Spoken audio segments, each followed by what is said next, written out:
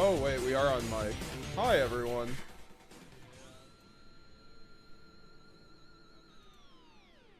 Alright, let's get right into this. What is up, y'all? MetaGamesGX here. We have not been on stream in a minute. I mean, you guys watched the stream on Wednesday, though.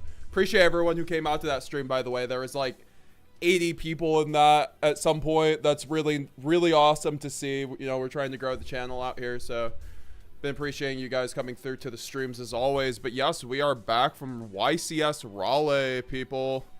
After a bit of a break, because honestly, Raleigh took up so much time and I was so exhausted. And then once I got back, because we didn't get back until basically Tuesday, like Tuesday at midnight.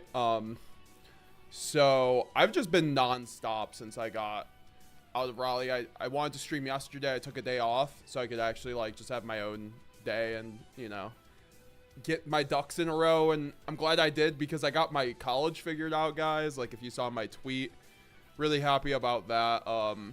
Because my plan is to grind YouTube and then go to college next fall. And I thought the college part wasn't going to work out, because I thought I was only getting offered basically 20% of what I thought I should be getting offered. Like in my income range, I should be getting basically a full ride to college for free for the most part. And they told me essentially, because of the work I did like the other year, oh no, you're only getting 10%. So I was like, oh, I'm not going to be able to go to college. Turns out, a lot of people had the same issue with FAFSA. They changed around the financial aid system that we use here in the US, and yeah, we're all good now. But we are going to recap YCS Raleigh quickly, and then we are going to do my updated first place branded Despia deck profile that I've designed to be post Legacy of Destruction in mind. We are also going to talk about how to beat Tenpai Dragon, because I did want to make a video overall on that, and we'll just do that live with you guys. How's everyone doing in the chat? Let me know. But I did want to at least mention, like, give some shout outs from Raleigh, like, because I did make a Facebook post earlier, but like I know a lot of you don't have me added on Facebook, which you are welcome to add me on Facebook, by the way, guys. Like everyone in the Yu-Gi-Oh community, like we use Facebook because everyone's on Facebook in the community, so feel free to add me there if you want to see my exact Raleigh post. But we'll go over like the specifics, actually, because I did get into the dueling on that post, and we'll get into the dueling here. There wasn't a whole lot of it, unfortunately, if you already know what happened. And then like I said, we're gonna be talking about Tenpai. So this is the schedule, guys. Raleigh recap, talk about Tenpai, and then do the first place deck profile for branded Despia post Legacy of Destruction that you guys saw on stream yesterday or on Wednesday. And then we are going to do test hands or ranked games, whichever one you guys want to see at that point. And because we did do test hands last week, but you guys liked that, so I was like, oh, maybe we could do more test hands post lead with this build that you guys are gonna see deck profiled. So it's either that or ranked games with the deck. So let me know down below in the chat, and then we are going to roast your deck lists, and then we are going to, because we haven't done that in a while, so we're doing like a full schedule tonight, guys. Like it's gonna be a long stream. I'm prepared. How's it going, everybody? Long John Silver, channel member in the chat with the chicken waves. Where my chicken based archetype at, brother? Well, you know what? I mean, you do have cock-a-doodle-doo. Hopefully they make an archetype around that card. I mean, it was a good extender back in the day, right? No offense, college is a scam, says Maxi. I mean, that's fair enough. I think it depends on context, you know, like if it works for you, if it works for you, kind of thing. If I can go for free, and like there's a lot of jobs I want that require a bachelor's, so that's kind of where I'm at. And I'd also like to become maybe a lawyer, which I do need to go through the college system to do. How's it going, iHeart YGO? What's up, dude? Thanks for being the first chatter in the comments. So we are going to we're gonna recap Raleigh here over a YGO, over a DB grinder video. Actually, but no, we could switch to the dusk, right? Yeah, so we went to Raleigh this weekend. I went with all the mods. Oh, I need to, sorry about that. There's a double echo there. So yeah, we went to Raleigh this weekend, and I was supposed to make a vlog. I did record a bit, but I wasn't under the I was under the impression I could not record at the venue, and there were so many people recording at the venue. So I feel like I would have been fine just recording at the venue. I just don't want to get banned, and I know that Konami hasn't liked people recording at the venues in recent times, so I decided not to record once we actually got to the venue, but I'll cover the trip start to finish here quick, the highlights, and then how I did. I'll go into my matchups as well. So we left Thursday.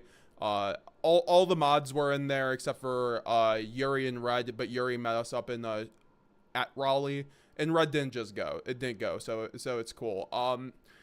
We got there. It was an 11-hour drive. It was actually my first 11-hour drive. That was a fun little road trip there. And then I need to get out my branded deck here.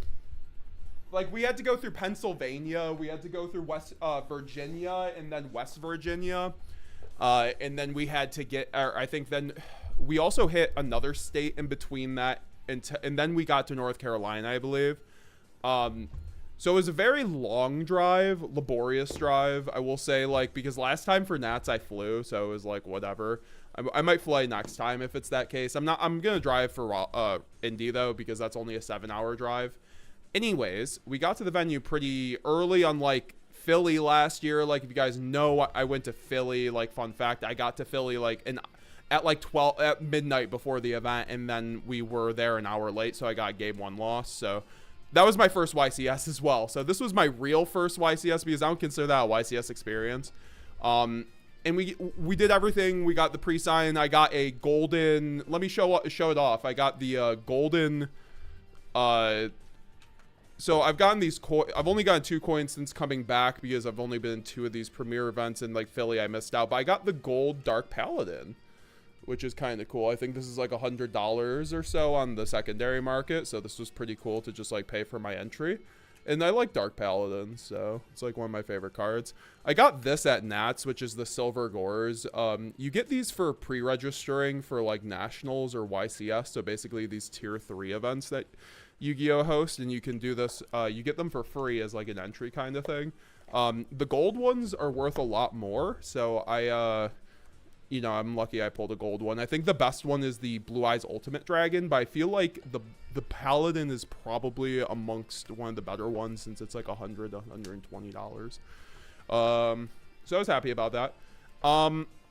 And everything really went well. Like, we were having fun. We got Chinese food with Lucian and Charlie. When we got there, we went to like this bistro, which I guess they're like fancy Chinese like restaurants, and that food was incredible. Like, I got some General Tso's and some sweet and sour chicken. They made the sweet and sour chicken so weird, but it was so cool. Like, they made it with like real fruit and stuff, but it tasted so good. And yeah, no, and then we'll just get into actual YCS Raleigh day. So we got there, like, everyone's all good, like, we're all ready to just like win the event. And essentially, I go into my rounds. So like the deck build I was on, as you guys know, I was on a 60 card Brandon and High Spirits plus Patchwork plus Allure kind of build. And I was feeling pretty good about it in my sparse testing.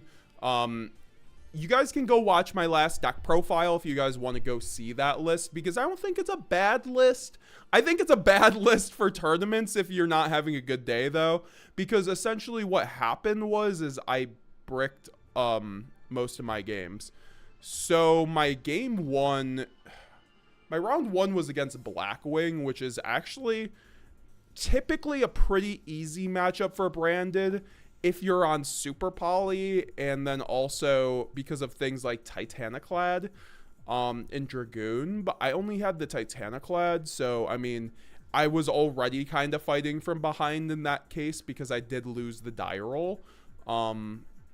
And I bricked that game pretty hard. We went to game 3, and essentially my hand, like, I'm gonna say this right now, I did not draw Branded Fusion. I played 3 rounds, so like I said, I went X3 on my Facebook post. We were out by basically round 4, which is like my worst performance of any event by far. So it was definitely, it was interesting in that regard, because I think this build was not the play for this event, and we'll get into that too. Like, then my round 2, honestly, at this point, my round 2 was against Snake Eyes, and he was actually a really cool guy. And he won die roll, but, or no, I won die roll, but I bricked. Like, I drew Branded in white, Saranir, plus, I was drawing a lot of hands of like Patchwork, Poly, Saranir, which doesn't really get you anywhere if you have no other cards. And I wasn't drawing any Thrust or Branded Fusion, and my opponent basically, anytime I went first, I got hit with 2 hand traps, and like, usually Branded can play through 2 hand traps actually quite easily, all things considered, actually. However, this is where the deck building got, and I think Branded Despia, it's such a malleable deck that you can play it however you want to at the end of the day. And at the end of the day, you should be playing it how to suit your strengths as a duelist, honestly. Because if you're just like playing my list, you're just playing Nightfall's list or anyone else's, or like, you know, the top 8 Eric Topol list, shout Eric for getting top 8 with Branded Despia, also shout Clifton.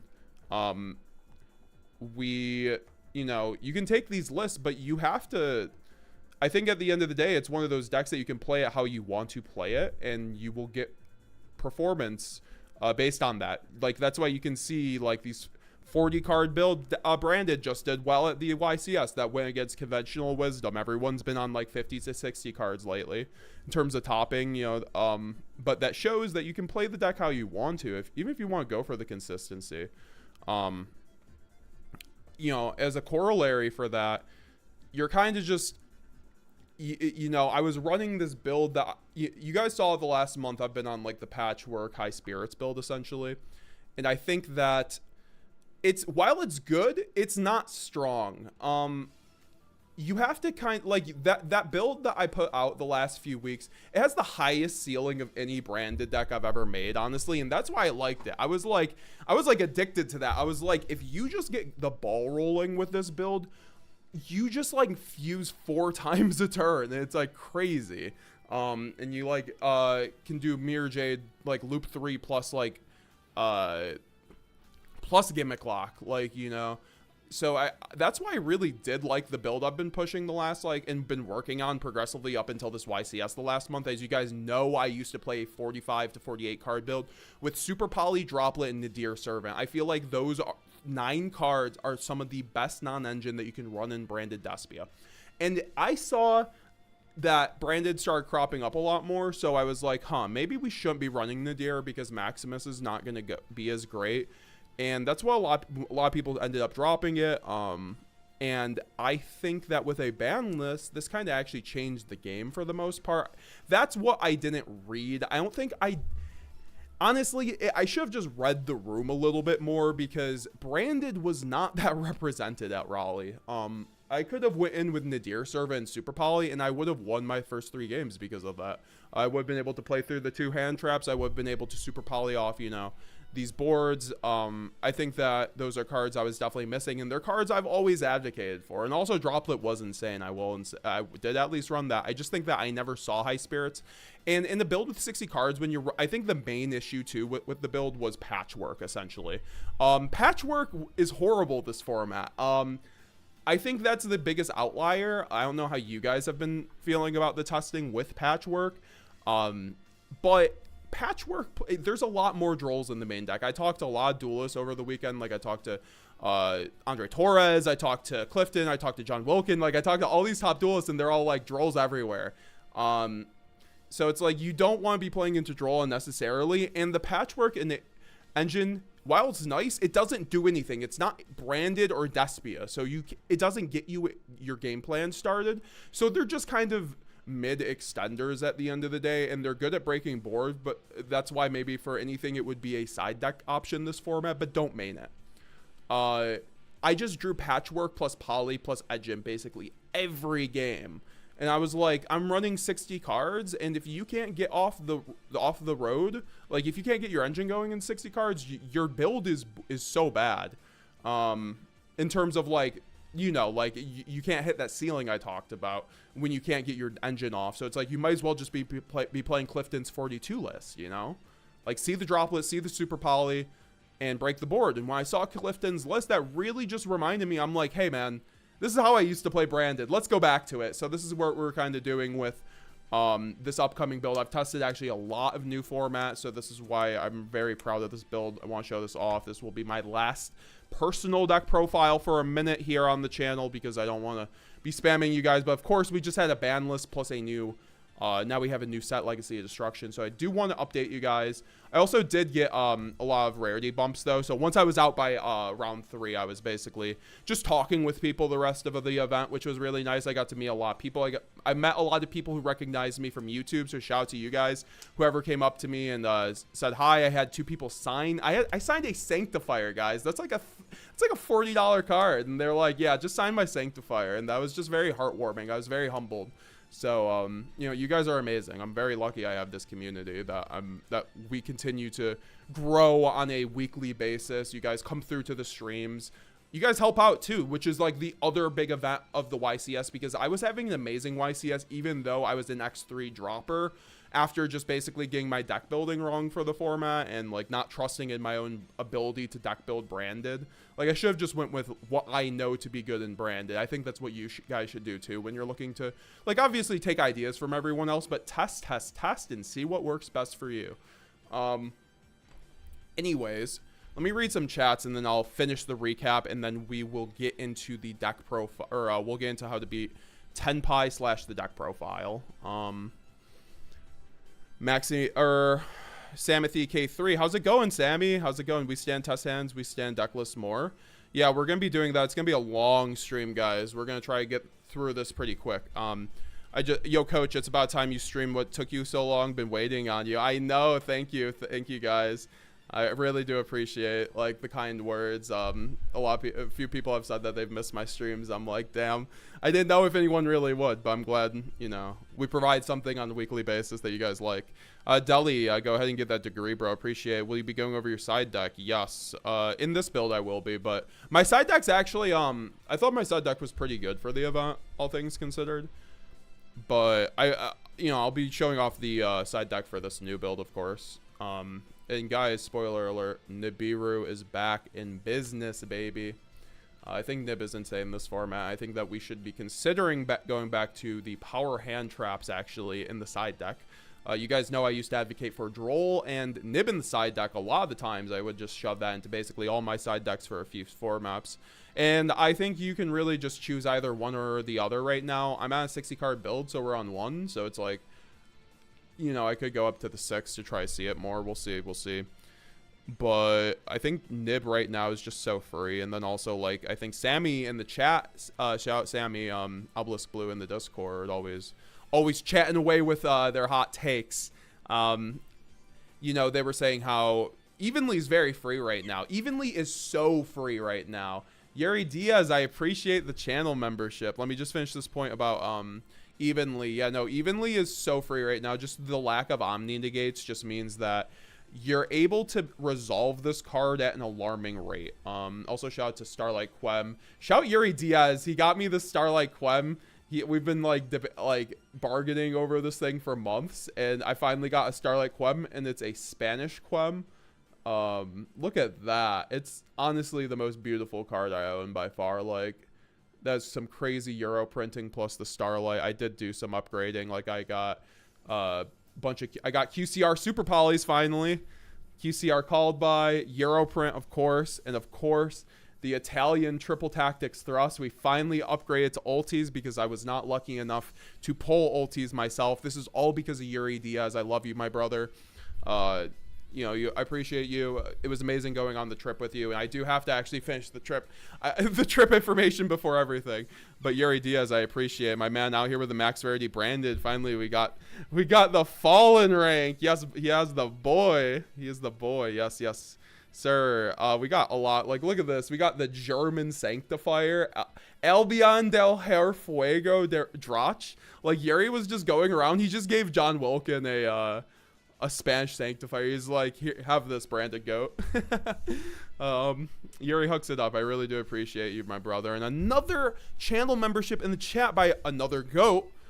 Tasco Talker in the chat. Big up Starlight Quem, looks so nice. Yes, sir. Yes, sir. These are probably my favorite upgrades overall. But as you guys can see below, we have the Lulu mat. So we'll be covering that in a minute. But the Lulu mat is definitely my biggest pull from the weekend. And that is once again sponsored by Yuri Diaz by just being the absolute homie.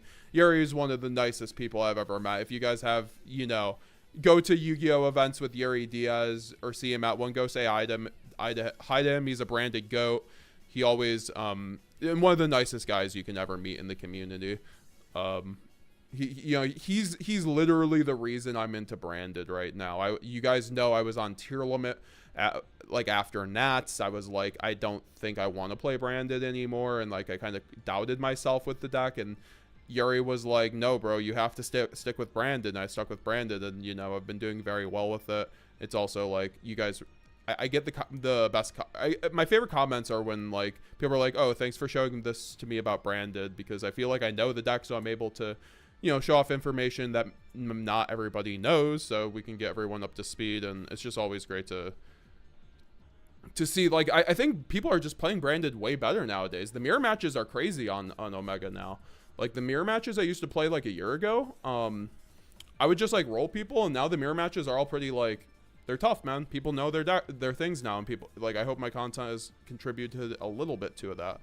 Jake the Mountain Man, I dropped my patchwork. Yeah, no, I think it's pretty bad right now. Just not playing into Droll is pretty huge. Like, I'm still on Allure, but you guys will see that. We'll talk about that.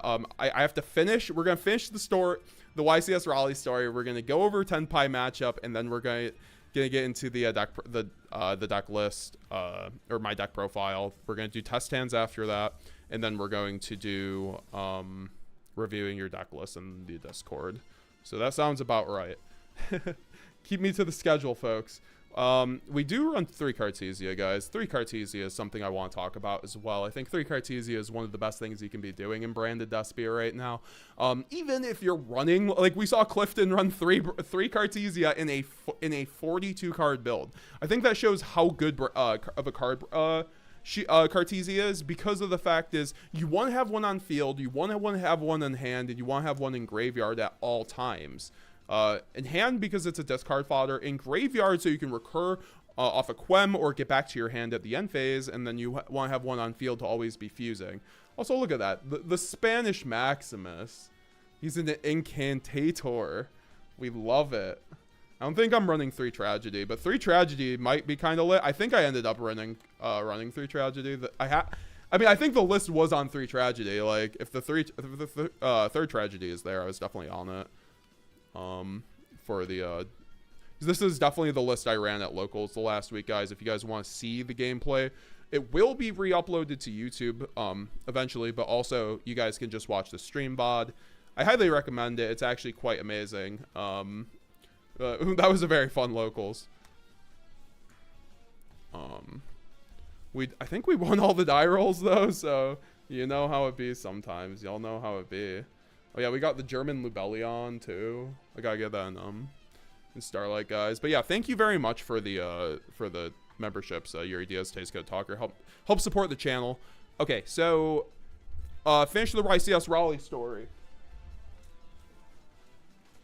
I thought this thing basically went missing at the convention, so I spent my whole Sunday looking for my spell ground, and by basically up until the very last moment we were at Raleigh was the moment I got back the mat. It was kind of crazy. I don't know what happened. Like, it's just, we got back the mat, but this essentially, like, my Sunday was very much just very stressed out because I was like, oh, I lost my $200 favorite spell ground. Like, this is the mat you guys see me play on all the time.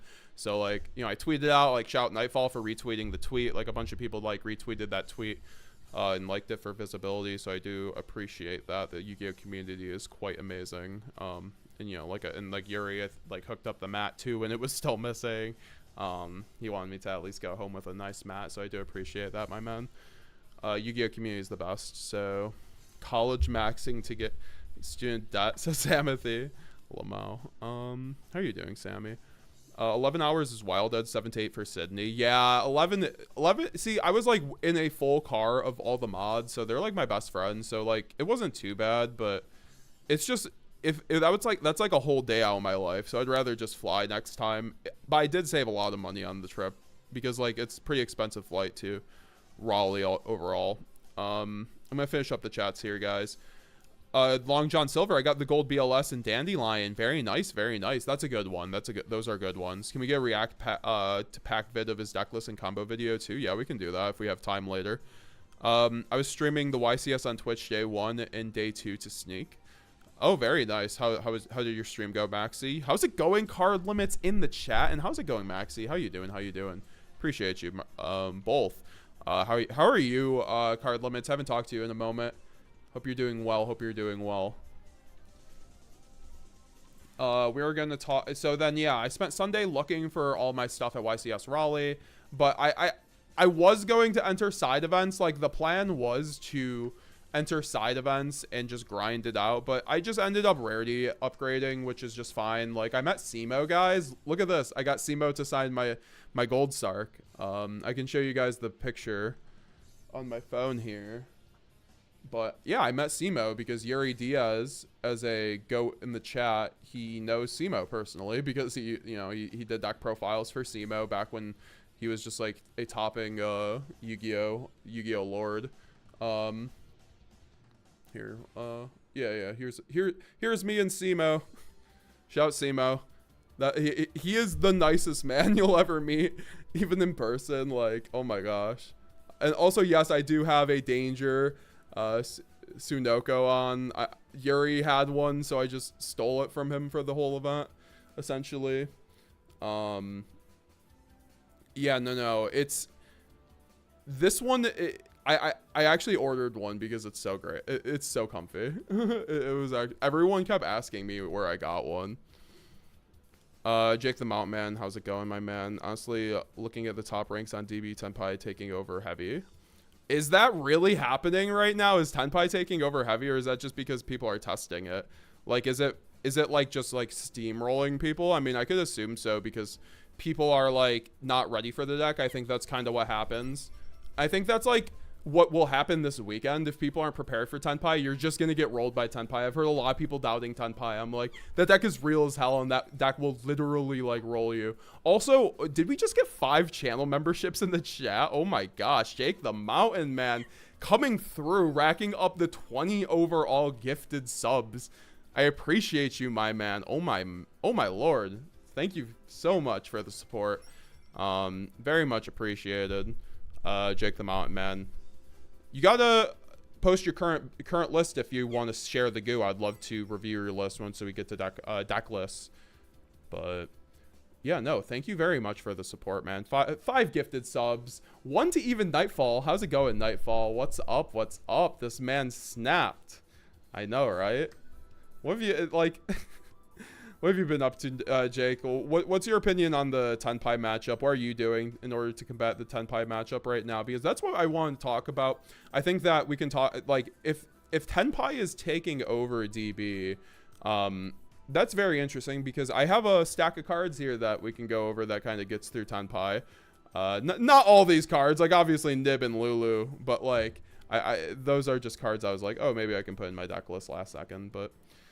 So anyways, yeah, no, let me read some chats and then we are going to, I'm just sorting through the cards and then we're going to talk Tenpai and then get into the deck list.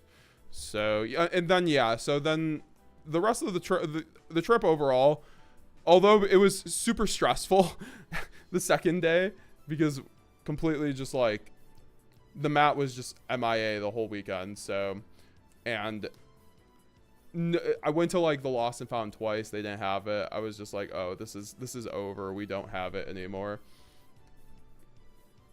And then, oh yeah, the German branded Lost, the Verlust.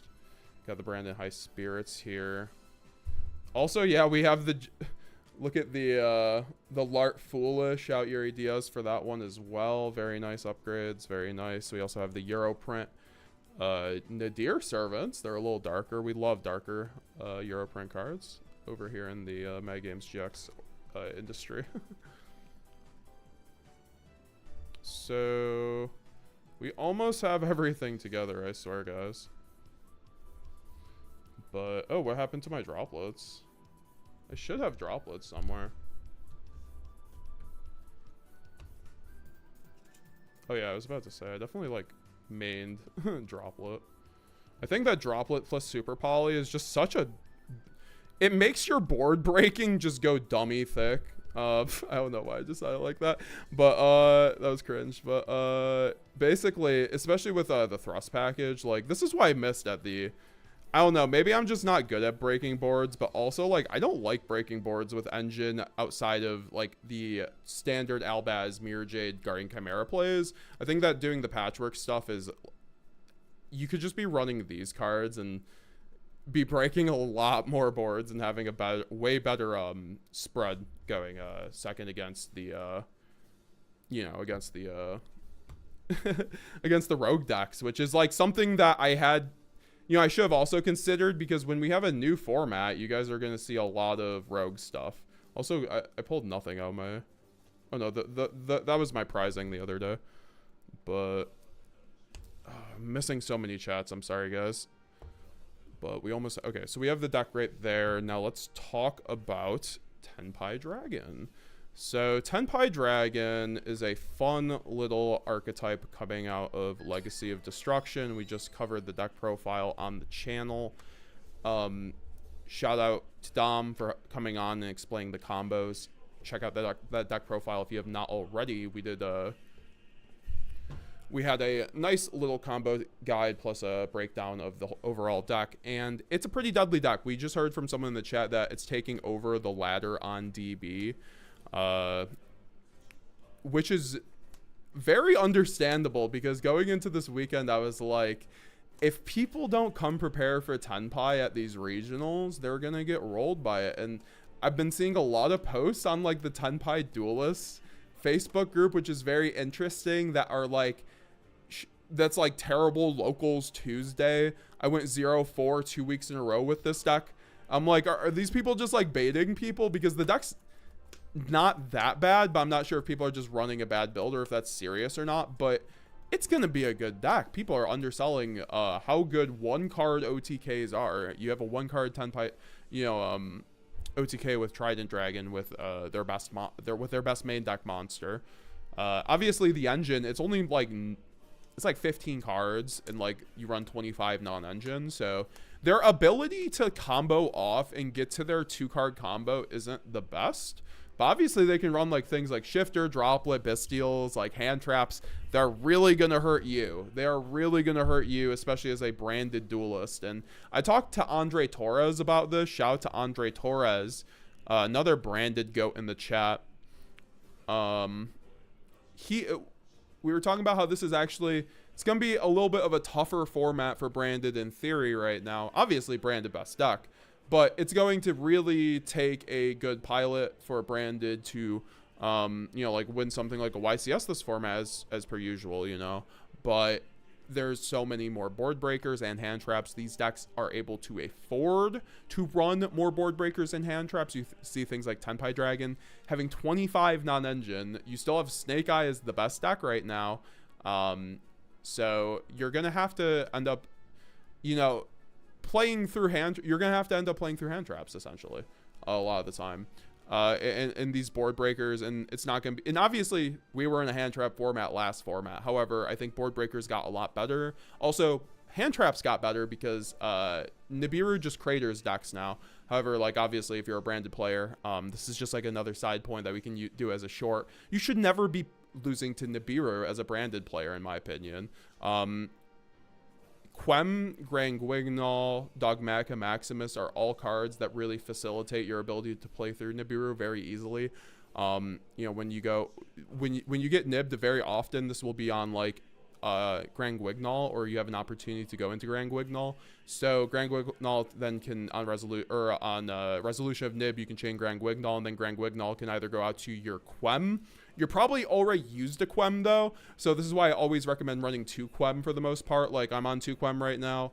I'd run 2 Quem in a 42 card build, like frankly. You want it for the Nibiru. You don't want to lose to Nibiru randomly, and having the Quem allows you to not lose to Nibiru, like, full stop. Like, Nibiru does not affect you if you have the second Quem, so that's why I do always, one of the reasons why I always recommend that. And then,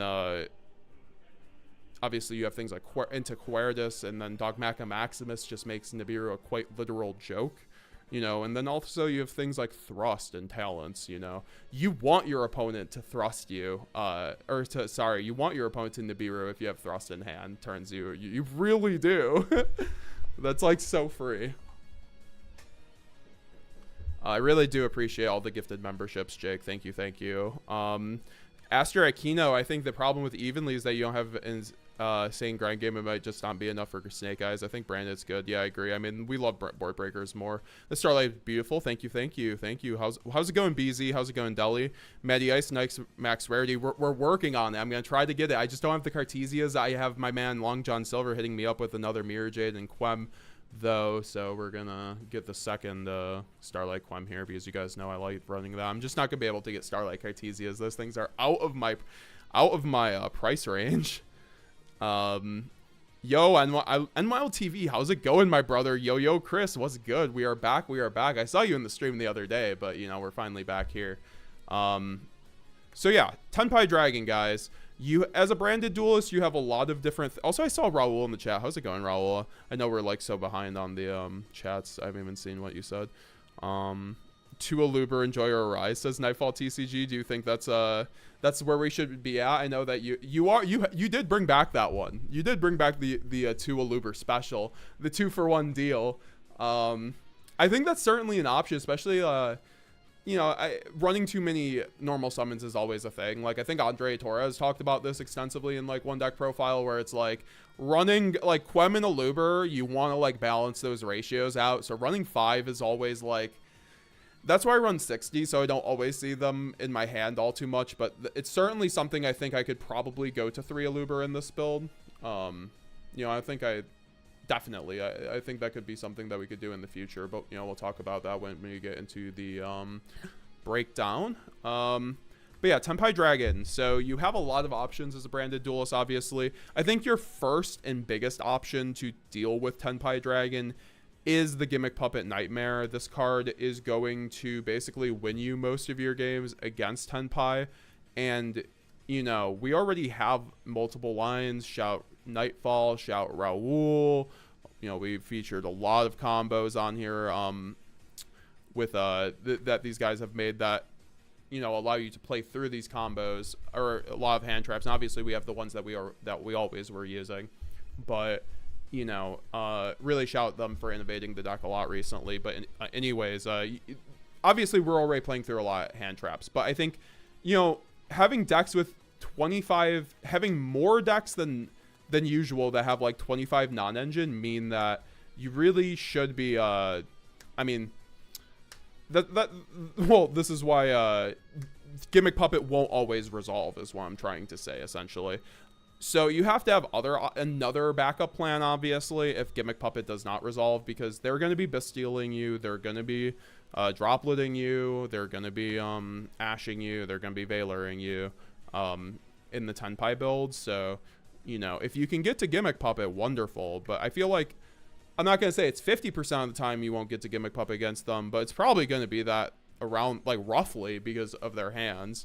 Obviously, you can build your deck to play through like 3 or 4 hand traps, but not every branded hand will do that, of course. Necro World Banshee to activate Zombie World is strong if you don't want Puppet. Oh, okay. So me and Yuri were talking about that. I wish I had the Necro World in front of me, but we'll mention that right now. Yeah, or give me the reasoning and we'll read it off for the stream and the video. Raul, shout out 50 people in the chat. Make sure to leave a like on the stream if you have not already. Help support the channel. I appreciate it. But yeah, I think the Gimmick Puppet Nightmare really does give you an edge in the matchup. It makes it so the matchup is more in your favor than not, in my opinion. A lot of decks just don't have a Gimmick Puppet kind of thing. So, you know, their ability to just not be able to play in the draw phase is pretty good outside of like a Droplet or a Super Poly. So, you know, you can always do the Raoul special and set up Retribution plus Branded in Red to play around the Forbidden Droplet, or you could use things like Blazing Branded King. I think I have the card right next to me, actually.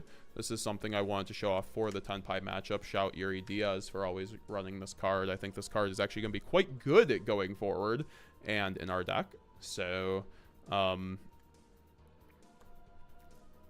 yeah, no, you have more options. I think that overall, though, that Threatening Roar is probably your best generic card. There's also things like D-Barrier, guys, but I don't even have the D-Barrier out because they can still OTK you through D-Barrier. They can go into... They have a Zelantis line that just goes into Pyro Phoenix, you know, just like Snake Eyes does, that can OTK you with like 1 or 2 cards. So, overall, D-Barrier... While it's tempting to run, I think there's going to be a lot better options. You see people thinking about Super Ancient Organism. This is the trap card that makes it so level 5 or higher monsters can't attack or use their effects.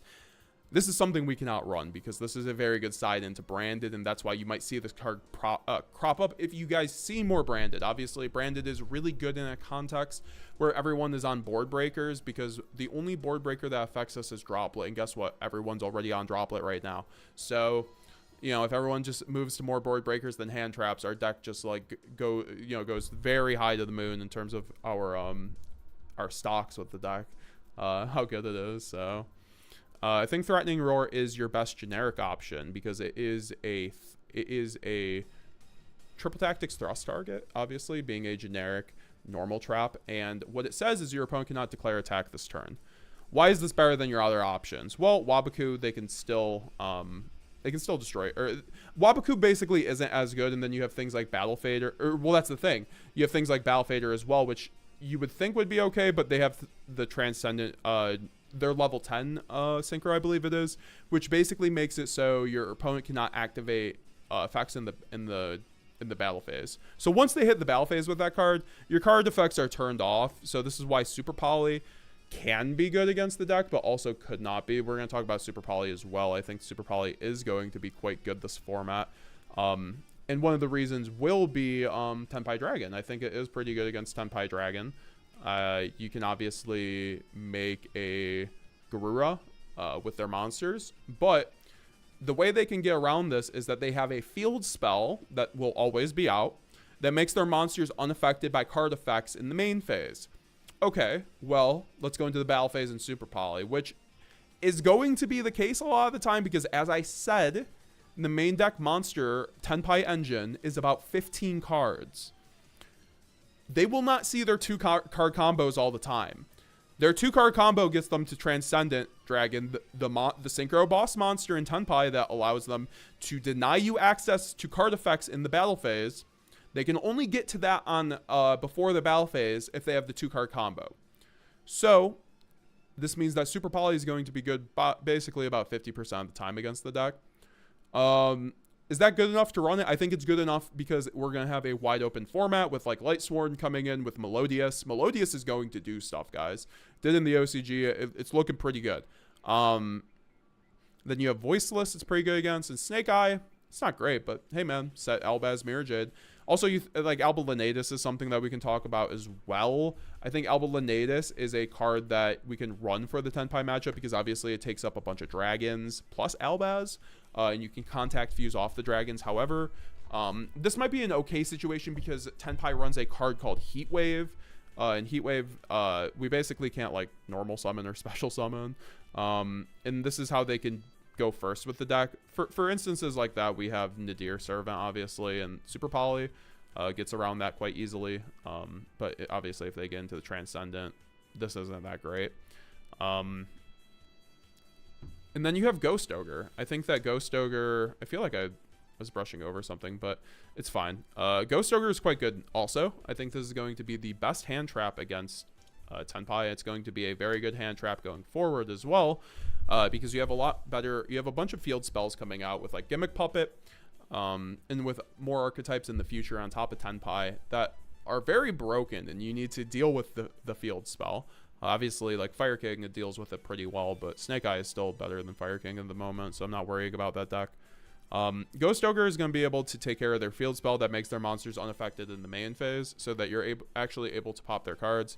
Alternatively, you have things like Borreload Furious Dragon, which allows you to do basically the same thing, but in monster form. So I think that Borreload will definitely stay in our deck. And also, shout out Nightfall in the chat. We were talking earlier today, and he suggested Magnum the Reliever is actually quite a good option right now. Might even be better than Borrel against the Tenpai matchup, because you can chain Retribution in your graveyard, always be popping the field spell. Obviously, you could chain onto their effects. You know, you just need to have a card that gets over the field spell. So I think Borreload Furious, it was an amazing card last format and will continue to be an amazing card in our extra deck that we should definitely keep in. We also have the Blazing Branded King. Shout out Yuri Diaz. I think this does get over the field spell. Obviously, it only does it for a turn. It also gets into stun a bit, but obviously, it only does it for a turn. So, can be a very good option with how many decks are running face-up cards. I think this will be something that we have to keep looking at, honestly, going forward. The Dragoon is also quite good, in my opinion, because a lot of the time they can't even make a monster that gets over 4 or 5k. So Dragoon actually will prove to be an issue for the deck, and I think Dragoon is going to be pretty good into a wide open format. You guys are actually going to see that Dragoon is in my deck profile here. All right, so I think I covered basically. Am I missing anything, guys? I got to read off what Raul said about the tech. Jake's the fuck goated. Yes, sir. Yes, sir. Appreciate you, Jake. Europrint QCR Nadir. Yes, sir. Yes, sir. It's so beautiful, right? So much better than the English version. Yuri, we need to meet. I'd love some swaps. Lamau. I'm a sucker for foreign card. BZ, as if Brand Lost wasn't hard enough to explain in English. Enemy is cooked now. I know, right? I have the translation difference. Xander Heartsoft. How's it going, brother? I think I just lost your chat. My bad. Ricardo Campo. Cheers from Nicaragua. I appreciate it. Shout out to Nicaragua. Unwild TV, I got Spanish or German, old Italian, Aluber. Welcome to the family also. Now you're a channel member, Unwild. Jake the Mountain, I dropped my deck count to 45 to maximize consistencies, to plow through hand traps, designator in the side as well to help with Ash, D-barrier, in the mirror. Yeah, that was actually something I was thinking about too, because like a week or two ago, I was like, oh, we're going to have to side cross out designator for D-barrier because everyone's going to be on D-barrier. And that might prove to be like, this might be a good option this weekend, honestly, if you're going to an event, because people will be on D-barrier, in my opinion.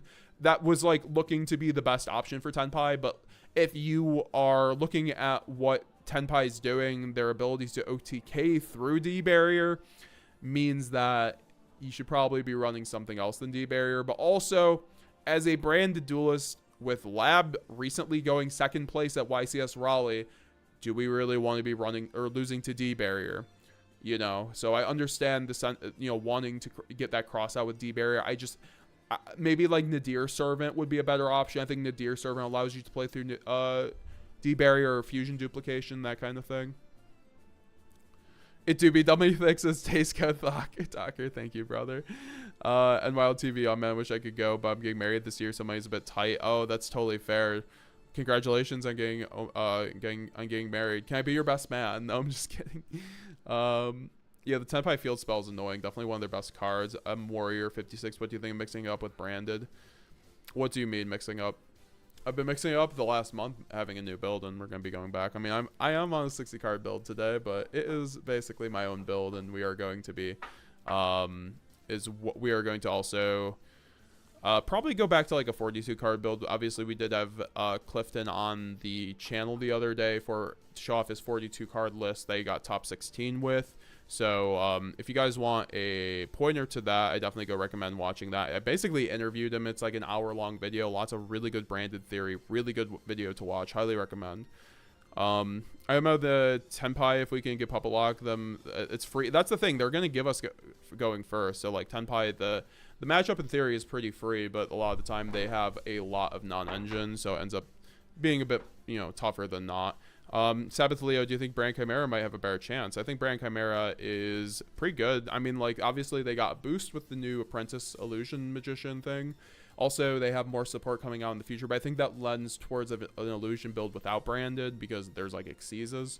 So, you know, something to consider, but I think that Brand Chimera is definitely pretty good option right now. Definitely budget option, right?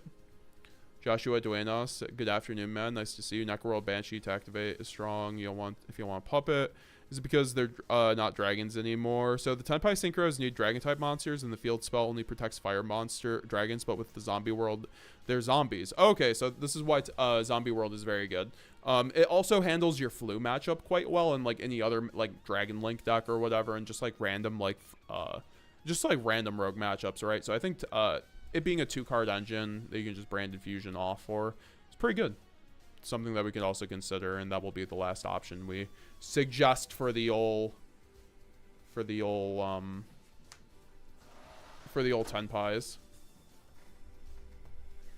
I do think though we are going to be running a couple of these cards, so we'll get into the deck profile here soon, and then I'm gonna answer a few more chats, but we'll get into the deck profile and then talk. We're gonna do test hands, and then we will go over your deck list in the Discord. Make sure to post your Discord or your deck list in my Discord if you want me to review it / roast it. Fun times to be had. So what am I missing here? So let's read some chats. Nightfall TCG, Simul's Archfiend is good, is better than Zombie World in my opinion. You can search it. Which one is that? Simul's Archfiend? I've never heard of it. Oh hey, Battlefader, I wonder who had that idea. That's card limits. I did that for you. Yeah, too big toolbox. Raul Sanders, we should not have trouble with this deck at all. I mean, I generally agree. I do think that, you know, it's good to know the matchup though, and of course, be prepared for it. Max damage under shifter is 10k, says Nightfall, with that Tenpai can do to you. Nice. Okay, so 30, 35, 40, 45, 50, 53. Am I on 53 right now?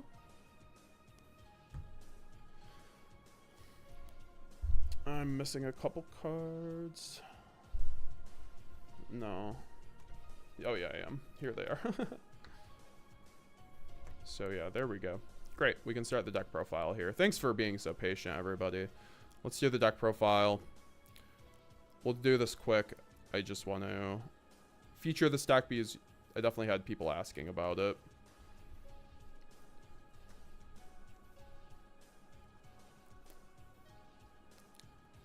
So, also I joined the Alba Lenatus Club. It says Nightfall TCG. Very nice, very nice. Yeah, that's something I want to consider, the Alba Lenatus Club, honestly. Becoming a part of it. Alba Lenatus is looking kind of good right now, frankly. So, there is one... Oh yeah, we are running this in the main. Got it. I was like, where's our 59th card? Oh, it's just Magnamut. So, alright. Think yes, this looks just about right. All right, let's do this. Hey, what's up, guys? MetaGamesGX here. We are with YouTube chat and Twitch chat. Say hi to YouTube, everybody. And this is going to be updated deck profile for brand Despia post Legacy of Destruction. We brought this build to locals the other day, and we won with it. So. Very good, and I think it's quite ready for the new format. I think that not a whole lot changed, but a lot changed integrally in the main deck. You guys will see, so we'll get into it. 60 card main deck, because I wanted to have more options than not. This is, like I said in the beginning of the stream, I wanted to change this build because at YCS Raleigh I kind of failed with my build. I was running a high spirits build with patchwork, and I think that high spirits is a pretty good card, might be still worth to run, but I think that bestials have gotten worse because of Link Rebo's ban. A lot of the fire players are not even putting their IP Masquerena in the graveyard right now to play around bestials, so bestials just aren't the blanket anything. And on top of that, we also have branded Despia, I think, is going to be a little bit less represented with a lot of hand traps in the format and board breakers. So overall, I think this means that we can start changing a bit of the recipes in the main deck. Like, we can start running things again like Nadir Servant, you know, when we don't have to run it, worry about, you know, going Omega Nega Nadir Servant. Delhi G89 Nadir just as bad against Voiceless. Not really, though. They don't get to use it as well. Like, I've Maximused a most Voiceless players, honestly, when they get Maximus, they don't get the plus that you do, since they're not on pure. They can't use their graveyard effects as well as you can.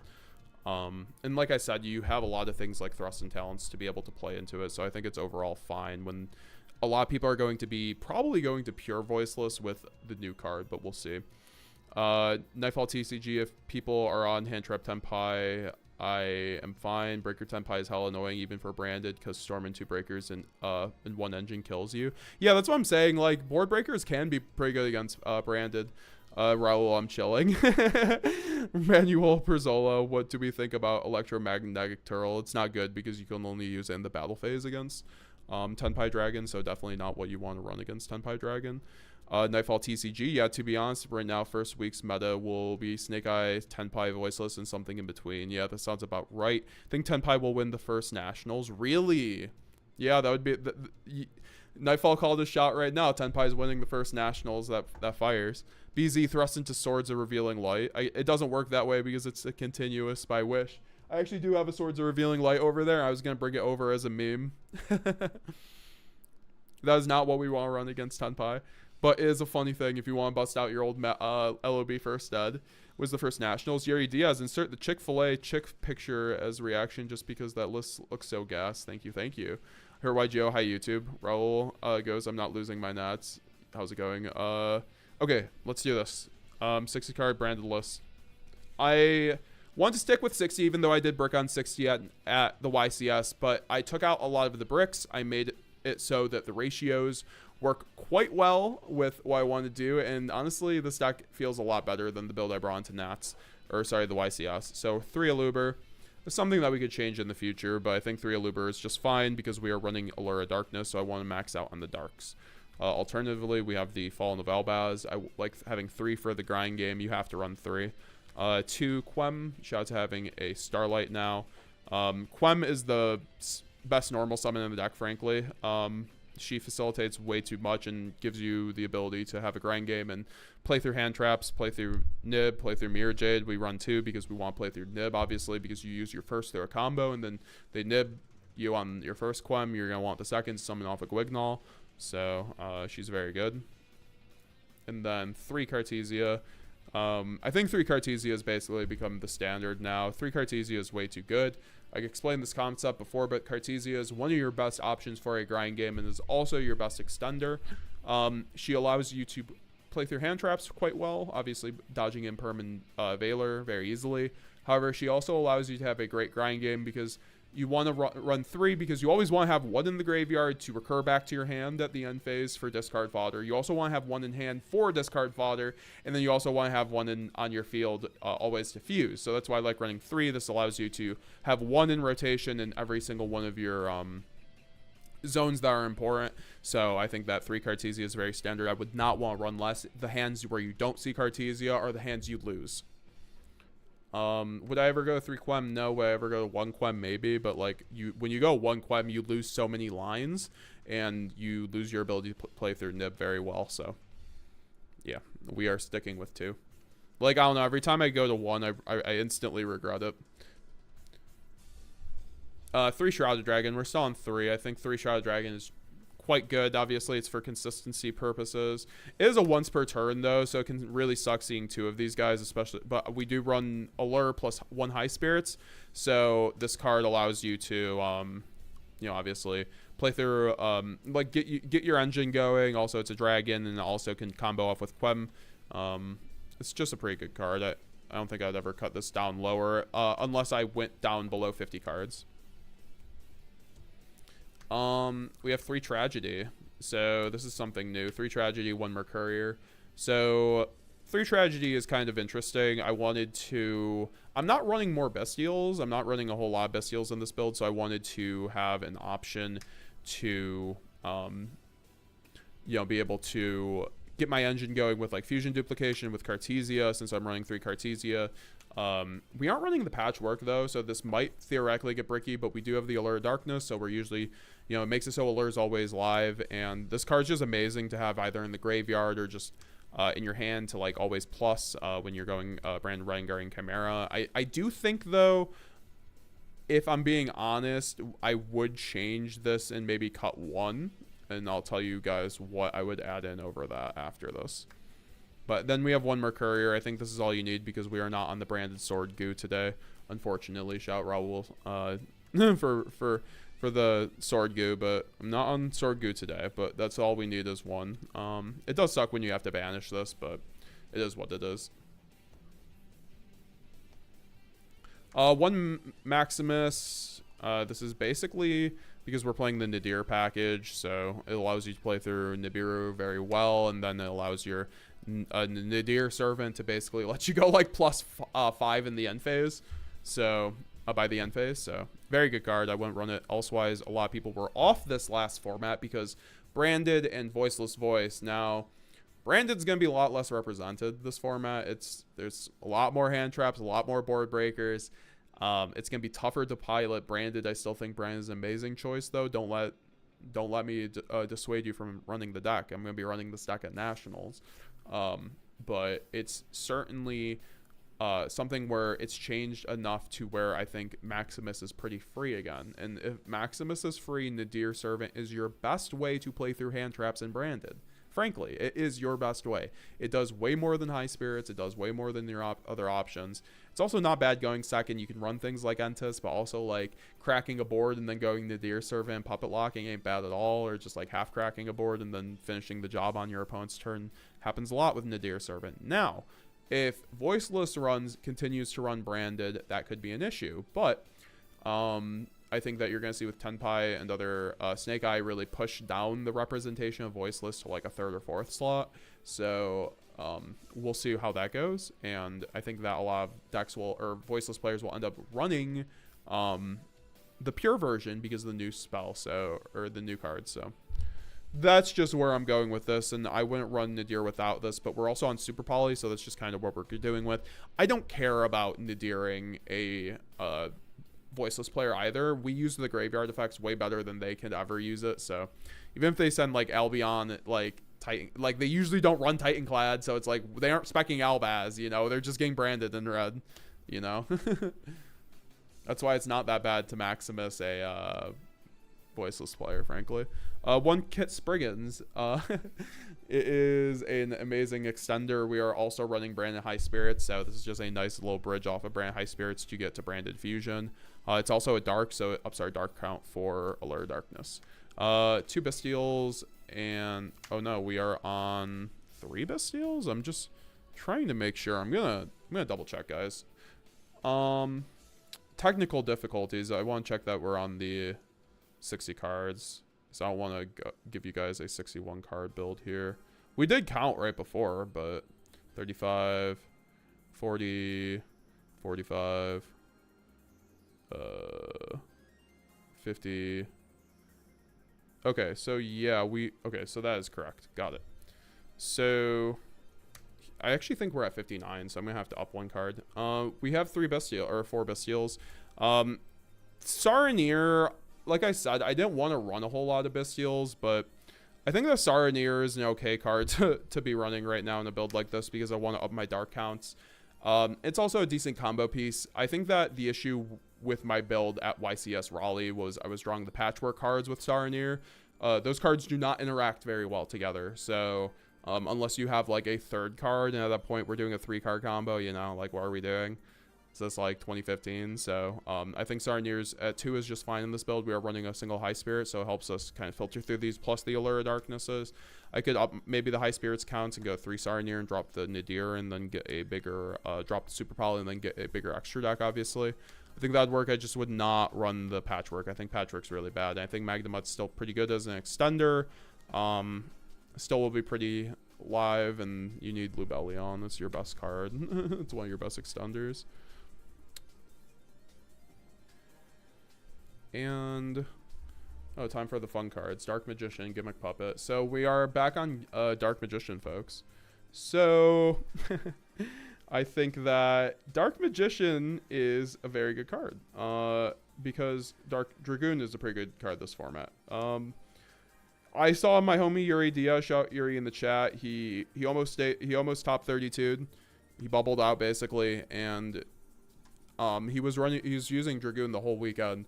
Crazy. He was doing crazy work with Dragoon. It's very good against Purrely. It's very good against all these board breakers and hand traps. It's your only Omni negate. So I think Dragoon is actually very much worth it to run in a format with more board breakers. It's also very good against Tenpai too. So I think that I've been pilled back on Dragoon, guys. So shout Yuri for that. But and then you have the Gimmick Puppet. You have to run it. Best card in the deck. Why is this card not banned? JK, don't ban it, Konami. So we'll talk more about Dragoon when we get to that. But look at this Judge Mat. Look at this Lulu Judge Mat. We love Lulu here in the chat. So I'll read some chats. So honestly, I fear nothing but like Ash double Bestial if I'm 2-0. If not, I'm 2-0ing respectfully, says Yuri Diaz. Hell yeah, hell yeah. Raul Sanders, I'm not prepped for Shifter. If they have it, they have it. Yeah, no, that's fair. Why are you not running Stapelia? Well, if you have Stapelia, then you should be fine, right? So let's get into spells and traps. So 3 Branded Fusion. We love Branded Fusion here. 3 opening. This should be 2 branded in red. So this is my proxy branded in red. And then 1 Retribution and 1 High Spirits and 1 Lost. Very standard. I think that 2 red is quite good. I was only running 1 at various points, but I think you want 2 in a build like this. It's some games you'll just lose not having the second one when you have a gas build like this, and it helps you play through your grind game a bit more. So I could go to 1 maybe, but I would probably have to go to like a 45 card build for me to justify that. 1 High Spirits is really good. High Spirits like literally won me like so many games. This won me a game on stream just top decking it. I went High Spirits, Search a Mercourier, and I got a Mercourier, or Search out Mercourier for his Crow for the Gimmick Puppet. It was kind of crazy, and he didn't see it coming. He could have crowed my Gimmick Puppet, but then he didn't think that I could High Spirit bridge a Mercourier. I'm gonna grab a water quick. Hold on 1 second, guys. Throat is getting dry.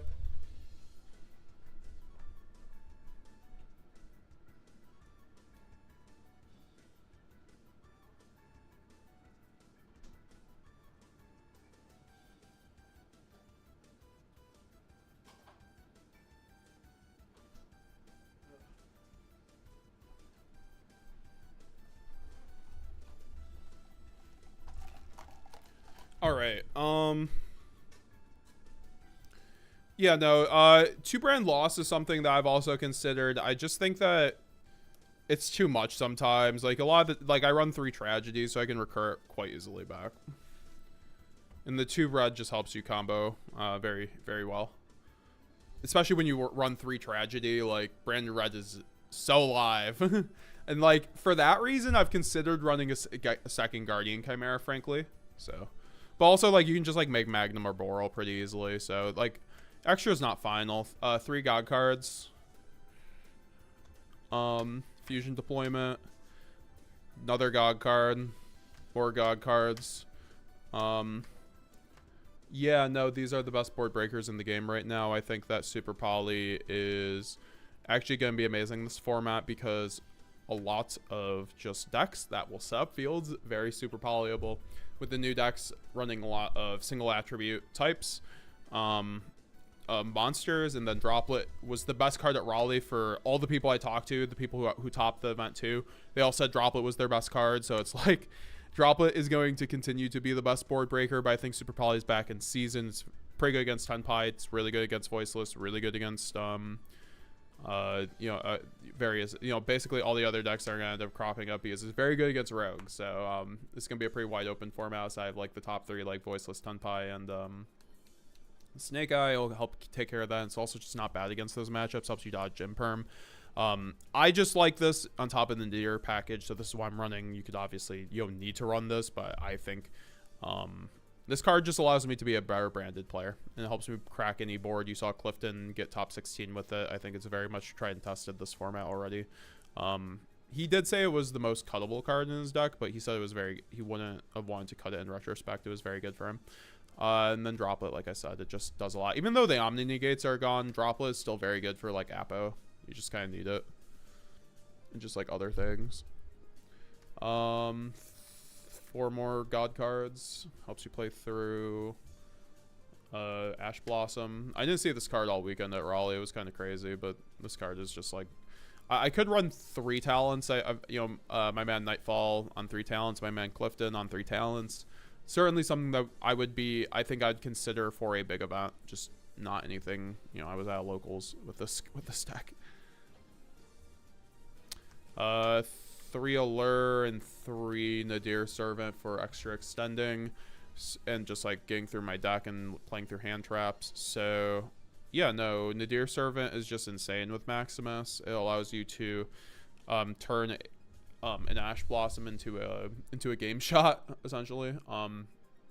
It's just fine. Allows you to play through any hand traps, allows you to play through multiple hand traps, essentially, and set up a board that's going to get you to Gimmick Puppet or triple Mirror Jade. Very good. Also, like 3 talents or 3 Allure. This is definitely kind of cuttable too, but I wouldn't run a 60 card build without Allure. I think you just need it to filter your deck a lot more. And this card's just insane whenever I see it, and I've upped the dark count in this deck to like with the 3 Tragedy, 2 Sarnier, and a Magnamut, where this card is always live and it's always insane. So this card's like usually always a +1. So I really like it. I will say though, at Raleigh, I talked to a lot of people. People are on main deck Droll. Obviously, they side out Droll against Branded a lot of the time, but if they see you're on Allure of Darkness, they will probably not side out Droll. So it's something to consider, obviously. But if we went to a 42 card build, this is something you can, or like 45 card build.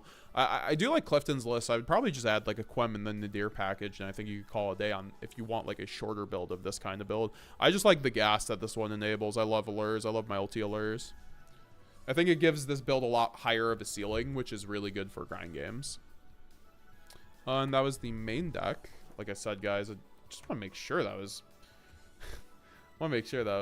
60 cards here, and then we'll get into the extra deck. I don't know why I have to keep recounting. 40, 45, 50. Okay, yeah, that was 50. Wonderful. I'm not just crazy. Nightfall, new Econ, Judgment is fire. Yes, sir. Yes, sir. I'm going to have to get that. No QCR Lubellion, sad. It's so beautiful. I know, I wish. It's so expensive, though. Definitely next time. 1 Mirror Jade, 1 Lubellion, 2 Albion for the fusions. Yes, we are only on 1 Mirror Jade again. I think that's fine. I don't really miss it. Oh, I'm supposed to have Adlib in my deck. Is that what one of the cards I was missing? Or yeah, no, we could definitely be running Adlib in the main deck too. That's something you could consider over like a Saranir or something, because we're only on 1 Mirror Jade, so that's certainly something I'd probably make a addition or a change, like siding one or changing a Saranir or a Tragedy, and then because if you're running 1 Mirror Jade, it's still fine, but if they banish banish your Mirror Jade, you really do, or if you use Brand Red and you need to banish the Mirror Jade, you need to have the Adlib to recur it. So I think in that case, 1 Mirror Jade's pretty fine. So just something to consider. 1 Lubellion, that's just fine. 2 Albion, that's just fine. I think Mirror Jade's still one of your best cards in the deck, but we have other monsters that, obviously I think Sanctifier and Dragoon are frankly better this format. They do more. So I think 1 is just fine. And it depends, if you see a lot of Kashtira, maybe we'll go back to 2. 1 Titanclad, 1 Renbrum, 1 Sanctifier. Best card in the game. Shout Sanctifier. Can't wait to be puppet locking with Muddy Mud Dragon, Sanctifier, and Whitewoods. 1 Quertus, 2 Wignall, because we love 1 card gimmick locking. Shout Nightfall for that beautiful combo. I did that a few times over the week, or well, did that a few times at the locals. I was just like, oh, this is the one card gimmick lock. With branded fusion.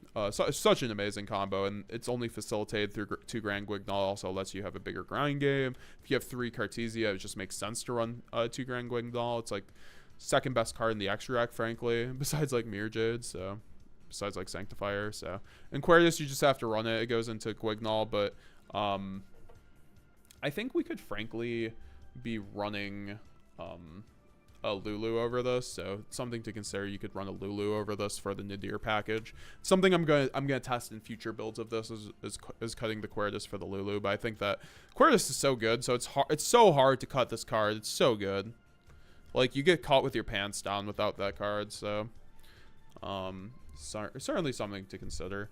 And then we have one Dragoon is your second Mirror Jade essentially. This card's amazing this format with how many board breakers there are, so it allows you to have that nice Omni Negate to stick, to allow your board not to just get ran over. Also puts up a 4,000 to 5,000 beater, which is very important for Towers decks, and then also it's pretty good against Tenpai. So I think this card's very good this format. Shout out Yuri Diaz for getting me back on this card. It definitely needs more testing, but I think that as a battering ram for most things this format to get around the hand traps and the board breakers, very good option. Very, very good option. Borreload and Chimera for your anti-runic stun cards, basically. I mean, Chimera is standard, but Borreload, I talked to so many branded duelists. Clifton said it was amazing in his deck. Yuri said it was amazing in his deck as well. This card just sticks on the board and says, Runic Stun, you're going to die. This card is so hard, because Runic Stun can't out this card for the most part, especially if you just keep looping branded openings. Borreload Furious Dragon is very good. And then Guardian Chimera also, just having the one is all you need, but I do have the 2 branded red. Also, like I mentioned from Nightfall before, Magnum the Reliever is also a very good option against Tenpai Dragon, so, you know, I think you need these for Tenpai, either Borreload or Magnum, or both preferably, but obviously sometimes it doesn't work out that way. So Borreload Furious Dragon, one of the best cards in the extra deck this format for us, because it gets over the stun, it gets over the annoying field spells. We don't have great options for spot removal in branded, so I think it's a card that you need to be kind of running. Magnum the Reliever is also very good. Like I said, I could maybe run 2 Chimera, but I like having the option. Like, this sticks to the board. Chimera is just like a once and go. I don't think that's why like 2 Chimera is that great. And then your super poly targets, Garura and Mud Dragon. Also, Garura is a bridge for Nadir to just draw a card and then banish for the Maximus. Mud Dragon's very good to call fire for the Promethea plays, and then just generally good for the super poly, so not bad at all. Also, you can make off of Albaz, which is funny. We got through the deck profile, y'all. Holy crap. I'm going to use the bathroom, and then we're going to use or do some test hands, but I'm going to answer some chats now. But yeah, that was the deck profile. Like I said, I think Adlib would probably go in the main deck. That would be my only real change from... Oh, did I not do the... Oh, I haven't done the side deck. Gotta do the side deck. Side deck time. Alright, so what cards are... What's the best boss monster in the game right now? Appaloosa. Snatch, Steal, Change of Heart.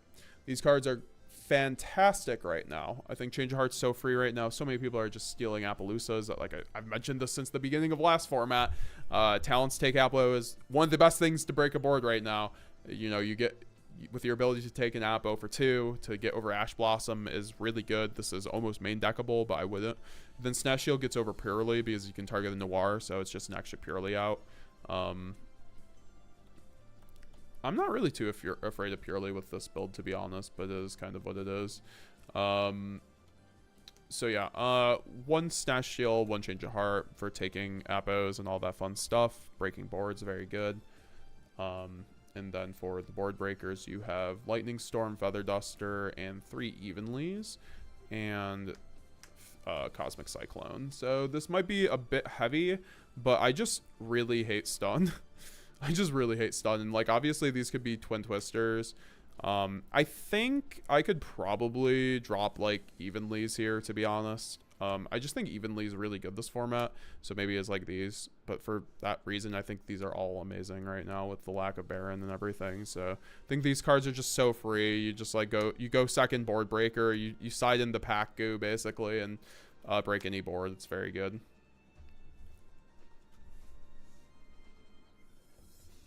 And then 3 Nibiru. So we're back on a little bit of hand trappage. I think Nibiru is just really good this format. It's very good going first as well.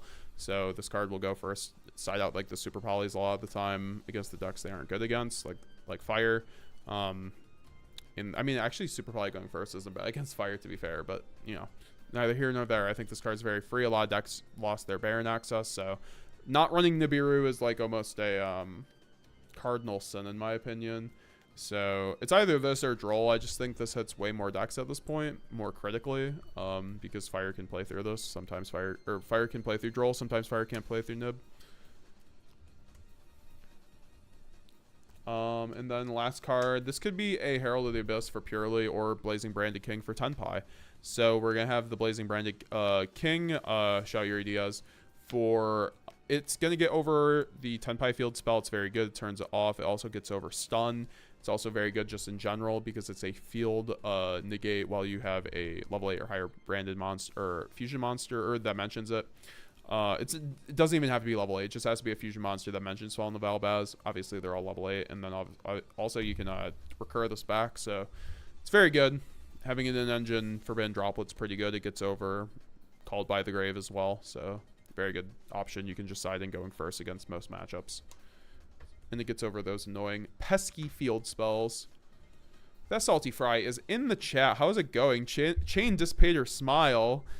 No, don't do me like that. Oh, Salty Fry. The video almost has 150 likes. Or it's almost 100 likes. So once the deck profile gets 150 likes, I told them that we'll do a combo guide. I know so I hope you're down to do that. Because people will want a combo guide on your goo. Shout Salty Fry for getting 64th at YCS Raleigh. Sadly, a cutoff for top 32, but still did very well in his first YCS. I was very proud of him with Vanadium. A deck that a lot of people thought was cratered post banlist because of the Baron ban, but obviously he made it work. And I'm looking forward to how he develops the deck further. The Nats mat is so clean. Yeah, I cannot wait to get the Nats mat. That's like why I need to go Nats this year. I'm like, I gotta get my Minerva play mat.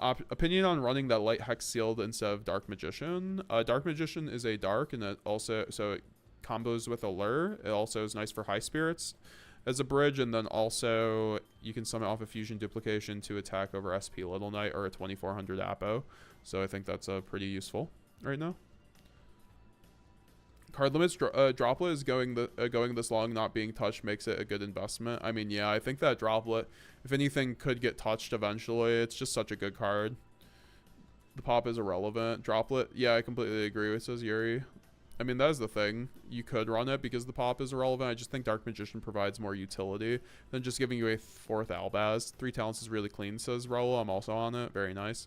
5 Rs, yeah, 1 less discard because you summon Dragoon with Albion instead of Lubellion. Yeah, fair. Card limits, I made 2 inside 1 Droplet and run lots of deck thinning in my God cards. I'll resort to disruptions depending on my side. Fair enough. 55 people watching. Make sure to leave a like on the stream if you have not already. We're about to get into test hands. Then we're going to go and review your deck list. I'm also going to probably get something to eat and react to PAX branded video in between these test hands. So there's a little bit of a break in between that we can watch some fun pack content. Pack watch.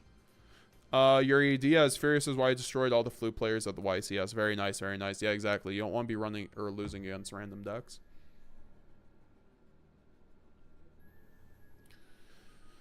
All right.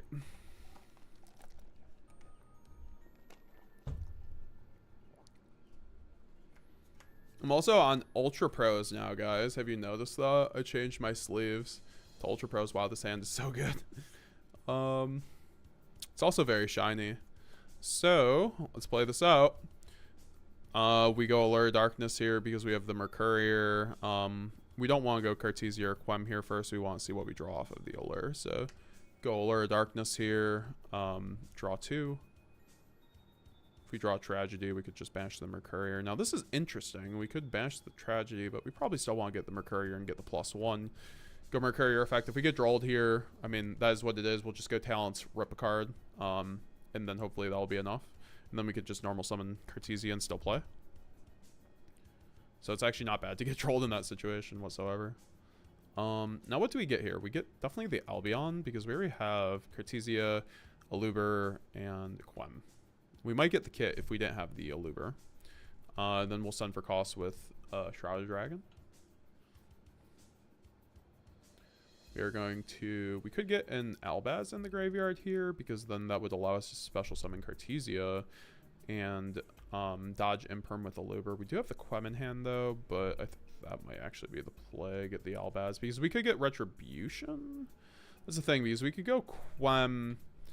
Well, we could go Sun Retribution, then Cartesia. No, yeah, this is just better. We'll just send the Albaz, get the draw. Tragedy, wish I had that before. Special summon Cartesia. And then normal summon Aluber. Dodge that Imperm. Get the use Aluber effect. Get the Branded Fusion. And then at this point we can go Branded Fusion. We have talents, so we really do kind of just play through whatever at this point. We'll just do without being hand trapped this first one. I feel like it's important to just like play through hands without being hand trapped too. Like I know a lot of people do want me to just show off being hand trapped, but like it's also very important to show people what the ceiling is so you know what you're capable of. We'll go into Albion here. And we'll go Chainlink 1 Albion. Chain to banish then Tragedy plus Fallen of Elbaz, and then we will go into Lubellion, and then we will go Chainlink 1 Lubellion, discarding the Quem, might as well at that point, and then Chainlink 2 Tragedy.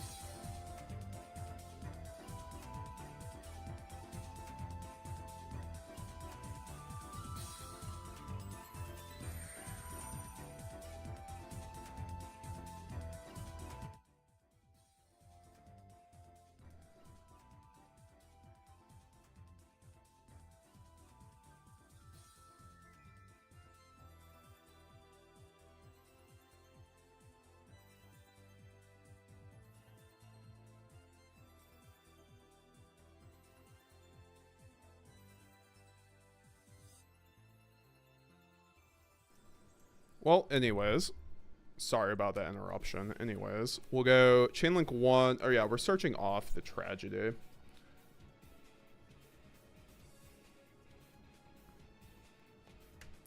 And then we will spin back Fallen of Albaz and the Lubellion into the Mirror Jade, and then tribute over. Yeah, we'll go tribute over that for the Lubellion. We could get nibbed here. If you get nibbed here, you chain Cartesia and at least get the Grand Guignol effect to get out the Quem. but then we'll just get the branded lost here.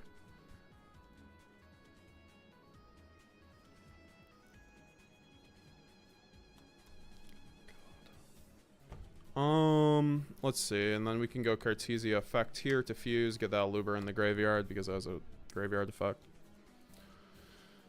Also, it's a red target. Go Grand Guignol 1, lost 2. We would search Mercurier here, but we already banished it, unfortunately. This is where a second one would come up, but I guess we could just get a Albion for follow-up at that point. Or a Cartesia, honestly. But I think Albion's just fine. And then we can go Grand Guignol to send. Definitely Titaniclad at this point, right?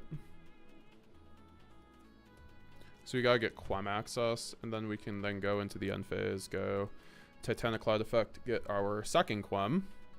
Go Quem effect, sending probably a Cartesia so we can get back to hand since we have Albaz and Cart in the graveyard. So it's pretty free. Go Cartesia, add back to hand that we just sent. Then we can go Albion effect to set or add the branded in red.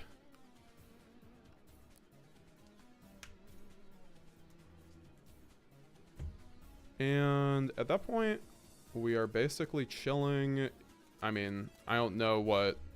This plays around most things. Obviously, you can kind of just... I mean, make your opponent play into things. Go... Let them go main phase. They go, like, normal summon. Tenpai, you know, Tenpai Dragon #1. You could go either, like, Mirror Jade effect, send for cost, and then on resolution, go Quem... Revive Cartesia, Cartesia effect, fuse off. Do your thing, make another Guignol. Send the puppet. And then...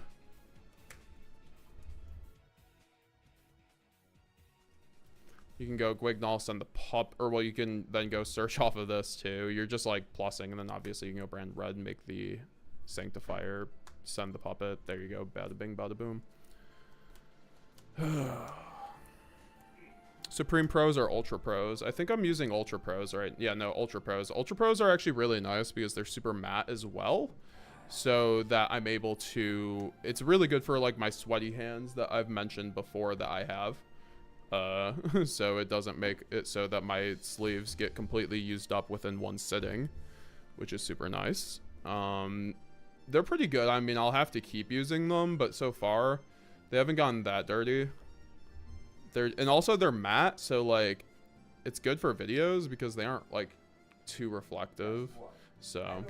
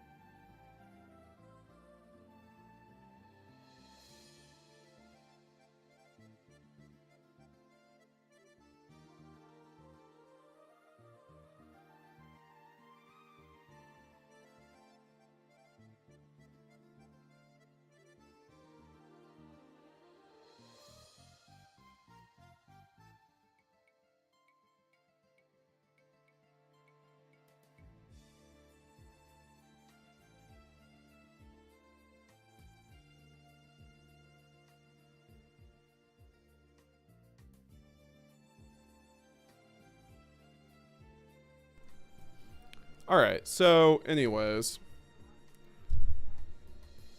we're gonna do some more test hands. So this is gonna be the plan. We're gonna do some more test hands, and then I'm gonna have to like BRB for like 20 minutes, and then we'll be back to do deck lists. So we'll do one of our famous BRBs for 20 minutes, leave on like a video or something as per usual. Are you also doing some games today, or just how to beat Tenpai? Well, we already went on over how to beat Tenpai, but yeah, I'm down to do some games. I want to do a couple test hands because we didn't get too many test hands in last time. So we're gonna do like 2 more test hands, and then we could do ranked games or deck lists. I don't know, but yeah, we will be doing games tonight. I know I definitely want to. Oh, this is a complete brick. Watch, look at this. This is why I don't like running 2 brand red. So let's just see. Yeah, if that wasn't a brand red, this is completely live. So this is why I'm like, I feel like only running one branded in red is actually kind of just fine most of the time, because going first branded in red is a terrible card a lot of the time. My favorite feeling sleeve so far is either Supreme or Katana. Yeah, I think the feeling for Supreme is super nice. They just get dirty within like a half tournament, so I don't like that. Okay, well, this is a pretty good hand. I mean, we have talents to play through anything, so yeah, we'll just start main phase, send the Tragedy. Tragedy. Get the Aluber effect, normal summon. Get the Branded Fusion. Branded Fusion, let's say that got ashed. Okay, cool. We can go then talents. Probably to rip, but let's just go draw 2 just in case. Oh, that's so broken. That's why talents is quite good, right? And then you can go, oh my god, this is so free, Nadir Servant.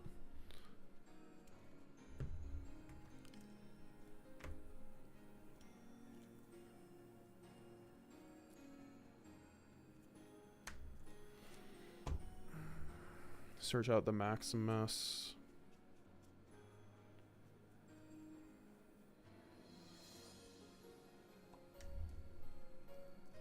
Still 50 viewers in here. Really do appreciate y'all. Make sure to leave a like if you haven't already. Very much would appreciate it. Let's see how many likes we are at right now on the stream. 21 likes. Not bad, not bad. 46 watchers. Remember to follow me on Twitch too, guys. Use my TCG Player affiliate link down below if you want to help support the channel. Also sign up for a channel membership for $5 a month. That definitely really helps the channel too. Also, I get to draw a card. I forgot. So, oh wow.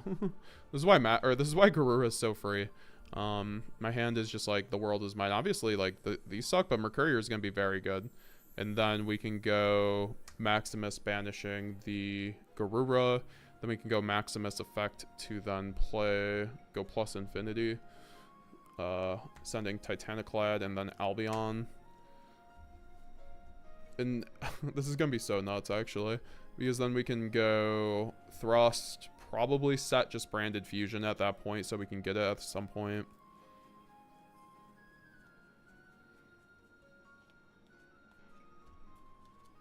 And then, so we have that for follow-up, but you have to set it because unless your opponent has a nib. And then you can set the Fusion duplication as well. Set the Branded in red. And then you can go end phase here, go Titaniclad effect. Summoning out the Quem. And Quem here is going to get you a Cartesia. Oh, actually, no. We want to get Albaz in the graveyard because getting an Albaz in rotation is pretty important. Even if they, like, just in case they go spell. And then go Albion effect to then set a Branded Retribution because I heard that's a pretty good card to set off a Branded, off of Albion. So that you can get over any Bestials against the Tenpai duel, so they might rip off the top of their deck. And then, is there anything else? No, there's not. Then you pass to your opponent, and the world is yours at this point, because at this point you can go Fusion duplication, targeting, Branded Fusion, banish, sending Albaz plus... I mean, we could just make the Dark Magician here, right? Because we can make Dragoon and then still have multiple... Still have the Sanctifier. Yeah, that's a really cool line. Let's do that.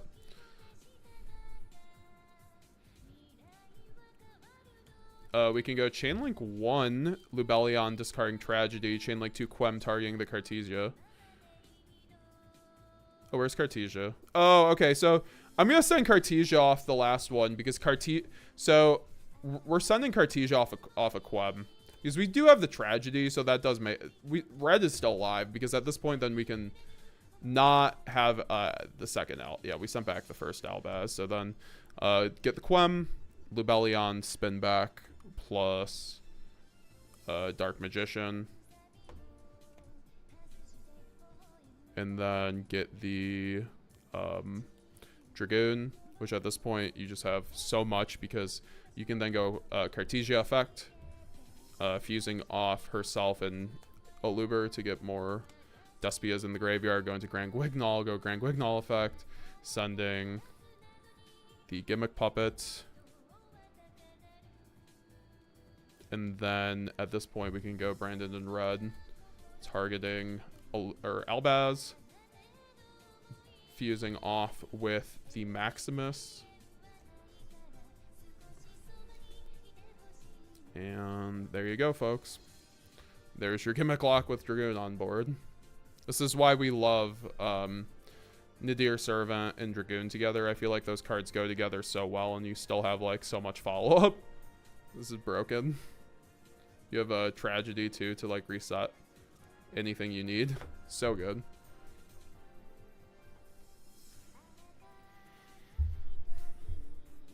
Romy and Selhorus, how's it going, brother? I generally prefer Dragon Shields as outer sleeves to protect my fragile shiny Konami Dark Hex sleeves.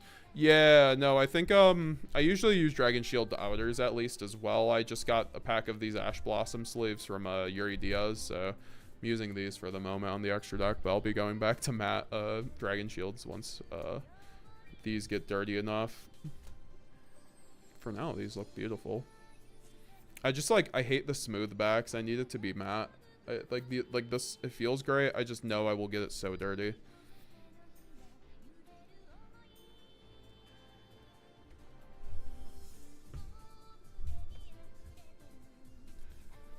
Delhi, I've been on Dragon Shield since I started back in Yu-Gi-Oh! Yeah, no, I went back with I went to Dragon Shields when I first got back in the game, but I don't know, they're a bit too stiff for me. I don't like how stiff the card sleeves are.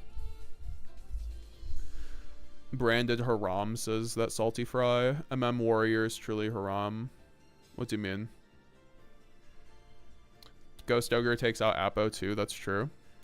Note to self, run spell negates against Chris. Chain up Ghost Ogre to Apo. Negate, Apo will die before she can reduce her attack to negate, so the initial monster effect is safe. Oh, that's why you're saying that. Yeah, no, I've always used KMCs. And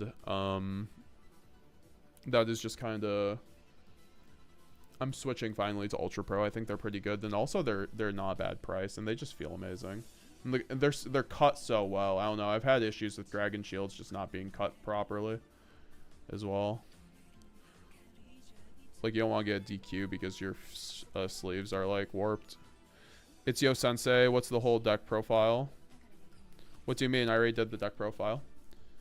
If you want to rewatch it, though, go back in the stream, or I will re-upload it as a video later in this week. Someone asked about remote duels. I'm down for remote duels to do them on stream. That is something I want to add into my stream rotation, frankly. Oh my gosh. Well, the tragedy that, or the allure that saved the day, right? We go allure here because so we don't like immediately lose to draw. And then we can banish the tragedy effect, getting a Luber, and then we can go Lubellion effect, pitch for cost, getting the Saranir for a nice little combo piece. Could get the Magnum up, but I think Saranir does more here, obviously. And then from here we can activate Branded Lost, and then we can go Foolish Burial, then to get an Albaz in the graveyard for Cartesia, we might as well get the Albion, right? Because that is an Albaz, but also extends a little bit. Special summon Cartesia, since an Albaz is in the graveyard. Normal summon the Luber, go effect. You can dodge Imperm with Cartesia. Get the Branded Fusion here. This hand does kind of, I mean, it doesn't lose to Ash, but it's a little annoying if I get Ash. We can go, I mean, let's see what happens. If we get Ash here, Branded Fusion, let's say we get Ash here. Okay. We can then go Cartesia effect. Probably wanting to, because we can get a lot here, frankly. Trying to see how we can still Gimmick Lock. Because I feel like we can still Gimmick Lock from this position. So you can get Albaz in the graveyard with Albion, and then Saranir can get something, so... we definitely go Grand Guignol here. And then we can go Chainlink 1 Grand Guignol, Chainlink 2 Lost, Chainlink 3 Saranir, So Saranir is then going to send the Retribution. But then what do we want to get out of a loss? We already used Albion, so we probably want to get Mercurier, or we want to get Kit. So... or an Albaz. Albaz isn't bad here, too. We'll just say it's a Kit.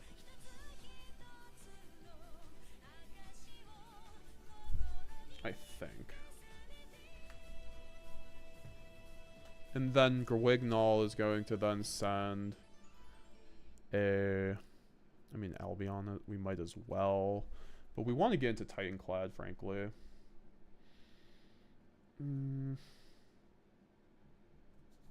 Because we could also do Kit to get High Spirits as well. So we might as well do this and then do Kit High Spirits things. So then we'll go Kit Effect, get High Spirits. Well, okay. Go Kit Effect, then Chain Retribution. Oh, Tragedy isn't a bridge. Crap. Well, we can still get High Spirits. Yeah, okay, well, this all still gets there because we can get Opening, and then we can just Chain Retribution before, get the Branded Fusion, send back the Branded Fusion. And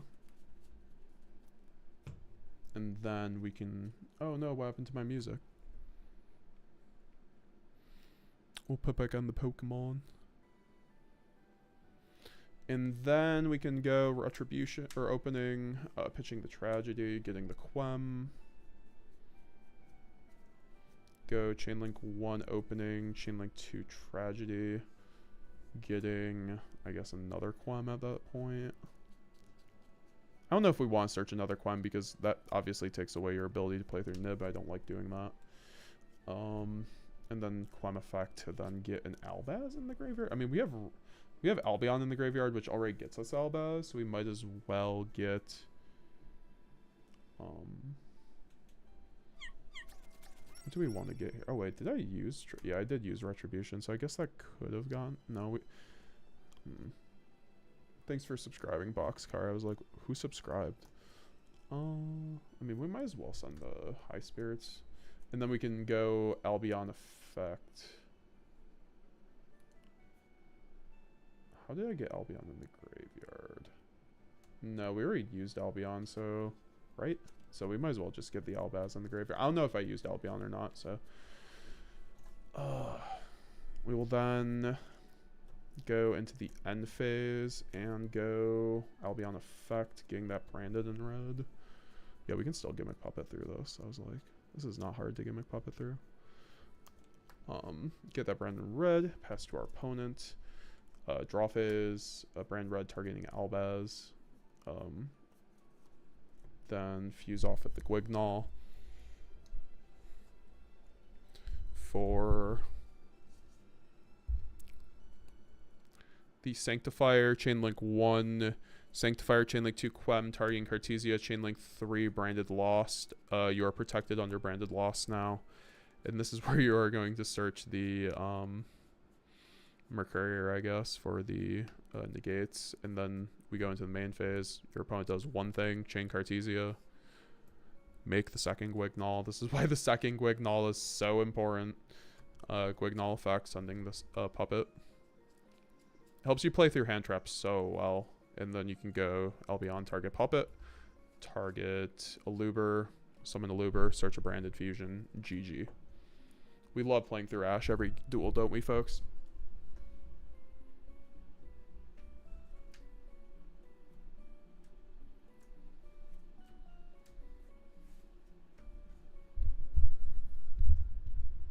Can we do reaction video? Yeah, I want to eat anyway, so we'll load up the pack video. Maxi, can you link me the pack video in the DMs on Discord? I'd appreciate it. But yeah, we did some nice test hands through some hand traps. Thought that wasn't too bad. And now we are going to react to some pack branded goodness here. Appreciate everybody who been checking out the stream so far. But we're just getting started. Let's watch some pack.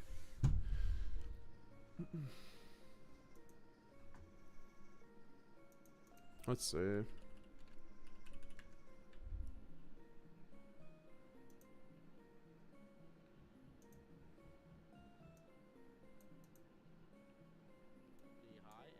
and it's like night and day between a good Despia player and a bad one. So That's so true. All right, I'm gonna turn the desktop so you guys can hear the videos. hopefully I can make. Hey, what's up, guys? As you guys requested, Shout out Pack TCG. Check him out on YouTube. You already know the goat. Raul Sanders. Honestly, the Pack video kind of I don't like it. We'll have to watch it, see how it is. I really like how tough and sturdy the Dragon Shields are. Also been doing well. Pulled an ulti thrust at locals. Congrats, Romian. I think that was you I saw then who pulled it. Very nice, very nice. What's your opinion on Thunder Dragons and Branded?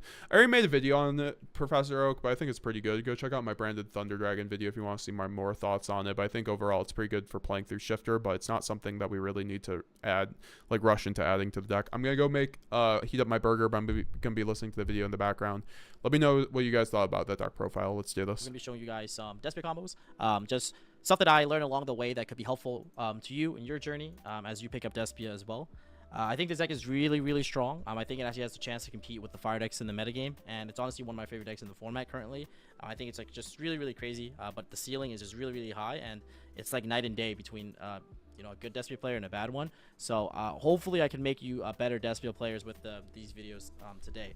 So huge shout out to you, obviously, Supreme Pro. You can go to texas1.com and use pack 10 for 10% off of the entire store, as well as to Pierre, Luca, Nesh, and Zana for helping me learn Despia a little bit more in depth, right? I don't think I would be that good with Despia without their help. And if you guys are interested in learning more about the deck, you guys can reach out to Pierre in my Discord and get access to his spreadsheet and request it from him.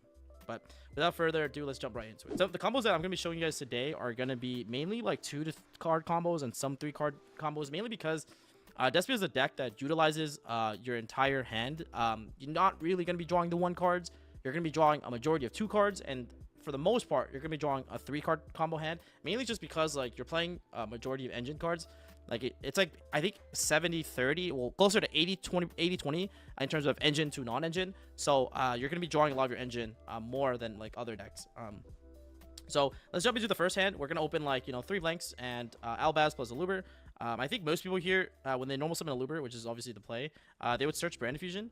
But there's a pretty neat play that you could do here to kind of like mitigate the L to Ash on Brand Fusion, which is to search a copy of High Spirits. And the main reason why you do that is because it's like a safety precaution to getting stopped on Bright Fusion, which is like the main choke point for the deck, or that's what people think is. So if you activate High Spirits and pitch Albaz, High Spirits can basically send a copy of a dragon monster, or it sends the same type of the monster revealed to the graveyard from your extra deck with either 2500 attack or defense. So what's really nice here is you can send cards like Albion immediately, and then add any card that mentions Albaz from your deck to your hand. One of the main cards you usually add in like these sort of combo lines is going to be like Springen's Kit. And then you can like special summon Springen's Kit and then use Springen's Kit's effect to kind of get access to Brand Fusion that way. So there's like 2 lines. You can either send Albion if you want to play around Ash, but if you want to like go full combo, you can also send the other card to Tinniclad and then get access to Quem that way. So basically, like you want to play this deck to get access to Quem or Cortesia as much as you can. So like, I mean, that's like these are like your targets. They help you facilitate your personally play like sending so much better having access to Cartesia or Quem. That's why the cards changed how Branded was made, how it was played. Albion, the Branded Dragon. The main reason why is because if I special summon Skit here, which I can because I control a monster that mentions Albaz, a fusion monster that mentions Albaz, and I get Branded Fusion and I get stopped on Branded Fusion here, right? I can go to end phase and use Albion to add Branded in red. And then I can use the Branded in red to make a Mirror Jade Seal through Ash Blossom. And some decks honestly have a hard time dealing with just 1 Mirror Jade. So I think that's like the main reason. So that's like personally what I would do. There's combo lines where you send to Tinniclad as well, but I think both are fine. But this is kind of like the combo that I go for personally. So I activate Brand Fusion, and I would send Fallen of Albaz as well as Lebellion. Right. And then here we can summon the homie Albion. And then if you don't want to like discard a card from your hand, you can actually just banish the other Albion from your graveyard and then just make Mirror Jade instantly. This is like also pretty good in my opinion. He really has nameless Albazes and Alubers, Lamo. And then you can summon like the Jade like up here, I guess.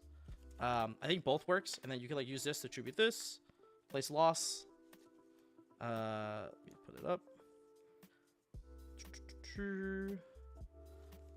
Right, and then here, you have to put a card back for Spring Skid, so we only have 2 cards in hand. And then from here, you can just proceed to end phase. And at end phase, you can set Brennan red.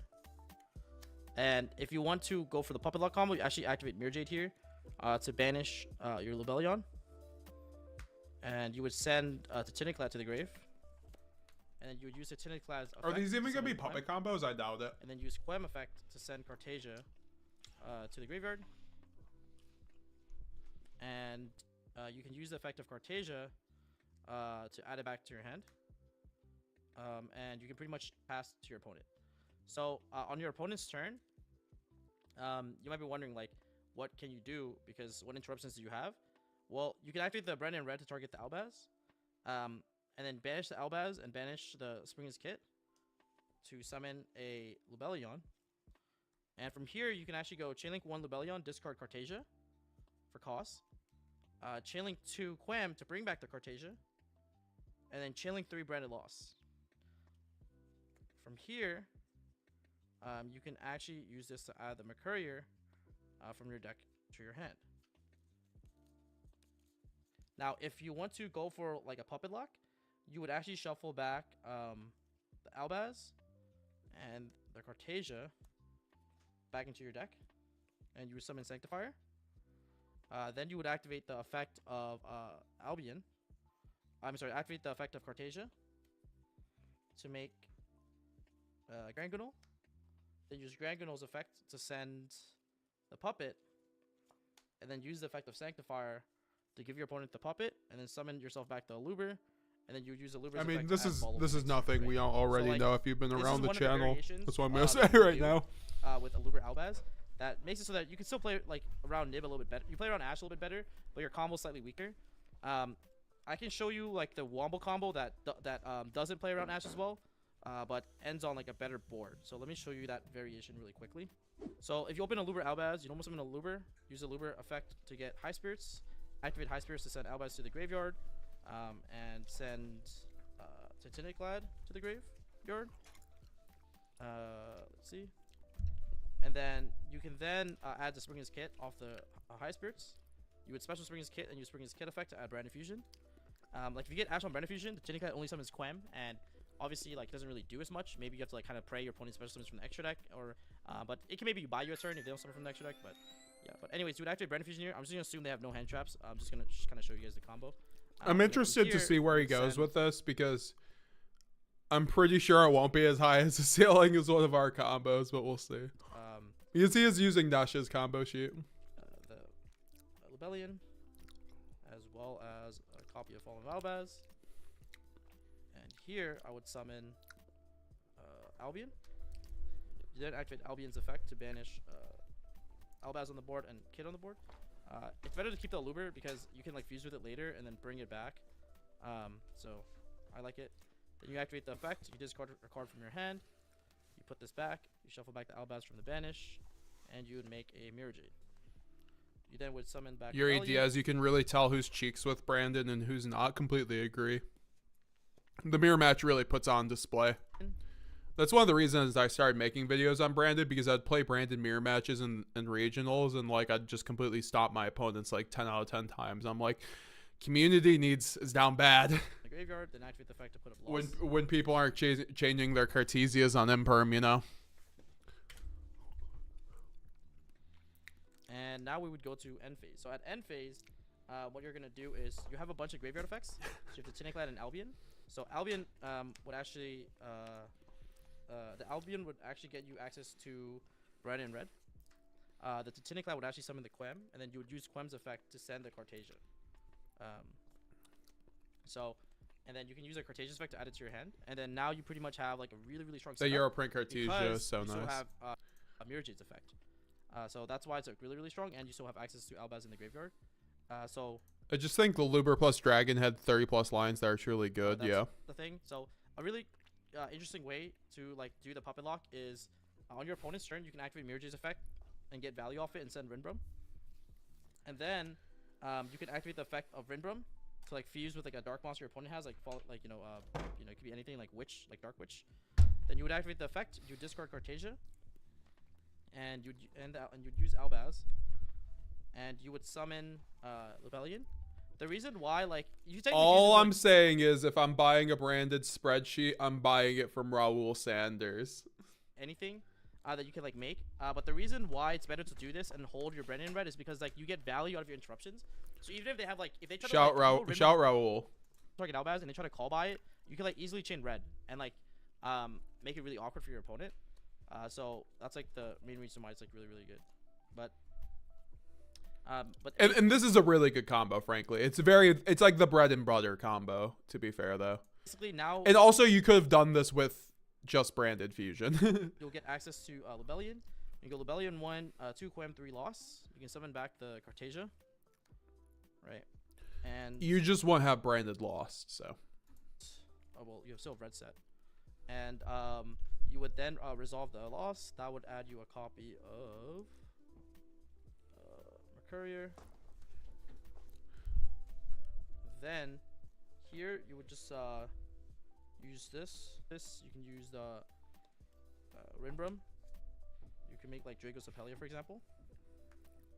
And here you can activate.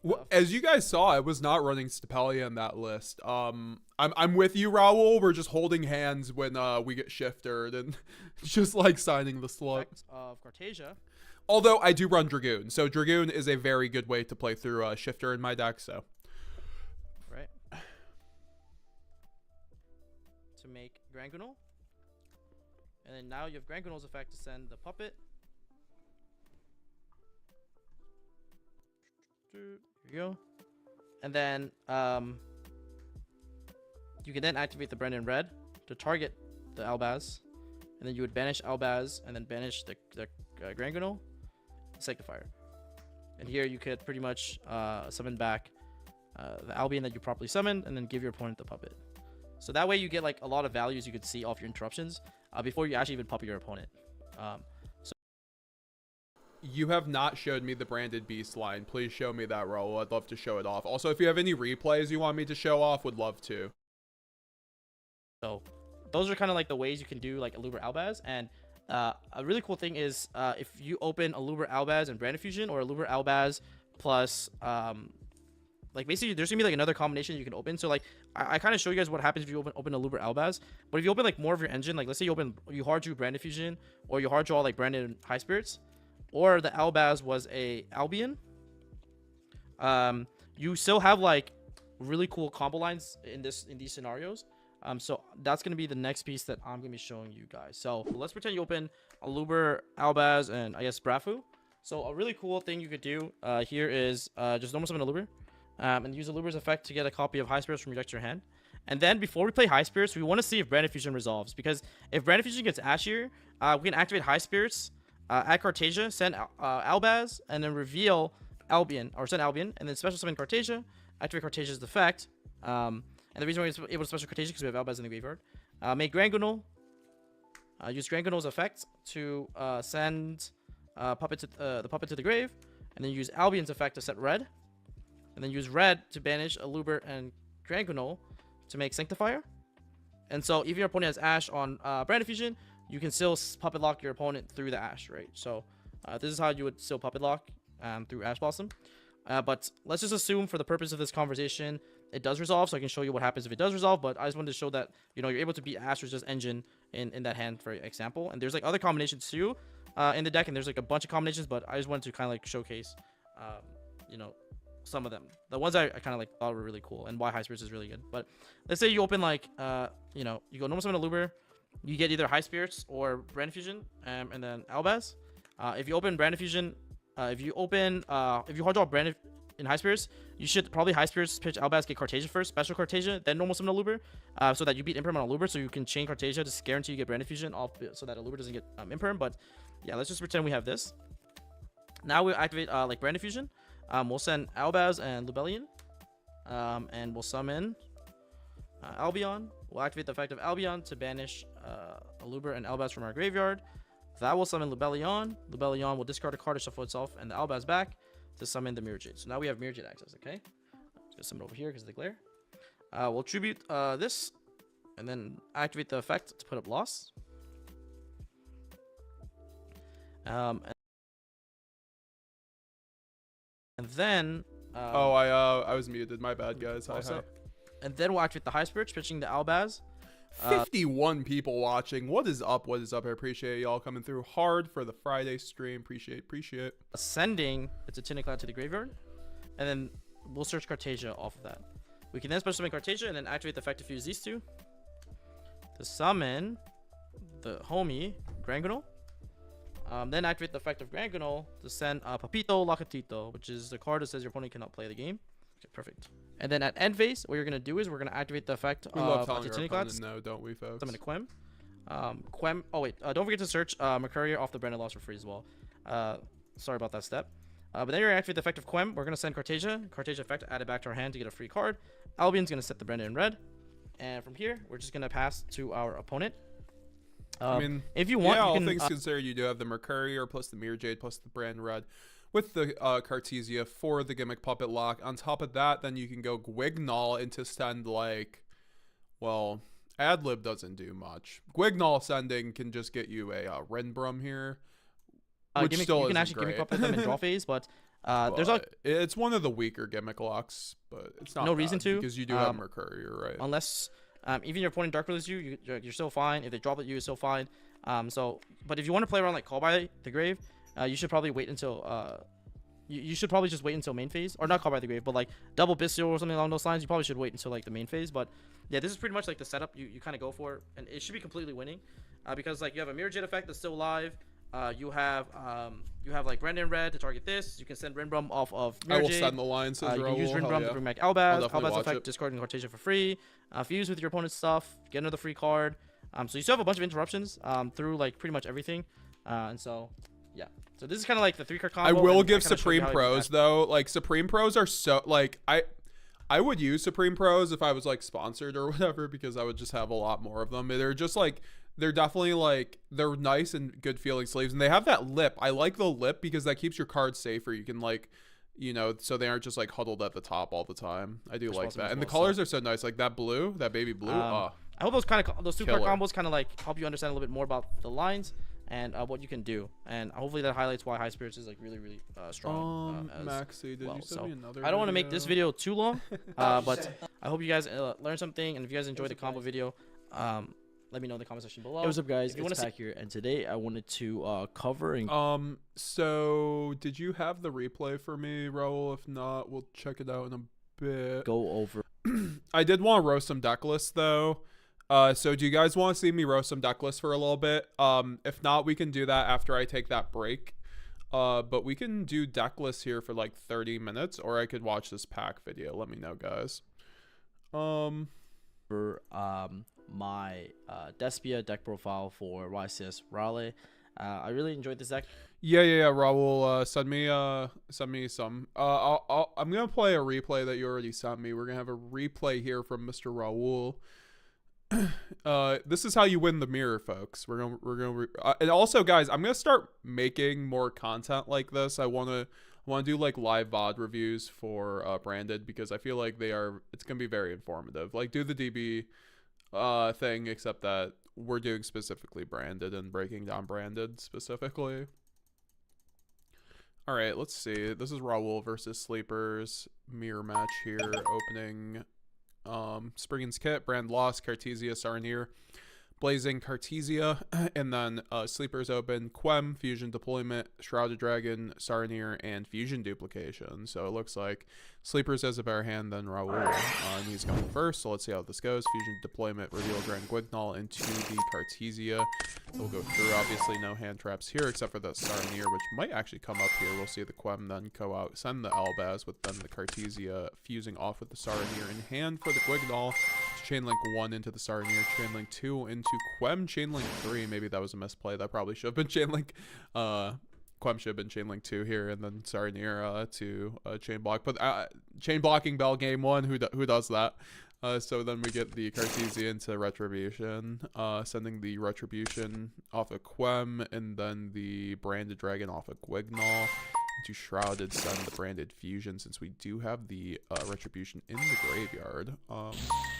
It's pretty bog standard as we get it. It's gonna be interesting to see how Raul plays this. I already kind of know he kind of plays this game insane, so definitely gonna be a good watch. And then we have the Albion, the Shroud Dragon come out, or sorry, the Brand Dragon come out into probably a Lubellion. Yep, Lubellion discard for cost.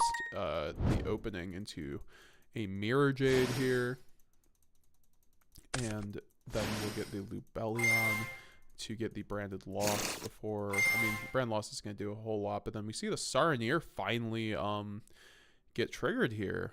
This is interesting. What is it getting on the Lubellion? Was watching a video, sorry. Oh, well, at least he'll let him take it back. I was about to say, was watching a video. Were you watching a MetaGamesGX video? I hope so. And then Saranir we'll go off there. We love to see good sportsmanship in DB. We like to see that.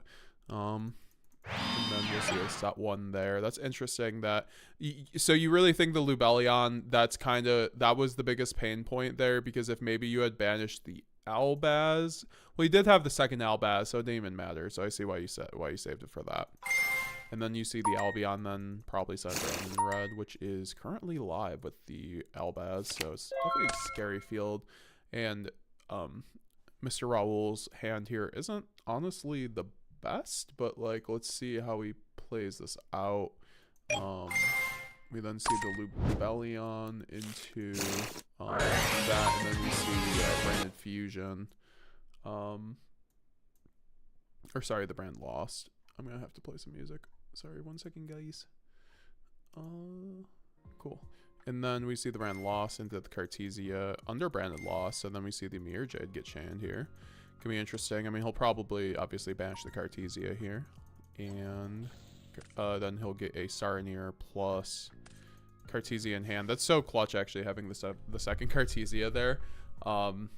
That's why multiple Cartesias aren't bad, you know, or having multiple Albazes in rotation, so then he can go uninterrupted here, chaining 1, 2, 3 Guignol Lost into Saranir, sending Retribution, which should get him Branded Fusion access, right? Since he hasn't even gone into Brand Fusion, we do see the Shrouded Dragon off of Lost into Titanclad off of Guignol. We see the Cartesia get chained here. Let's see, this will probably be a Stapelia if I had to guess, and then Quem will trigger getting the Mirror Jade, but then we'll also get the Guignol effect because something got specced off a monster effect, which will likely get probably a Quem, right? Which will then trigger off of the Mirror Jade. We will then see Quem effect. There were no targets for Quem, right? Or I'm pretty sure you could have triggered Quem's first and second effect, right? I could be wrong there, Raul, but let me know. I think you could have also triggered Quem's effect to spec there if you wanted to, the Cartesia. Unless you already had used it, which actually, oh no, you might have, but I don't know. Then we see the Branded Sword. We are on the Branded Sword goo, of course. Brand Sword then into Albion the Shroud Dragon into Brand Fusion. Brand Retribution into Branded Fusion.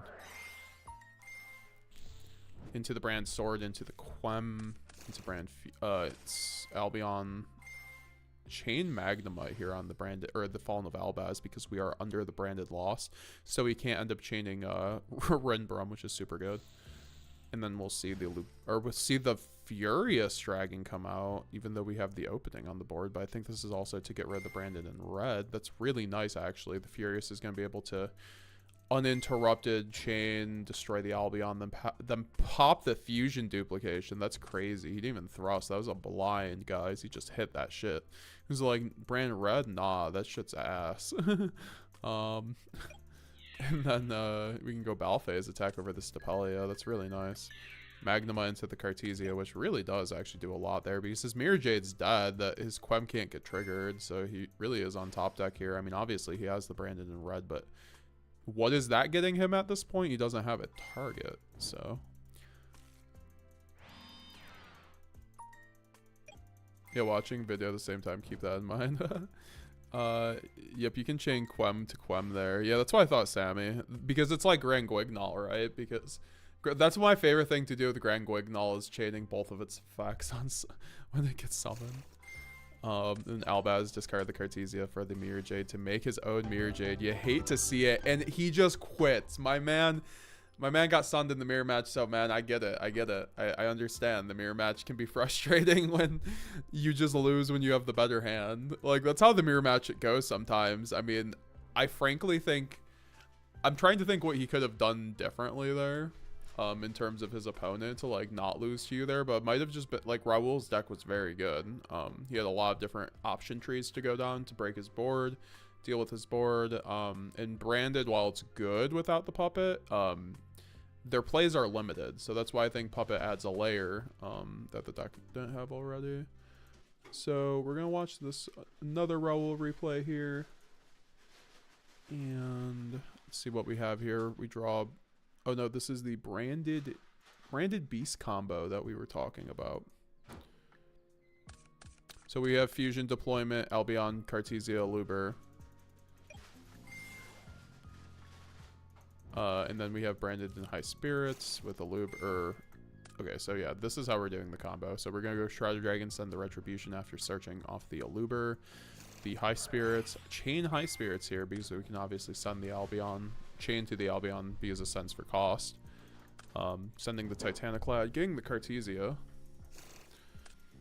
Sending the Titaniclad, spec the Cartesia since a Shrouded is in the graveyard, counts as an Albaz. Then you can make a Grand Guignol here. Grand Guignol is probably going to send the Sireneer here to then get a Branded Fusion. Branded Fusion then is going to activate, getting a Albaz Lubellion in the graveyard. Albion is then going to banish the Albion and the Shrouded Dragon for the Furious, which is kind of nice. And then Albion will then tribute for the Lubellion, which will then give us a branded beast here, which is interesting. Which then Titanclad Albion will then trigger in the end phase, plus Cartesia if we want to. That's so good. So much advantage. We'll send the branded Lost here, I guess. Wait, why did we send branded Lost to the graveyard? Can we just do that?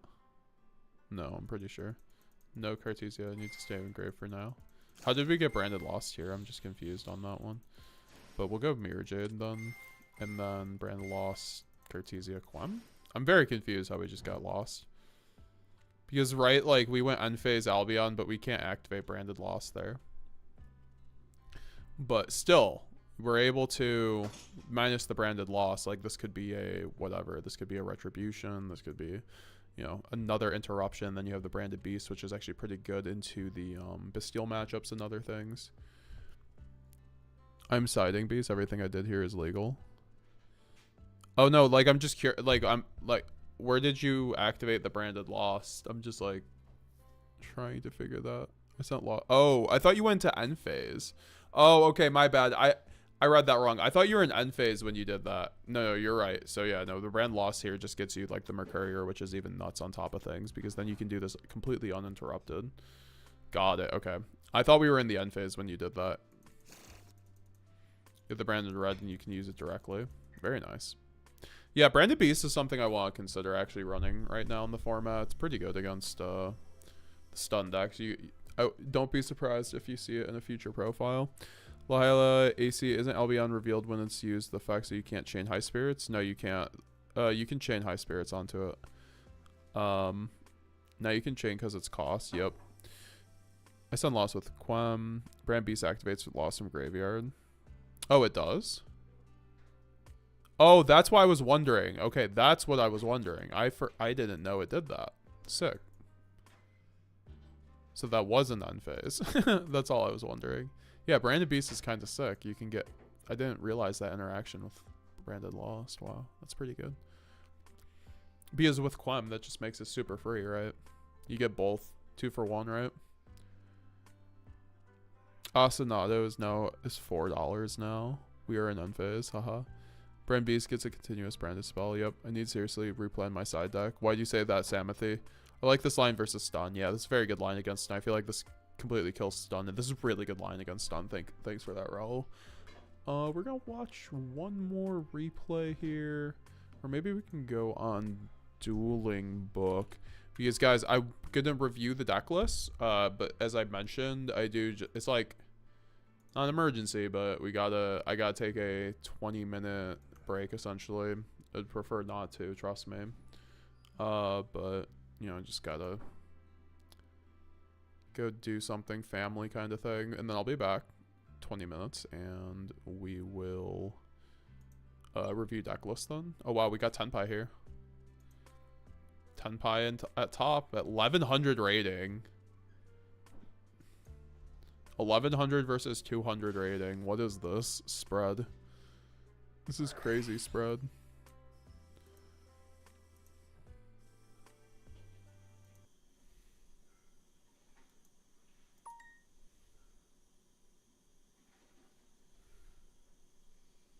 Okay, let's I'm gonna get another replay here. Actually, we were already gonna review replays before. Damn, people at 1100 already, I know, right? That's crazy. Versus Marincess with Swap Frog. I gotta take a picture of this for Sam. This is crazy.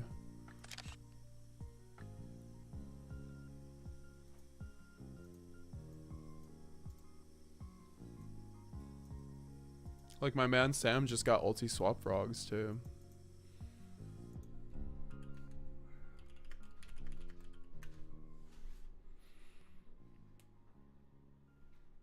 Chris, I send you 3 replays a day.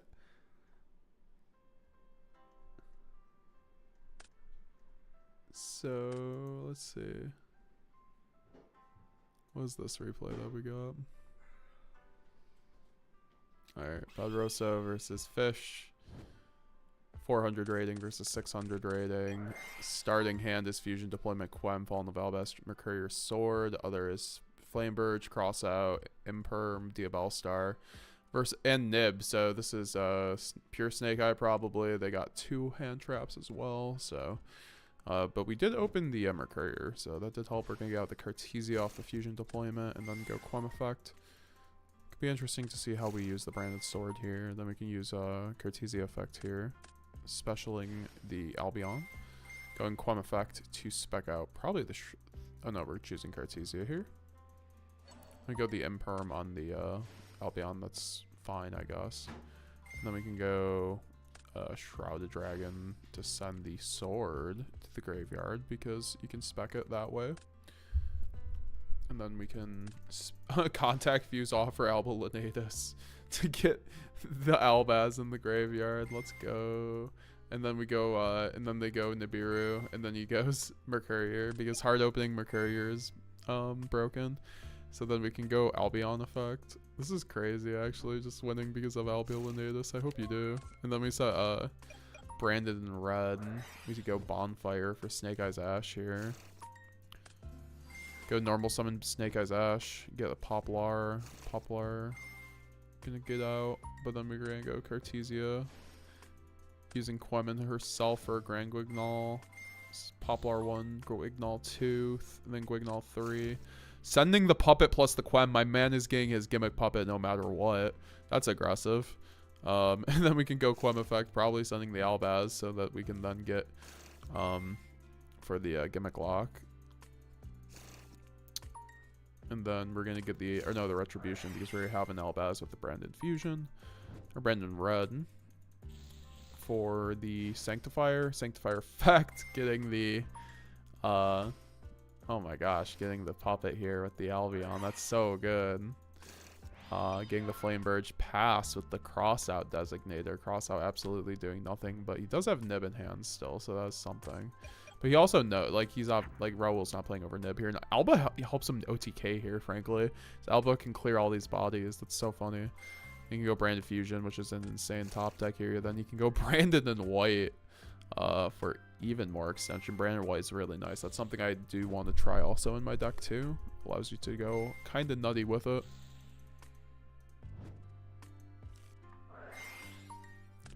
Then we're gonna get Albaz sending the Lubellion plus the Titanclad, and then we're gonna get the Lubellion into the field spell into the Branded Lost, to Branded and White, banishing the Titanclad plus the Albaz for the Mirror Jade into the Branded Lost, into the Mirror Jade, into the Renbrum, getting the Mercurier.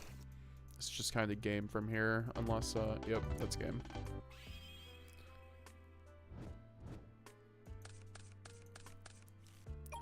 So we open Feather Duster, Foolish, Thrust, Tactics with Cart, and then Imperm Crossout, Ash Blossom 1/1 with Flamebirch. Not bad. Get Snake Eyes Ash. We're just going to fast forward the Snake Eyes combo. We don't really need to... Y'all know Snake Eyes.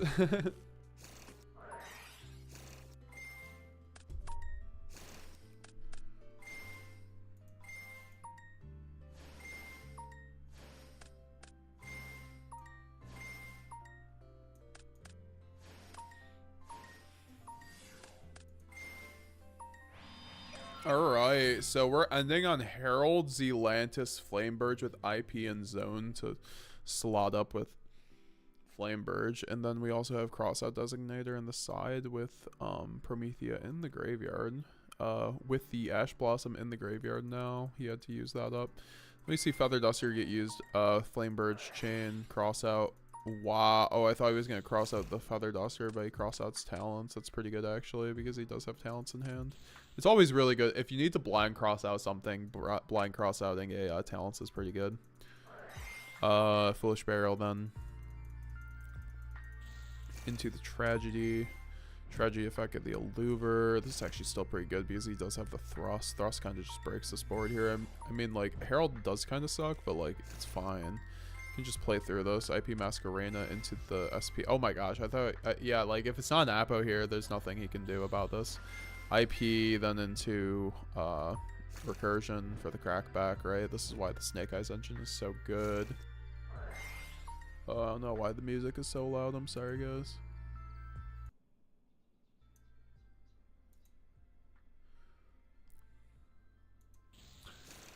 Banishing the Mercurier for the Lubellion. Mercurier effect is going to trigger then. Getting the Shrouded. Because that can still activate under Herald, so... I believe, right? No, the Herald's just gone. I'm needing to get, holy crap. And then the Thrust comes out. That's crazy into the Fusion Duplication, so you can just make another Mirror Jade. This is why we like 2 Mirror Jade a lot of the time. Sword is then going to get the Mercurier for its second effect. Magnuma is then going to bash the Herald to then search, but then the Prometheus is going to trigger getting the Snake Eyes Ash plus the Magnuma, but then we're going to get the deployment for the Grand Guignol. Or for the third Cartesia. That's crazy. But this makes sense because he does have the IP. And so you can still make the Guignol, sending them the Shrouded, then getting... Not killing him, but he can still... Obviously, he has a lot to go. He has a lot to do here. He has the Titanclad. You're getting the Saronir here. And then you have Titanclad to get the... Fallen of Albaz for the Mirror Jade here. That's so broken because then he can go Mirror Jade effect. Plus the Saronir, plus the sending the High Spirits for more recursion. That's so broken. Sorry if it takes long. A lot of lines. Yeah, when this is such high level branded play. You absolutely love to see it. Shout out Raul Sanders. This is some insane sequencing for the end phase to get the most out of all of his end phase effects. This is how you play branded at a high level, folks. Give the High Spirits back to the hand because that's off the free Saronir, and then you get the SP for the Cartesia. Now you resolve Jade first. Okay, there you go. And then you can go Raging Phoenix plus the Cartesia. That's understandable. Wait, I'm confused. What just happened there? Oh, but then he goes Guignol for the Quem. Oh, boy. That's so broken. Quem into Kit, and then we get Cartesia back from... Okay, that was a little bit confusing of the sequencing, but we're just going to, like, trust in the process. And then we can go... Guiding Quem effect. Targeting Kit. Oh my gosh. Brother, I didn't think you were going to be summoning out the kit here. That is nuts. Okay, kit effects. Get the branded in red. Branded in red. What the hell? I need to like study that. That was insane. You went nutty with it, brother. That was crazy, my man. Good shit. Round of applause, Raul. This is why I fucks with this man. He's a cool guy. He's very nice, very humble, but very good at the game. Okay, so that was amazing. I'm going to throw on, what can I throw on in the background while we chill? I think we could watch YCS Raleigh, right? Let's watch the Clifton feature, right? Or do you guys want to watch Raleigh? What do we want to watch here?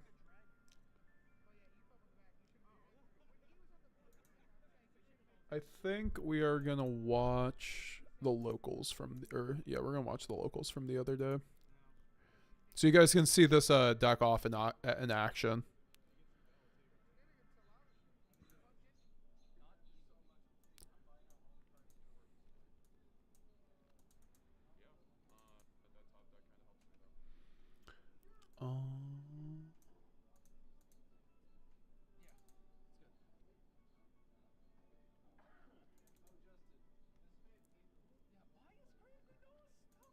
What Ivies, which one did you want to watch?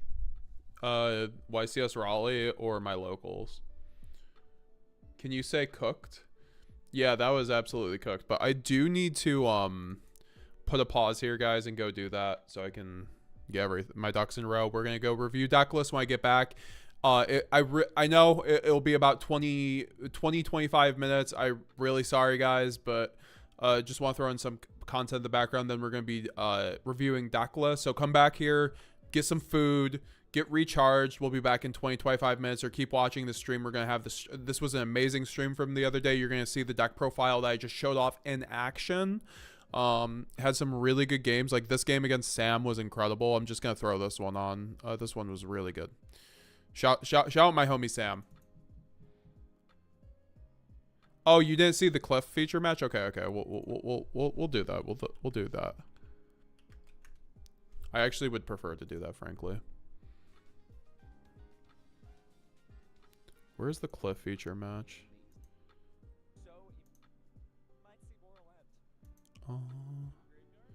I think he had 2 feature matches, so we can just go day 2 here. If I can't find it here, because I am trying to just find it. Oh, here it is. Here it is. Cool. Right? No.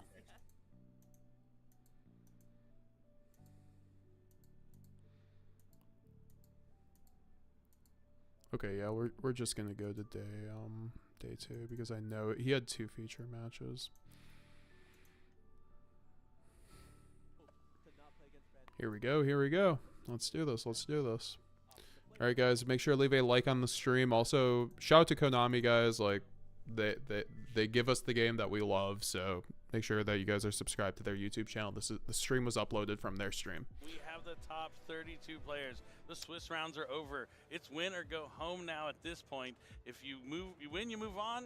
You lose, you're out. But you also get guaranteed prizes from top 32 and on. But I really can't wait to see who's going to be crowned YCS champion today. They are all playing for their tournament lives from this point on. They have been for their entire tournament, but they've had the comfort of being able to lose a few. No longer going to be able to do that. If you lose now, you are going home. But they are playing for that trophy, and they have 5 total matches to go before a champion is crowned. That's right. So let's go ahead and take a look at the bracket and see how it's going to play out from here on out. Jeff is going to be playing Jib there at one of the matchups. That's going to be a really good one. Christian Arena, the 5-time champion, trying to go for a 3rd win in a row against Aditya. That's also going to be a good match. Yeah, Aditya, maybe not a 5-time champion, but he is one of the leaders of the current World Points race. Certainly is. And then on the other side, we have Aaron against David. Hoban's taking on Thomas. I know that's a familiar name. Patrick Hoban, a former NAWCQ champion. He did attend the World Championship and has won plenty of YCSs. And then down there on the bottom, we have Daniel taking on Jack.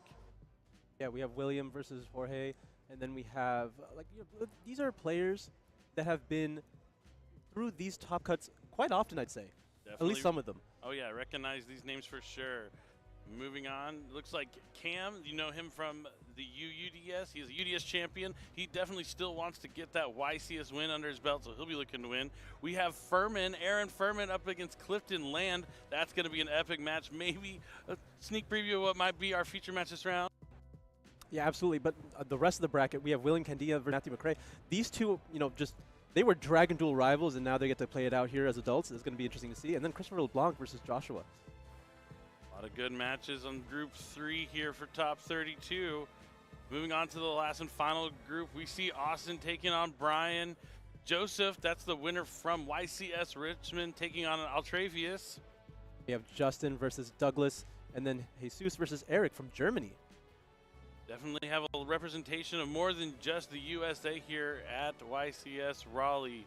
Canada, Germany, USA. We're going to see who's going to walk away with it today. I really can't wait to see a variety of decks. I mean, we all knew that Snake Eye strategies were going to be the dominant strategy going into the top cut, but since the Forbidden Limitless last weekend happened, it's kind of opened the way for other decks to fit in. We have multiple decks. We have Fluunderies, Runic, Branded, Voiceless Voice, plenty of other strategies that might be able to sneak a win, but let's go ahead and jump into it. It's top 32, our first feature match of Top Cut.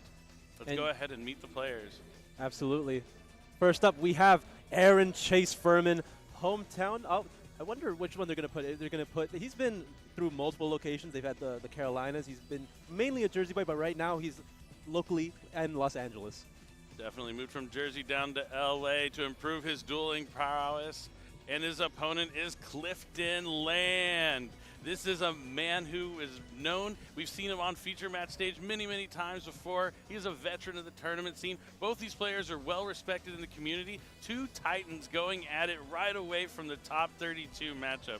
Just incredible. I mean, that's what happens when you have a stacked top cut. You're going to have to play the best of the best, even in the first round of top cut.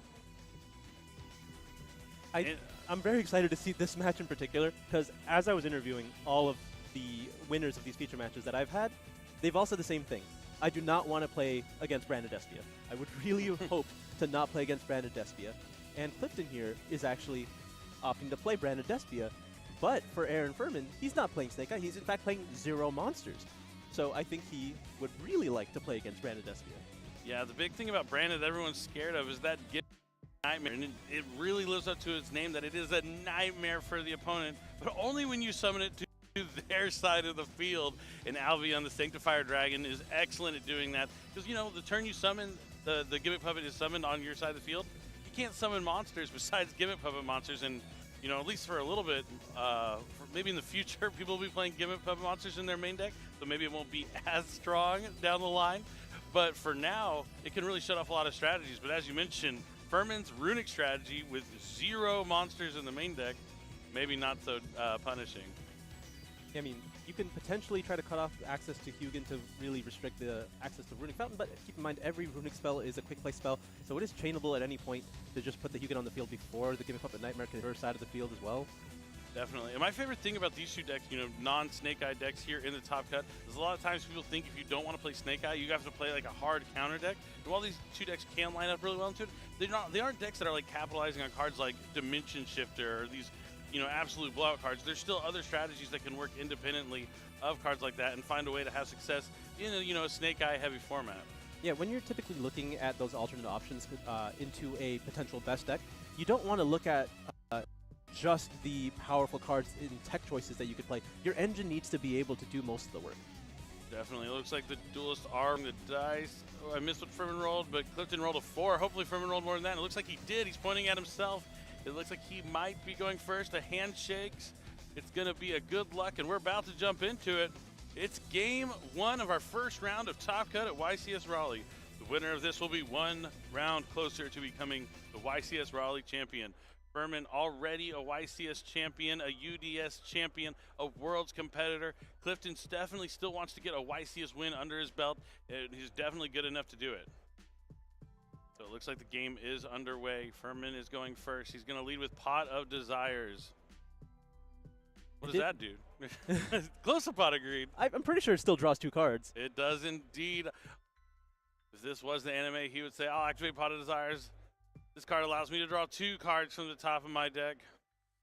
Now, if we're unfortunately slightly worse than Pot of Greed, which it's reminiscent of, those 10 cards might matter a lot in this matchup, especially if Clifton, knowing the matchup, will choose to just simply not put a card on the field ever. Yeah, a little scary that he has to lead with Pot of Desires, kind of maybe indicating he might not have a way to get to Hugin, because sometimes you want to make sure you can get at least 1 Runic Fountain out of your deck before you activate Pot of Desires, because it can be costly if you lose both copies of Runic Fountain to something like that Banish 10 off the top. Yeah, generally speaking, you do not lead with Desires unless you have no access to Fountain outside of that, so it's a little bit telling of Furman's hand here. But he is going to be taking that Synchro Zone that Clifton was reading. Clifton picking up and reading Synchro Zone is usually not a good sign. You are very familiar with that card if you've ever seen the Runic deck before. Oh, but there's already a Fountain in his hand. Nice. So maybe that is why he was able to lead with Desires. He knew he already had the Fountain, or maybe he got lucky and drew it off the Desires.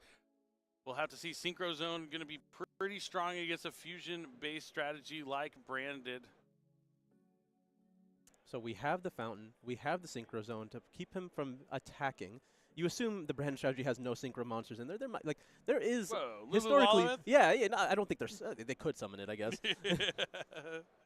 But most of the time, yeah, you're right. We're leading with Branded openings. It looks like he is going to commit a monster to the field. Yeah, one way you can play against the Runic strategy, just don't do anything. Try and force them to use their own quick plays on their own cards. Yeah, absolutely. If you limit the amount of quick plays or Runic cards that they can activate, they can only banish so many cards from your deck at a time. So it gives it makes the clock a little bit longer for you, so you can find your outs to whatever resources you need to get. Yeah, we'll have to see if that kind of strategy comes into play for Clifton after he goes into the side deck games 2 and 3 when he has more of those viable options to counter that strategy. Maybe he'll, hold off on playing anything until he amasses all the removal he needs in one hand to have that big push in one turn. Yeah, I don't know if there is an immediate out to something along the lines of Skill Drain in his main deck, but currently there's no threat of Skill Drain shown so far. Yep, since that Guiding Quim was special summoned from the deck thanks to Branded opening. Let's see where he goes next. Going to try and special summon Blazing Cartasia from the hand, it looks like. Because the Albaz is in the graveyard. And then normal summon of Aliber. So this is a good start here for Clifton. Now, the Branded Despia deck, so strong at dealing with all kinds of monsters. Not that many tools to deal with spells and traps. Yeah, Aaron's going to need something like Skill Drain here because with just Synchro Zone, there's a lot of ways to get that card off the field with, stuff like Guardian Chimera. It really will come down to having access to Guardian Chimera at this point. We see him going for that Branded Fusion, typically the best card to ever get off Aliber. But, when you already have access to it, you can go for something along the lines of Branded Loss. But no, we're going to go straight to the Branded Fusion, immediately drop it down, sending the Fallen of Albaz, and let's see if he goes for a Dark or a Light. So he's looking at Bestial Lubellion. He is going to go for the Light. So he'll be fusion summoning Albion, the Branded Dragon. Not to be confused with Albion, the Shrouded Dragon, or the Sanctifier. Lots of Albions around. You got to make sure you know which one's which. But here comes the Branded Dragon, putting a lot of pressure on Furman early. He knows he has to deal with the Synchro Zone that's set. Yeah, currently none of these monsters will actually be able to touch Aaron's life points as long as there is not a Guardian Chimera to remove the Synchro Zone. But Guardian Chimera will require cards from the field as well as the hand, so it's not going to be that easy to do with what's currently available. Yeah, he's going to need something like Branded in red to really get access to that powerful fusion monster. But the Albion's going to banish Albaz and... Oh, Borreload Furious Dragon. All right. that one works. That is a good one. It has kind of like a Scrap Dragon-like effect, right? You can destroy a card on your side of the field, take out a card on your opponent's side of the field. I think you have to destroy a Dark Dragon you control as well as a card your opponent controls. But there's a quick effect. It does look like Furman is wanting to check out what it does to know for sure. Yeah, Clifton went through this process very quickly. I assume he was very confident in his ability to push out some damage right now. So it will come down to if Furman has any kind of answer to the Borreload Furious Dragon, which, it comes in many variety of ways, right? It could be something along the lines of a Freezing Curses or just having access to Skill Drain already. Yeah, he's going to need something to stop that quick effect. But the Bestial Lubellion's going to tribute the Albion to summon itself back from the graveyard, then Lubelon's going to be able to activate its effect to put Branded Lost on the field from the deck.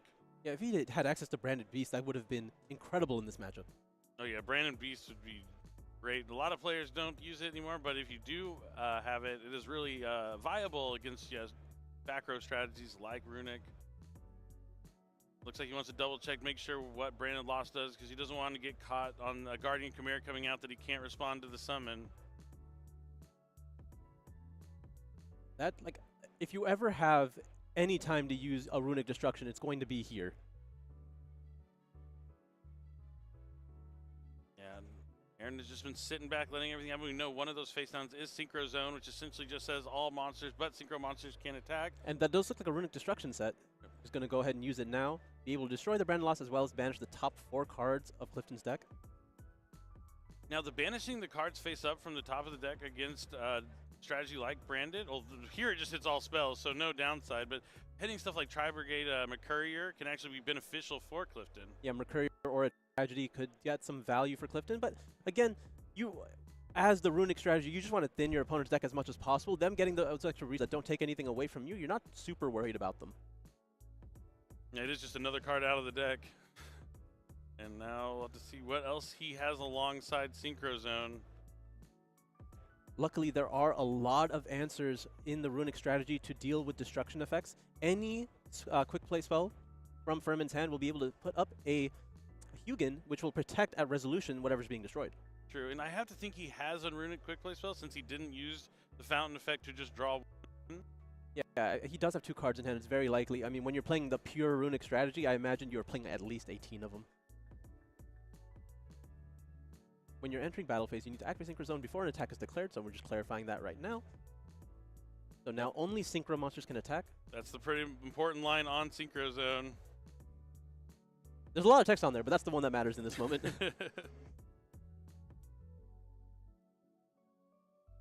Now the time's going to come to figure out what else he has to protect the Synchro Zone. He is in the battle phase. He's not going to be able to use the Blazing Cartasia. I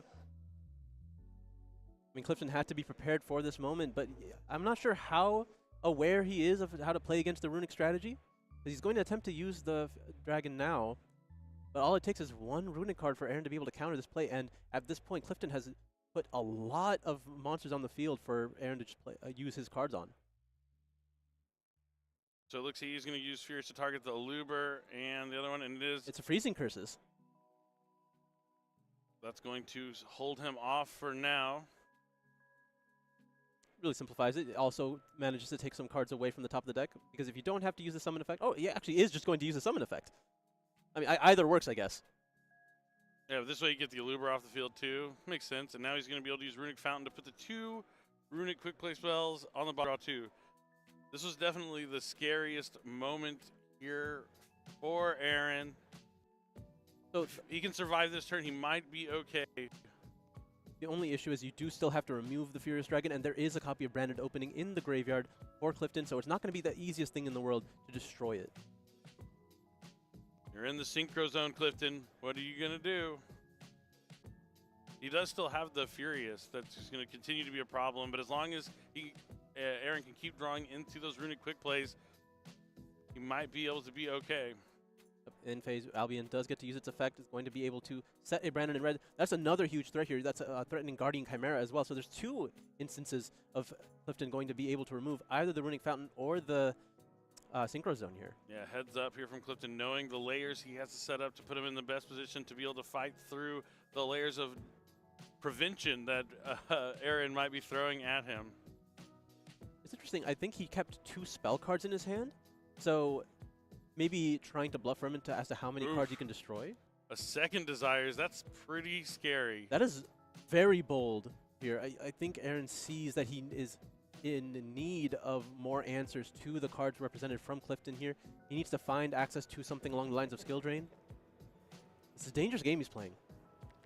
Yeah, losing 20 cards off the top of your deck can be tough, and also just losing multiple copies of specific Runic quick plays could ruin you. I mean, yeah, you are playing against, when you are playing the deck out strategy, removing 20 of your own cards is a little risky. All right, That's so Runic Tip. Runic Tip is one of the strongest, if not the strongest runic card. Lets him add any runic card from his deck to his hand, banishing the top card of Clifton's deck face up. See which one he goes for. Like, whichever one he adds here could be pretty telling of what he has remaining. Looks like he is adding A freezing freezing curses. curses.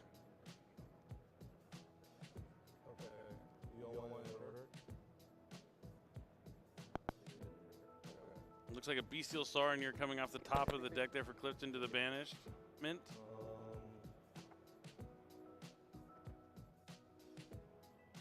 Oh, looks like he's considering activating the effect of Blazing Cartesia here. Gonna go for Fountain for one. Put the tip to the bottom to draw a card.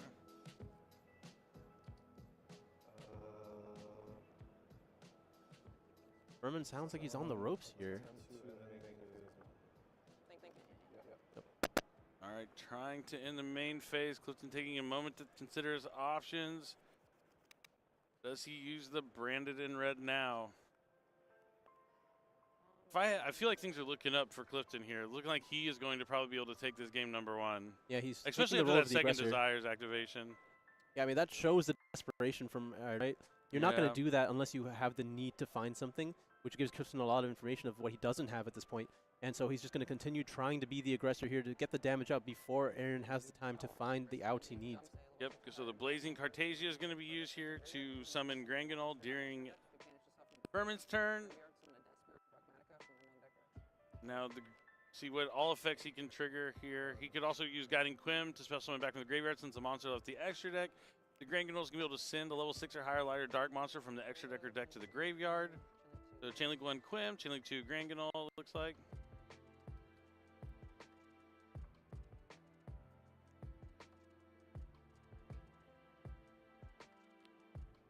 I'm just going to summon back the Albion, it seems. Just keep going, cycling like Albion and the Bestial Rebellion, but no, it looks like he decides to target Blazing Cartesia. Instead. back Maybe that's a more flexible option, right? I think so. Oh yeah, but Granganol was Chainlink 2. You got to resolve that one first. Gonna send Albion the Shrouded Dragon from the deck to the graveyard.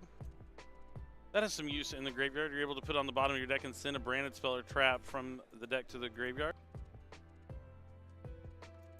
Very similar to the hand effect, but unfortunately you will not get the draw from it. You are able to send a card from your hand to special summon itself from the graveyard, though. Indeed, you are. Oh, this is against Runic So Stun in too. phase, This is a good match. Probably try and go for Brandon in red. You don't want to give your opponent a chance to flip up skill drain, but no. First, he's going to go for Warlord Fury Dragon. Try to get rid of at least one Hugin here. But he does have the freezing curses to at least counter that. Well, either one, I suppose. This is actually a better view, frankly. So he's going to be targeting the Cartesia. And he's going to chain Flashing Fire. That's... okay, if you target the Cartesia... let's see. Roll of Furious Dragon... Does destroy both at the same time, or does it have to destroy one or the other first? Pull up the card text. That could be very The interesting. Yu-Gi-Oh! Neuron app is excellent at finding out your card text. You can use it during your duels as well.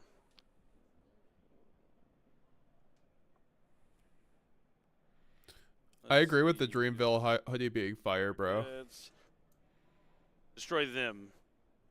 So it does in fact have to destroy both. Oh, he's actually just using the effect to Spellman. So, again, he's just using Hugin. Didn't matter. But now you know. So, I think do it was you all in guys response, want right? me It's not to review? Do you guys want me to finish this game, or do you guys want me to go straight into deck list? Let me know in the chat. Destroy those targets? Mhm. Yeah. Because I can watch the rest of this game. I actually didn't watch it all. I was at the event. I was. So still I has was, access to I was the red and chilling. red. I think I was like sweating over my mat at this Going to be using the point. Runic Tip as well here in the end phase. Now that the Flashing Fire has been used. Runic Tip, I didn't get to see. Oh, it looks like it's adding Freezing Chains. Oh, Freezing Chains is the Ice Barrier structure deck. But yeah, the Fountain's going to be. So this is already Clifton's turn? No, I think this is still in the... Oh, actually, no, there is a card drawn here. So Yeah, this is Clifton's turn. Because I mean, he found on his own turn already, so this has to be Clifton's turn. Runic Fountain? All right, so it is Clifton's turn. He's going to use the Albion the Shrouded Dragon to put it to the bottom to send a branded spell trap from the deck to the graveyard. I imagine it's going to be Retribution. There it is. He's going to be able to use that to banish itself and add back a branded spell trap from the graveyard. Likely going to be that branded fusion. Or maybe even branded lost at this point. That You might guys be- want to watch you it? don't Okay, see that one sounds added good. back too often, but against a strategy like Runic, it might be pretty good. He had a destruction. Okay, well, it seems like Furman accounted for that. Maybe less likely to go for Branded Lost now. It's a tough path. People think like these decks are just like, oh, I can just set all my cards, use them whenever I want. But no, when you're playing against the best of the best, like Clifton, you have to navigate plan. Clifton is such a good player, man. He's such an underrated branded go, honestly. He has 4 very premier tops with the deck. Like, he's very good with the deck. For what they're planning for you. Think 2 steps ahead because you know Clifton's already 3 steps ahead. That's how you have to play branded, man. I'm just confirming that if you use Albion's effect in the hand, you do get to draw a card, but in the graveyard, you do not. Don't let anyone reduce branded down to Fusion gimmick back to the puppet. hand. Yeah, I both, mean, you saw Clifton So ask much more about the than one he that. added because he knows he's just going to be able to take out the Branded Lost, so Clifton just going straight for Branded Fusion. both these players having to take The thing is the Bora load is so hard for Runic to out, and especially if you're a smart player like Clifton, he is not going to let the Runic stun player destruction it. account of the public information that they have, or not so public, but the information they've already been given within this game. You know that Aaron has the freezing curses in his hand, so you're not going to want to go for Guardian Chimera without something like Branded Lost to protect it, but you also know that he has Runic Destruction, so you don't really want to go for Branded Lost either. Seems like the judges aren't really sure about what Albion the Shrouded Dragon does. We did change feature match judges, so yeah. There's been absolutely nothing that's gone wrong so far. Our feature match judges were excellent during Swiss rounds, didn't really interrupt the gameplay at all, but unfortunately, looks like they're not quite understanding how the cards work and jumping in here for no apparent reason. Yeah, we should be good to keep going. That was so passive aggressive by Billy. Holy crap. Here comes the Branded Fusion they just added back from the graveyard. Okay, well, at least because Billy's usually roasting the players, at least he's roasting the judges here. Because overreaching judges you should be knowing what you're doing at that point. But also I don't know.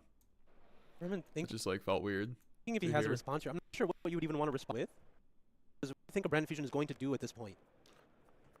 It's going to put cards in the graveyard that he might be able to add back with Brandon and Red to find a way to get to Guardian Chimera at some point. And really just depends if Furman was able to draw into something like Skill Drain, but just giving him more utility and options. This is interesting. He's going to use the Flashing Fire on the Warlord Furious Dragon, knowing that there is a branded opening in his grave. I don't think he forgot about it, but he's trying to bait something here in this moment. Going to prompt him to chain Furious, Granganol and Synchro Zone. Chain to negate this. Going to chain to try and negate the Furious Dragon. 5.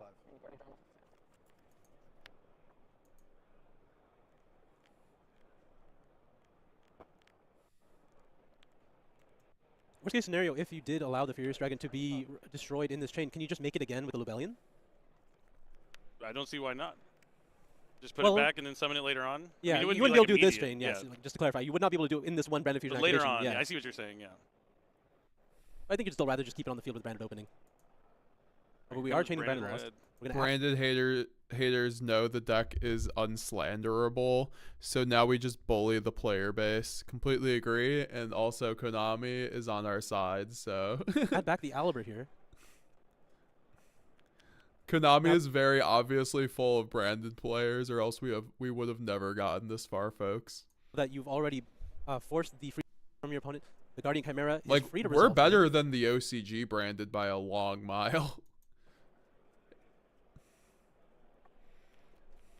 Yeah, the Brandon matchup actually might be a little tougher than the Snake Eye matchup for the Runic strategy, just because they have so many tools, especially when they include something like Warlord Furious in the extra deck to really pick apart the spell and trap cards. I mean, as long as he doesn't draw Skill Drain, it can be difficult, but we see a third Runic card coming down. It's just Runic Destruction, likely going after whichever spell trap is on the field. I didn't even see what you said, Deckless really Nightfall. destroy those, but Sorry, getting more I put it at cards 1.25 speed, trying to so summon Hugin in the we'll third get Hugin. there soon.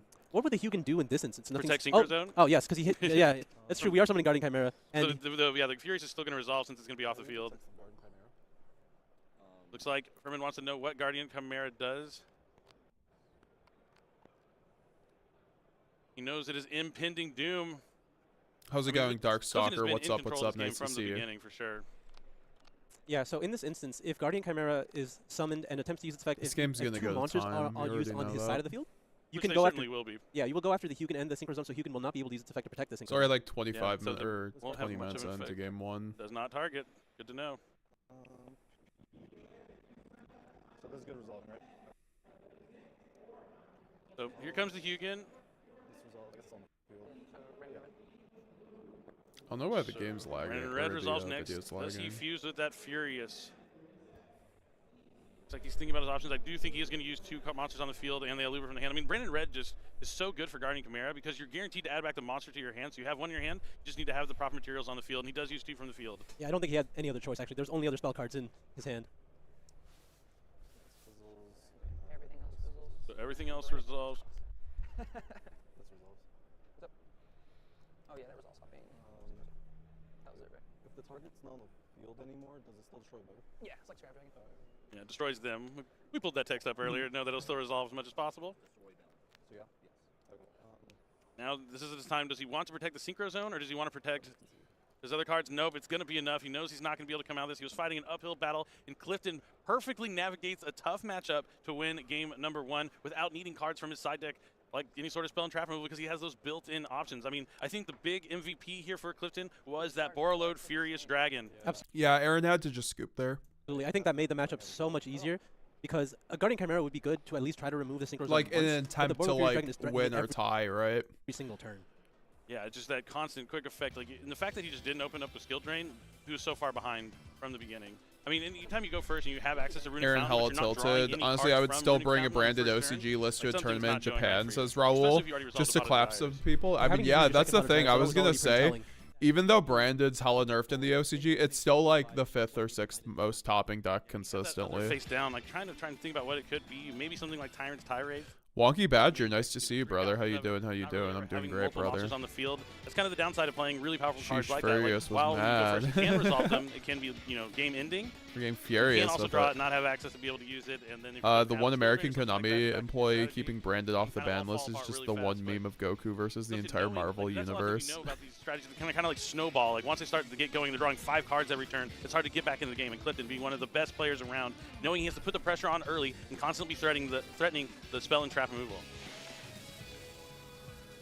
Now he's going to have even more resources available going into the post side, so maybe this matchup isn't as favored for Runic as we thought. He is like having a few cards that you could side in, not a lot, I'd say, not a lot, which is concerning for me when I initially looked at the deck list, but I guess when you count the Borreload Furious Dragon, which I grossly overlooked initially as to how much value that card can provide in the matchup. When I'm looking for where I'm sitting down for my round. Time is now becoming a factor, though that was a long game. We are 25 minutes into the round. We're sub 20 minutes now. All right, so we're leading with the Freezing Curses. Not ideally, that's one you wanted to keep in hand, but we have to use the Hugin, which means we don't have Fountain already, or if we do, we're drawing a lot of cards this turn. Oh, we're discarding a Tyrant's Tirade. Tyrant's Tirade. Doesn't do anything in the graveyard, but it's good to know what it does just in case there's another copy of it in the hand. I feel like of all the cards in the Runic strategy, Completely this is the one agree. that you would expect the least. I think this is a little bit more of a novel approach to play the strategy. You know, like some of the advancements in the Runic metagame. And you'd think it's hard to tribute 2 monsters in a deck that has 0 monsters in it, but thanks to cards like Sleipnir, what is his full Runic name? Sleipnir the Runic main, and he's definitely main. He looks so cool, has so many legs. It's definitely the way you want to go, but it looks like he added Fountain, but doesn't activate it in sets 3. Yeah, very interesting here. When you actually had access to the Tyrant's Tirade, not opting to use that either. Yeah, I'm guessing. Romian, how do you usually Skill make drain, Borreload Synchro Zone. Furious, Branded There in was red another card and that white was inside that Lubellion, improved Raul really Sanders? powerful in It's this like matchup. the pizza man, Romian. You can make it how you like That, it. He doesn't need the Tirade. I rate it very Super highly. ancient card. A little ancient, yeah. Good Yelp Brandon reviews. opening, discarding Brandon opening, stacking those destruction protection effects That in your was some graveyard bars, is huge here for Raul. Clifton. I wish. Skill drain pay 1,000 is plus. Oh, you just basic old skill drain, always fine here. Oh, well, do Clifton the wins amount in of work. time. Let's go, But guys. A little weaker than Tyrant's Tirade because it still allows you to activate the effects, so you will be able to potentially remove the monster in the middle of the chain to get the effect to resolve. Oh, that Super Paul in Clifton's hand could come in clutch later on to help deal with that skill drain. Being able to activate your monster effect on the field and get the monster off the field so it can resolve will be huge, especially if we find something like Guardian Chimera later on for a big board wipe. Yeah, and now that skill drain is on the field, the Hugin will not be able to protect his cards, I believe. You would be correct. There is the Branded Fusion. He has super power. Curse Seal. That is a card to Curse Seal. He kept the Runic Not Fountain in the his hand so he curse could seal. Oh no, this is what happened. My boy got curse sealed on Branded Fusion. I didn't text or anything. So for the rest of the duel, Branded Fusion cannot be activated. I used to use this card in Boojins against like, I forgot what deck and hat format like needed to be curse sealed, but yeah. Keep in mind, rest of the duel only means this one game, not the rest of the match. He can, in fact, activate Branded Fusion in a potential game 3. Definitely.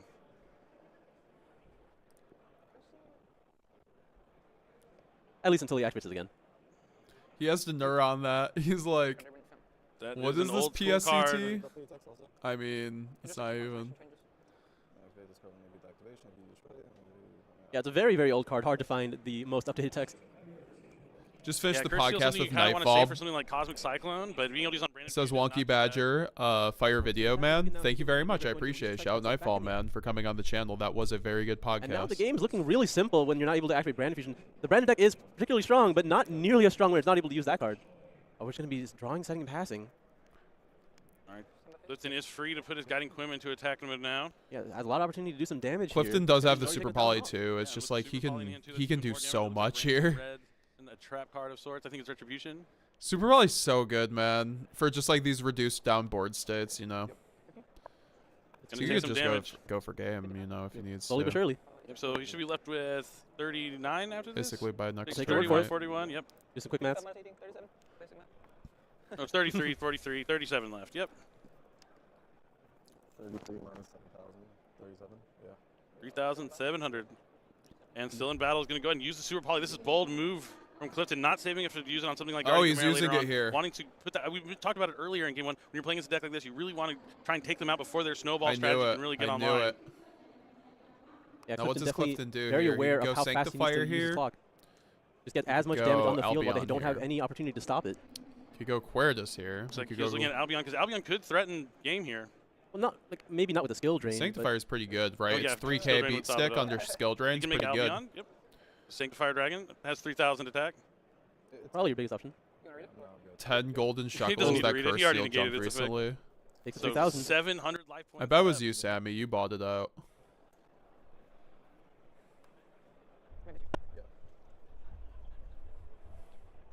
Looks like it's going to be up to the heart of the cards here for Furman. Yeah, Clifton is very much ahead in life points, has the bodies on the field. But This all it is takes so is good for for Furman to draw something along the lines of Clifton, Heart of bro. Desires, but it looks like it's just going to be set one. Is This it is just Synchro like a Zone? master Synchro Zone class or of a just Graven Synchronism owning would keep him Runic alive Stun, right now. brother. Oh, but that is... Ooh. Albaz. We He has still the have branded Rat opening, in so destruction graveyard. on It's the monster, the too fusion monster lit in isn't going to here. help if he has it. Like, this is just game on board, man. Yep, gonna go normal summon the Albaz here. So now he can beat just a monster being summoned. Start battle phase. Start a battle He phase. goes Is he Synchro battle Zone? It's phase. Grave. But the Albaz, But the Albaz Oh, is the getting there. grave But the is Albaz so got it. good. And man, he drew the grave. Wow. It's not as good as Synchro Zone, and Clifton Land That's is going to take so down good because YCS the Super UDS Poly champion made Aaron the Furman. difference Wow, there. excellent play there from Clifton to take on a strategy that a lot of people might think is a tough matchup for Brand, but we saw Alright, that that was- Warlord that was a Furious good- really that turn was things a around, good but game. you know, not the greatest of hands there for Furman on either of those games. Yeah, definitely not what you wanted to see. Or at least Clifton taking advantage of not having as much to stop the attack, or at least putting as much pressure as he could early on in the game. So Furman did not have as many Uninterrupted chances to keep himself OTKs. going. Yeah, it's that ruthless aggression, that constant Samothy, pressure. it's wild how Getting combo the scared snowball kind of OCG deck. players Knows he has are. to take them out Unchained is early, full power and in the he's format. navigated it Rescue Ace is so barely well. off full Both power these too. players I are mean, decorated Rescue at duelists, 1 and now Clifton's really moving on hurts to the top deck. 16. If there's someone who is deserving of becoming a YCS champion, I think Clifton Land is around the top of that list. Yeah, he's made Yeah, I it to the agree. finals of YCS before. He's definitely trying to finally get that title. And we've been talking about it before. Despia is one of the most feared matchups in this tournament. He's playing it, and he's all the way in the top 16. It could take him all Bless the way. me.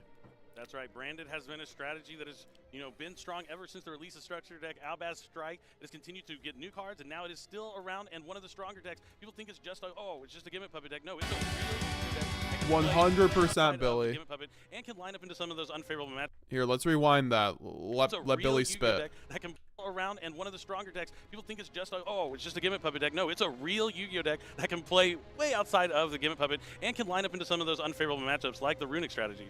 Yeah, Some definitely people a at lot my of options. I locals think need it's- to even though it is usually listen locked into to fusion summoning, the Billy. options within the extra deck for fusion summons is just really flexible and really powerful. Often, usually in monster removal, but clearly has options to deal with spells and traps as well. One of the more powerful decks of history, and I'm excited to see how it faces off against Snake Eyes later in this tournament. That's right. We could see Brandon win YCS Raleigh, but first we're going to hear from our top 32 winner, Clifton Land. So don't go anywhere. We'll be right back with the winner's interview. All right, we're gonna review some deck lists here. Let's see. Where am I? Do I see myself here? Where was I at this point? Oh, there's Colin. What's up, C Goody? Let's watch this interview, and then we're gonna get into deck lists. Deck that is Against Despia, absolutely. And your brand, we are the winner of our top 32 feature match. Clifton, you managed to defeat the Runic Menace with your branded strategy. How does it feel to be going into the top 16 and one step closer to getting that championship title? It feels so good, and it feels even better that there's one less Runic Stone in Top Cut that I don't have to play against.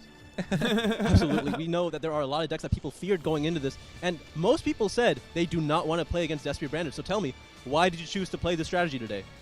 It's pretty consistent, and it's a deck More that like 4 more is years, rewarded for, like, good Samothy. technical play. There's a lot of like outplay potential with like all the card interactions and stuff, and it also just has the potential if you win die rolls, you can just gimmick up your opponent and you can steal some free games, and that's really, really important to have those quick, easy games in a long event like this.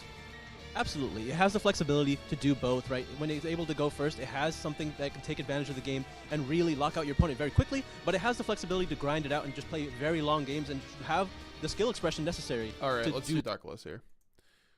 really well in a tournament like this, and you're showing it off really well. It's not a deck that's easy to play, but it can do really well. So that being said, do you just want to play Snake Eye the entire tournament, or is there another deck that you want to face against, or a deck that you don't want to play against? I would like to avoid the stun decks, such as Flunder Runic Stun, and yeah, I want Snake. All right, we don't need to watch the interview. It's pretty irrelevant. All right, let's do some deck lists, folks. Let's switch over to the desktop. All right. Sad Face has the first deck list, or the latest deck list, so yours will be reviewed first. So congratulations.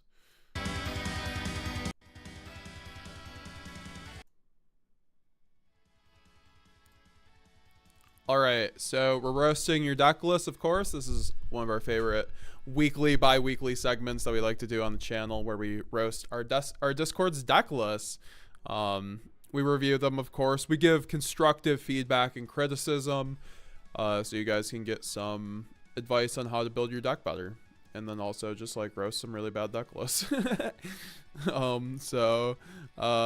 No, all in jest. So this is a 41 card build with, this is a, what is going on here? I don't even, am I reading this list for stream? Please be nice. Okay, so can I ask what is going on here? Because I feel like this is a joke of a list. 3 Aluber, 3 Kit, and 1 Albaz. Why 1 Albaz?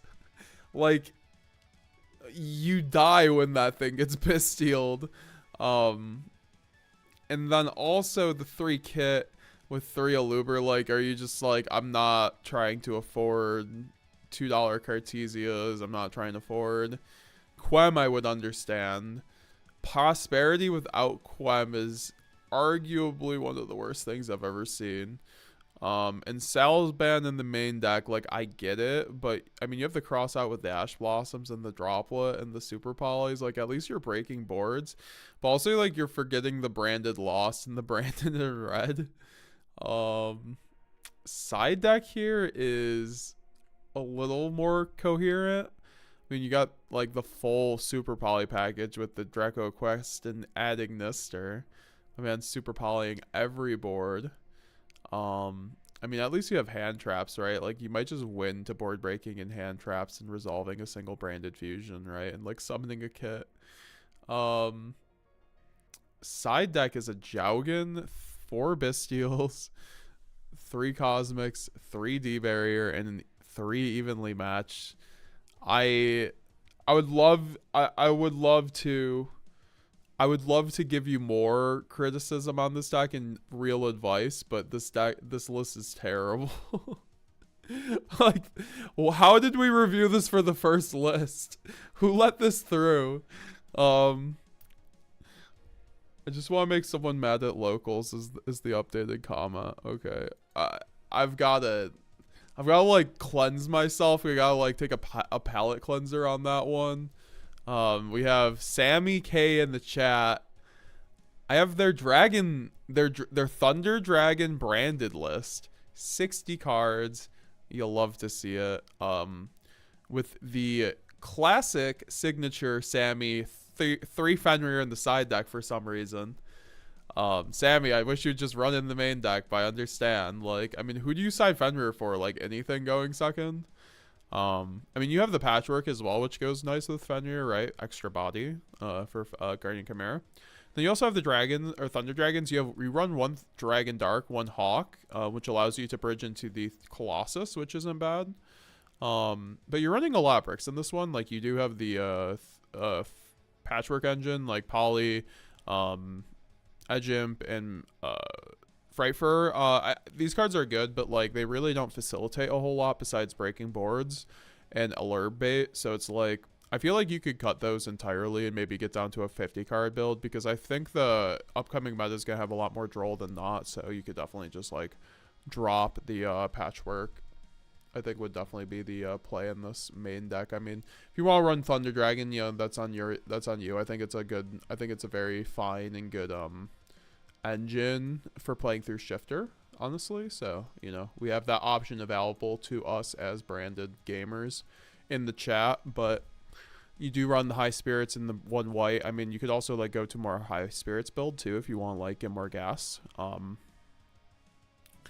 It would be, I mean, I guess like does high spirits work with Colossus? I don't think it does, but I think it might.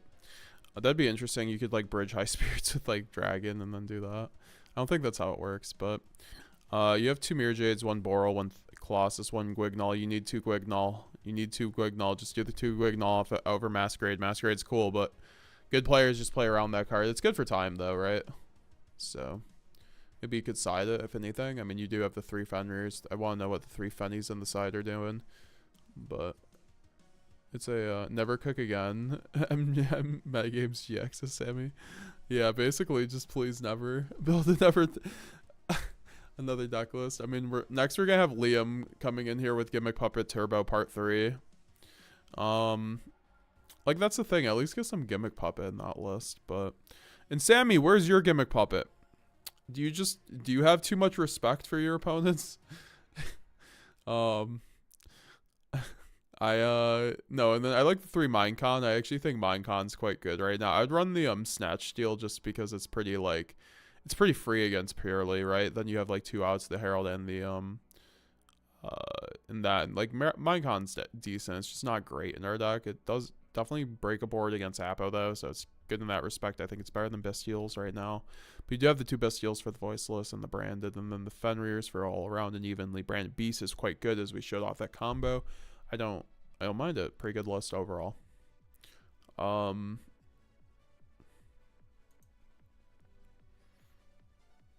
Abyssal King has another 60 card list. We love to see it. It's the flavor of the month.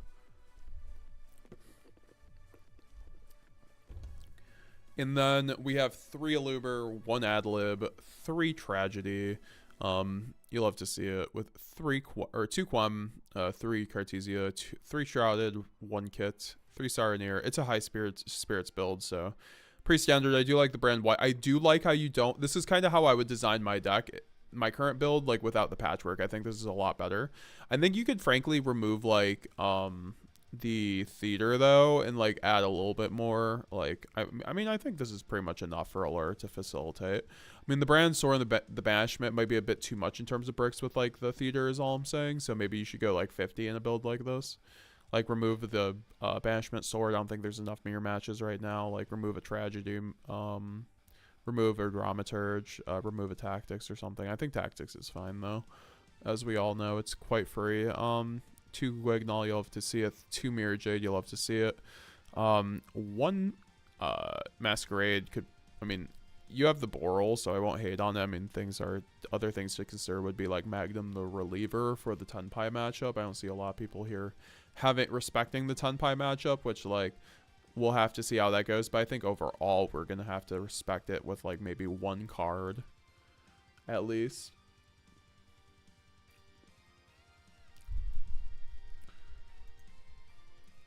Side deck Phantasme, Cosmic. Phantasme is cool with high spirits, so I approve of that. I just, you know, right, it's only going to be against the Snake Eyes deck, basically.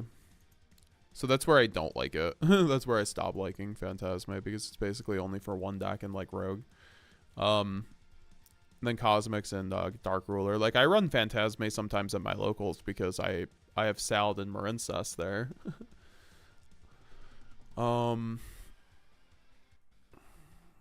3 Dark Ruler, not bad. I mean, you have the droplets, so That makes sense. We got Romian, the branded idiots deck profile here. 60 cards. We love to see it. Immediately gonna say probably just remove the patchwork engine. Stop playing into Droll. I mean, but then again, you do have the Pod Desires, so this is a Raoul special. Pod Desires is cool. This is kind of something similar, right, to like the Eric Topol build. So I won't hate on it, right? Like, especially when you have Allure, like this could work, especially when you run one poly. I would just like, you're not on high spirits either, actually, so it might work better. I don't know.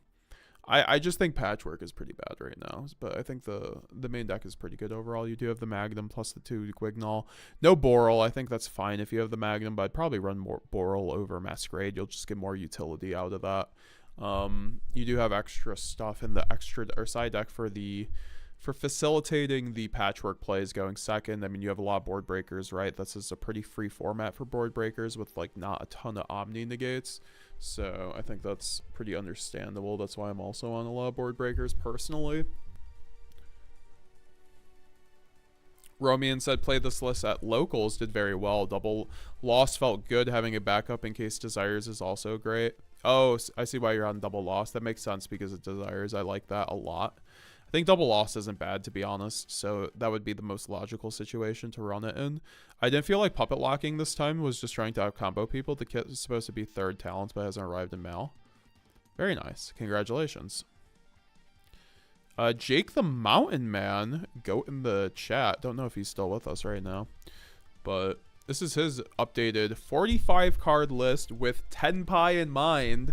We do love to see the Ghost Ogres. I think Ghost Ogre will get actually like just better with time, so definitely get them. Get your high rarity Ghost Ogres now.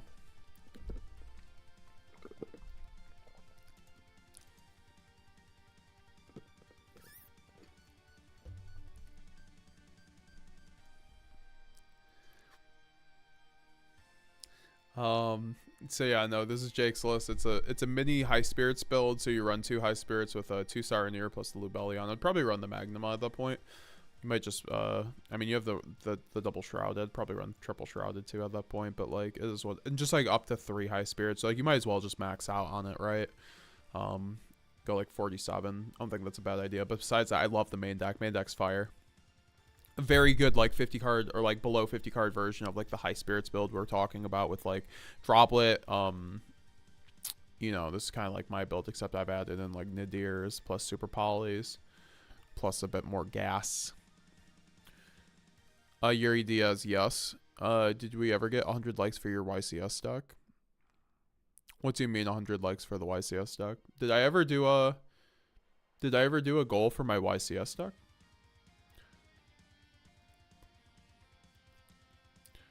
Sammy, you cannot do it with Thunders. I don't like Puppet, to be honest. Plus, it just feels win more at the moment. Fair enough.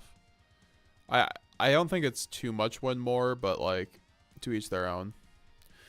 Yuri Diaz, yes, the Great Guardian Fusion is a Thunder 2500 attack. No.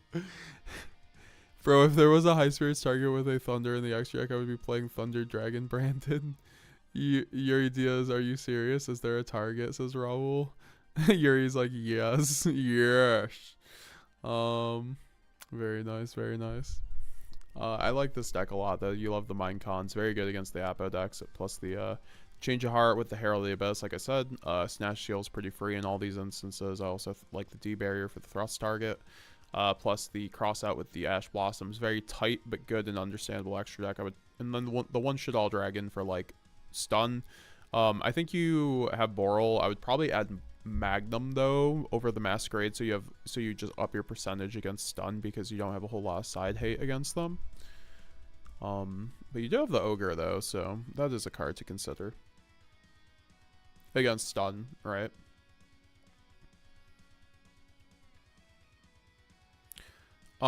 Sammy said Fenrir was mainly as a deck thinner and out to difficult monster. I did mainly just throw in a Fenrir's filler because I didn't know. Fair enough. GZ1000. Really annoying Runic Stun player, so I made an original Sin. That's crazy. I mean, I guess it's good against the super poly decks, but this is a pure Chimera with branded, obviously. So we have a standard package of Chimera cards that are good, but you do run the Edgem package, which I guess that's fair. How do you like that?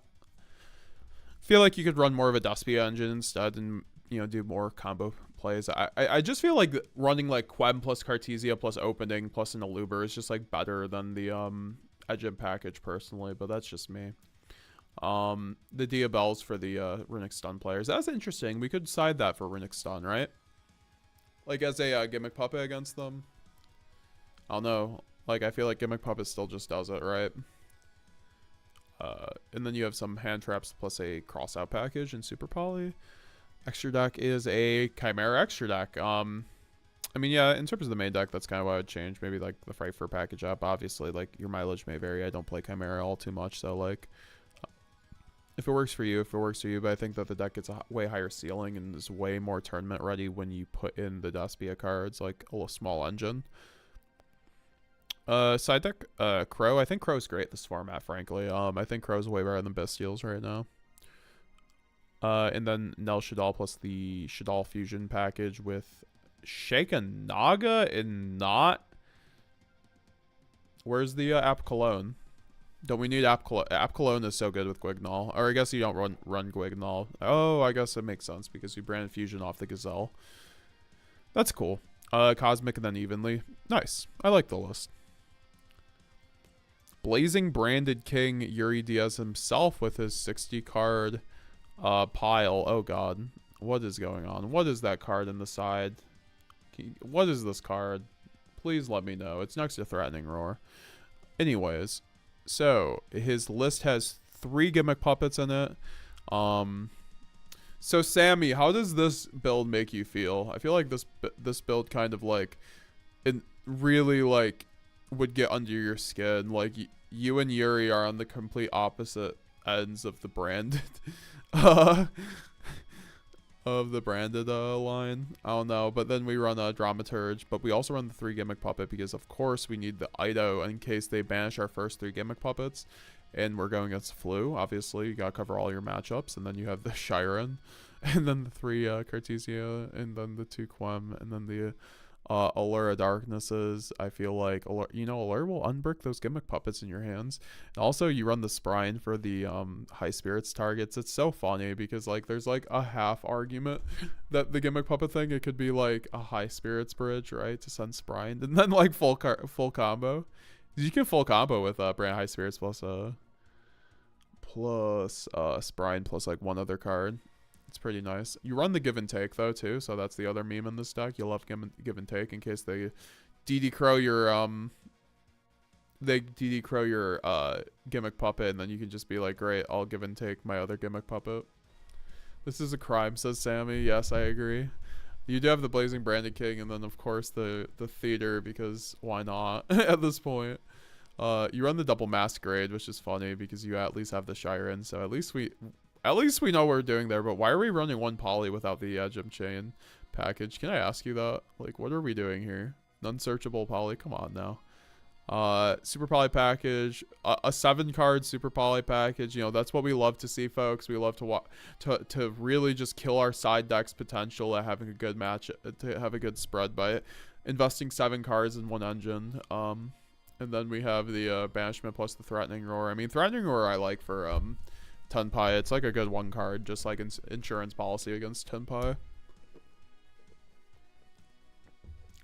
Only 2 Grand Guignol. I know, right? You need the 3rd to send the 3rd puppet. Like, what are we doing? What if they banish the first 2, says Cheesy? Yeah, like, what if, like, he goes Unicorn into number 80? You know, you gotta think about the lines. What if he goes Buzz King on your ass? On top of Fenrir, you're gonna be looking stupid without the 3rd Grand Guignol. I'm done with this abomination, by the way. Oh gosh. Redid my side. Alright. Let's see Taze Code Talker's list here. Shout out Taze Code Talker in the chat. Well, I've been running lately on Omega. Might put it on paper and run it this weekend. Hope you do. Would love to hear how you do. It's always fun to get out at locals, especially if you have a good scene. We have 41 cards. You'll love to see it. 3. Oh, he has the Ghost Rare. He has the Ghost Rare Brand Fusions. You'll love to see it. You'll love to see it on the YGO Omega. you have the bestial package with plus the gimmick puppy. You have the 3 Cartesia. You'll love to see it with the 1 Quem. I think 1 Quem is just fine in this kind of build, but certainly something that like I would recommend getting if you can. But obviously the card's like $80 now. It's really annoying. It's really annoying how that card's so expensive. They should really reprint it soon. There's so many decks that's been using that card over the last year. Before the Megatons, it would be nice to get like an ulti Quem or something, right? And then we have that is something we could very much get next OTS, but I doubt it. I highly doubt it because we're getting Exodia ahead. So it's like the spaces are limited for ultis. I like this list. It's pretty simple. You got the Super Poly droplets, very close to Clifton's list. Very good, very good. I like the side too. Nice hand trap package. I think hand traps get a lot better in branded once you have a smaller list like this, so you can see them. You can see multiple hand traps, so I'm down with it. I think Nib is very high impact. Like I said, either Droll or Nib right now, and then I think Ghost Ogre covers a wide variety of options. So, and it's also a good Sanctifier target to revive also, because it's like Mercurier where its effect can activate on field. Fun fact. Shout out to Jake the Mountain Man for pointing out that fact. I completely forgot about that. Uriel Diaz that trap that we didn't know what it was called was branded Judgment Protects Masquerade. Oh, okay, I understand. I see the lines, brother.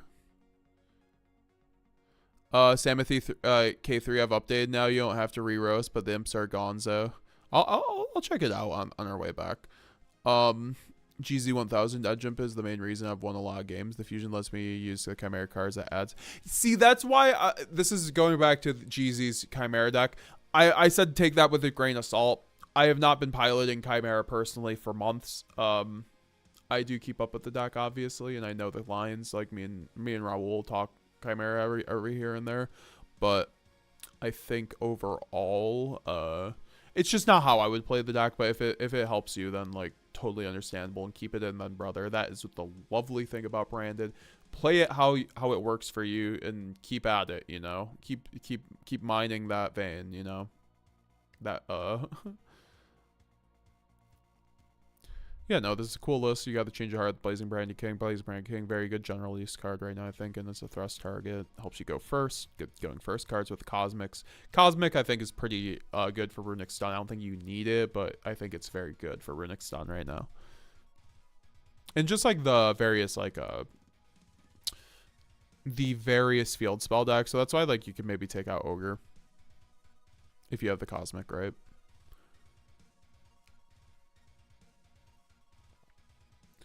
Taito, decided to cut it down to 50 and try and see my side more, though I really want to find room for something like D Barrier. Oh, we got branded Synchro Taito in the chat. How's it going? How's it going? I don't know if you saw in our last branded Synchro list, but I remember someone had like the SP Pater combo in there. I was like, oh, that's neat. Yeah, no Baron though. No Baron, right? Rest in peace, branded Synchro, some people would say. But like, I think this build is kind of showing there's still a lot to do, right? Because you still have a Luber into Bristol Luber into the Dissipator with SP. You do have the 3-brand fusion with the High Spirits. High Spirits makes sense. You have the Regain, like I said, with the Droplet and the Tactics. 3 Quem. I think Quem is way better in this build, even though Quem is really good in our build anyway. 3 Lubellion. I feel like a build like this will get infinitely better when the new Light and Darkness Dragons come out, which I will have to make a video on. Someone requested that I make a video on that, but there is new support out in the OCG that's going to be giving branded an access to a new Omni Negate. That is very good. And they have really good extenders. I think that card will be very good in the Synchro branded version, frankly, but it will also be very usable in our version of branded. Yeah, no, this is cool. You love to see different builds of branded. I just still think that Synchro... I mean, this build is basically playing branded Despia, but if you get, like... If you don't see brand fusion, you're playing branded Synchro kind of thing. Because at that point, like, this deck... I mean, you might... I mean, you have the Gimmick Puppet, right? Like, you're playing branded. But you do have, like, an option B for the grind game. Also, like, Dissipator and SP, it's like, you don't have to resolve brand fusion game 2 and 3 and, like, start setting up things through that. I mean... It's just kind of still working against each other, 2 engines, but I still like the originality of it. 3 hit mind control, 3 evenly, 3 nib. You'll love to see it. Masquerade on the side for time. Cool list, too quick and all. You like to see it. All right, here's Vanity's two lists for the stream. Let's check these out. Oh boy, got a huge one here. Standard patchwork, just like Lure of Darkness build. Not really too much to say on the main deck. Like, I don't hate it. You know, like I said, patchwork I don't like personally. I wouldn't be running it, but you know, you could definitely see a lot of room to just like cut this down to 50.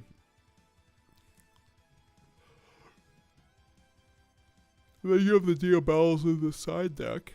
For Runic Stun, Super Poly decks, maybe. Probably not. And then the Druid Swarms and the Dark Ruler, and then evenly matched with the Board Breakers. You love to see it. You love to see it. With the Destructive Daruma Cannon for the Raid Raptor matchup in Purrely, because obviously that card just says bye to Towers monsters. And then you have the Brand Banishment for the branded mirror match. You love to see it. You love to see it.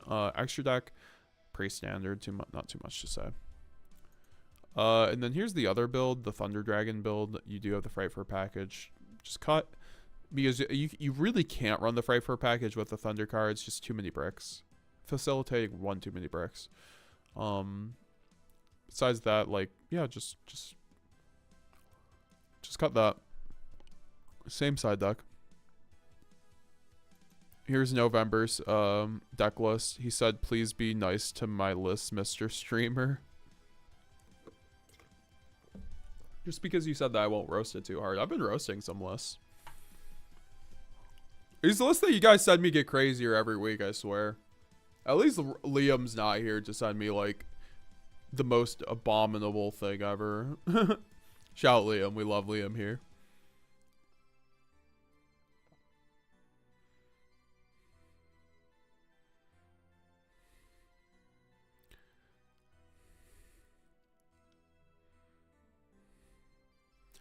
Raul, Sander, Alba is the goo. Yes, sir. Yes, sir. Sammy, the decks I keep my eyes on, excluding Branded, are Sprite and Plants. Really, Sammy? Do you like to play Rika then, or are you playing like Ragnar Reiko? Or both? Raul Sanders, no seal and Branded Synchro. Oh yeah, you do need to have seal in there. Yeah, for sure. Taito, I was thinking if Sanctifier's banned, I'd play Spheres and play Cheng Ying. Oh, okay, Taito, I got it. Lighting Darkness cards are non-DB, but it lives. Raul Sanders, so needs someone to make me the custom of the fusion. Oh, the new lad doesn't seem very good for Branded. So Sammy, because you have 14 slots taken up usually. Raul Sanders, have not played a match with it yet. I'm assuming Sanctifier is banned when it comes out.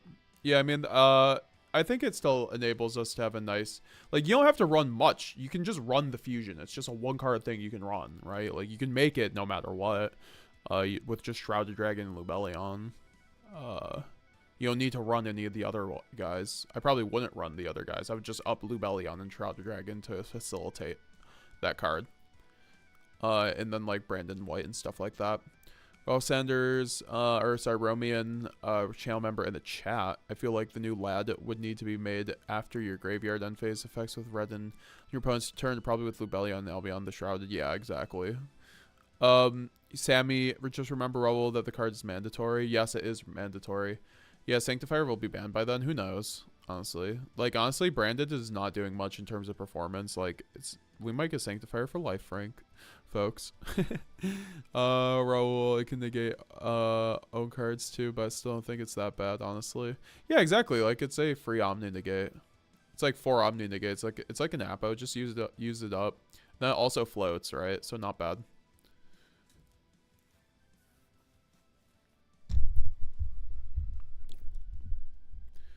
Just irk the Ash, man. It's not that hard when you get the hang of it.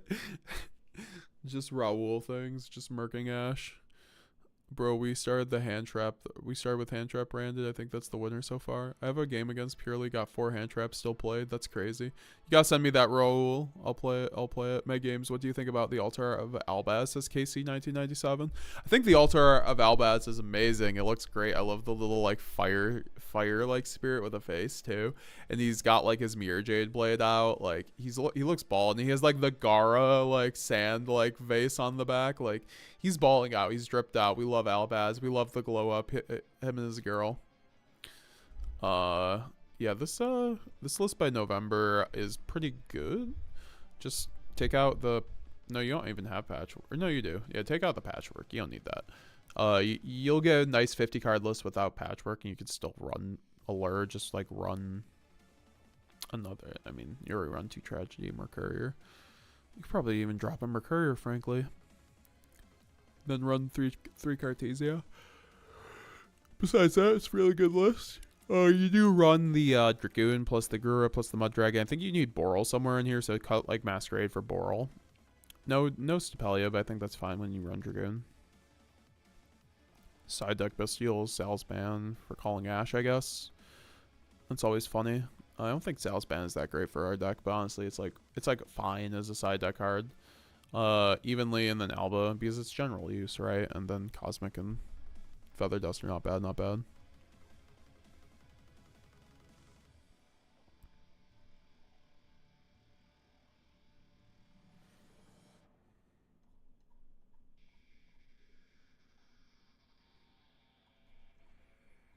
All right, let's see. Zelda Duelist list here.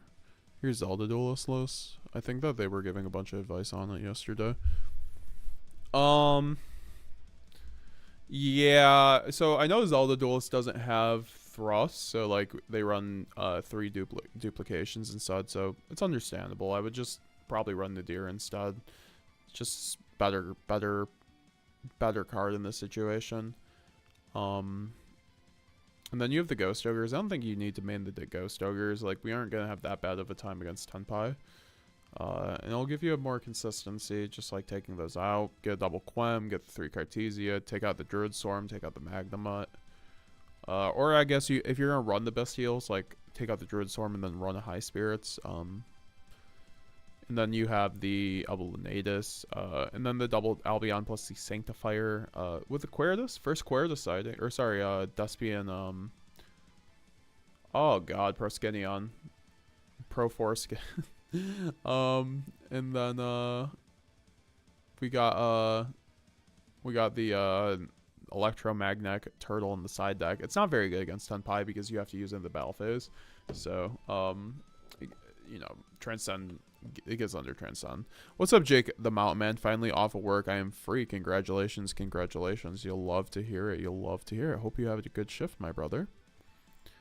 I just roasted your deck list, brother. Honestly, I liked your list a lot. You have a nice and tight list. I'll have to go back to it, but yeah, no, this is not a bad list by Zelda. So here's Sammy's updated list after criticism, after being thoroughly roasted. 55 cards, you'll love to see it. With the Thunder package, with the Bastiles. I think with the High Spirits, like in the Shroud, I think that's probably fine. You just might want to run like a Saronir over like a Mercurier, unless you really like find yourself liking that double Mercurier, right? Or like going triple High Spirits. But yeah, no, this is a good low. Snatch Shield is cool. Snatch Shield, I just feel like ups your win percentage against Purely, which is already a higher matchup and is effectively the same thing as Mind Control when you run like 3. You know, it's already a thrust target, right?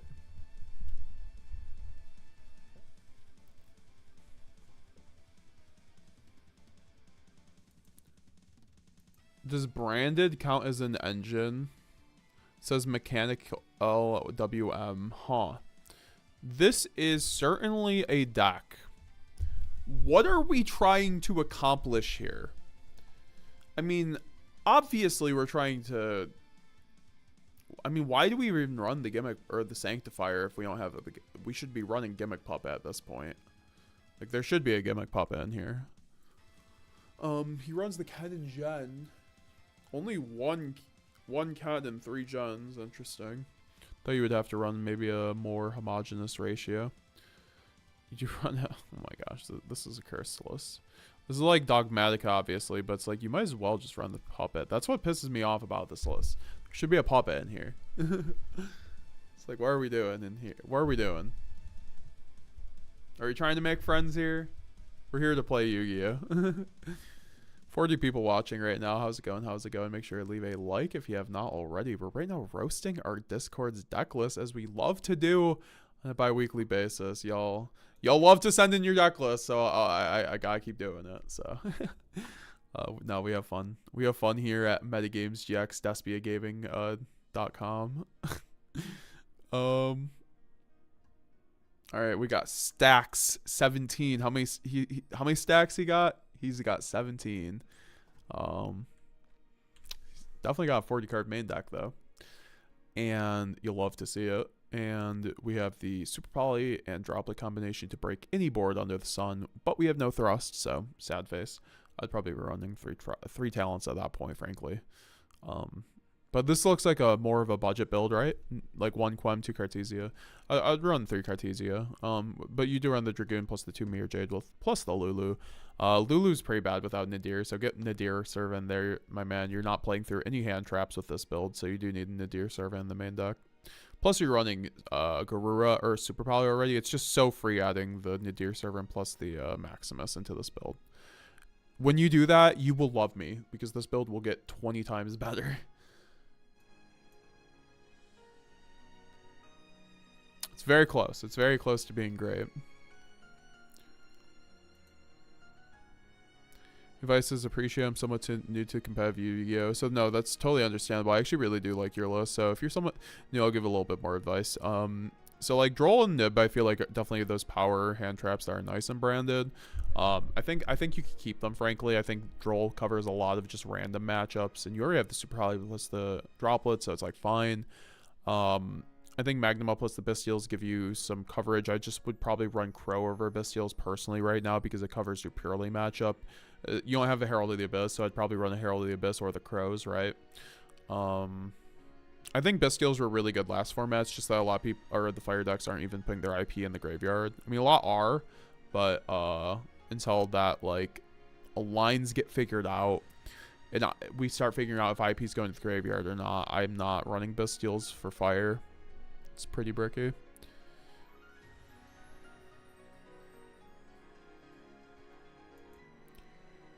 Yeah, no, deck looks pretty good. I would probably put oh, here's Elik's deck profile. Elik says, good to have you back, brother. Still on that duality sauce. It's criminally underrated at 1. I feel like I'm the only one running it. I'll be on into Sanctifier, Grand into Dragoon. So good. I was actually talking to Yuri about this last night. I'm about to go back to the one as well. Actually, I'm straight up about to go back to 1 duality. I think 1 duality with 3 Cartesia is way too free. I'm surprised you aren't on 3 Cartesia, my man. Might as well, but I guess you're on 50 cards, right? So it's like you don't have a whole lot room to cut. I might cut like a single talents, get a little more engine in there, because I feel like a build like this has a high likelihood of drawing just like talents, thrust, droplet, super poly plus like an unplayable card. So like reducing those amount of hands is like a good thing in my opinion, by adding in a 3rd Cartesia, maybe even like 2 Shrouded Dragon over like another talents, and then like whatever. But that's just like neither here nor there. I do really like the main deck here though. That's just like 3 Cartesia. I'd recommend 2 Quem. You'll love to see it. Standard. You'll love to play through Nib here. Side deck, Ash Blossom for the mirror. I don't like Ash Blossom that much personally. I think Ash Blossom, I would just rather run Bell in this deck personally, but like I get it. Like we saw Sam Zhang run it pretty successfully, so it's definitely usable, man. Definitely usable. I won't hate on it. I'd side in the I'd main the Borreload though. You kind of need to main it, but you already have a pretty tight extra. I would just like remove the Predaplant, because you already have the Dragoon. You don't need it. And then also you need the double Guignol for a lot of lines. So I would probably just remove the Stapelia for the double Guignol and call that a day.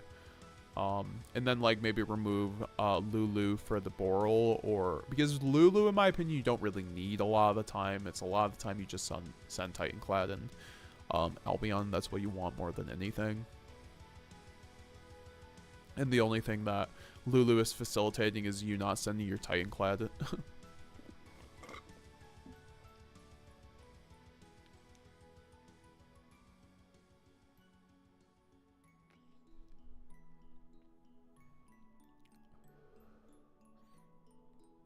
Yeah, no, duality's really good though right now. There's so many hand traps. I'm actually straight up thinking about like running duality again in branded. Like, you need to get around hand traps, dog. Go duality on a Grand Guignol before your branded fusion and look at the face your opponent gives you.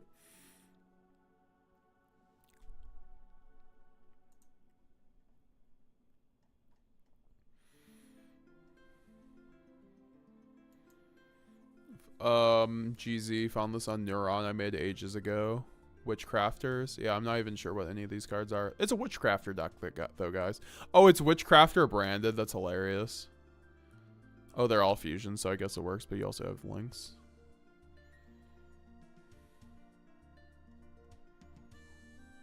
All right. Now, if I didn't get your list, please get in now. I'm going to try to scrap a few more lists that I just see in my Discord. Here is Yada's list. Frequent member of the MetaGamesGX Discord. They're siding Nadir. That's what got pointed out to me because I love Nadir sided. Very good. Very good for going first. You do have the instant fusion as well, which is interesting.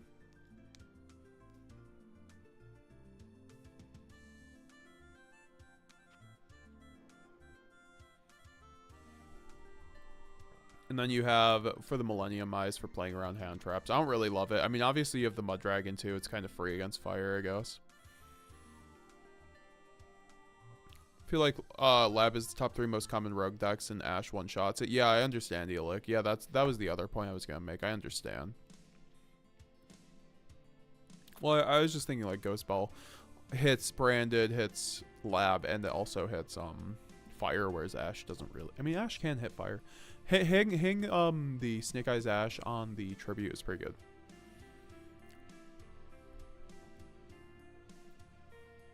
Yeah, this is a pretty standard list. I don't mind it. Three cards easy is what I'd recommend here, and then like upping high or no. I mean, I think the Bestial count for high spirits maybe. Like removing the instant fusion.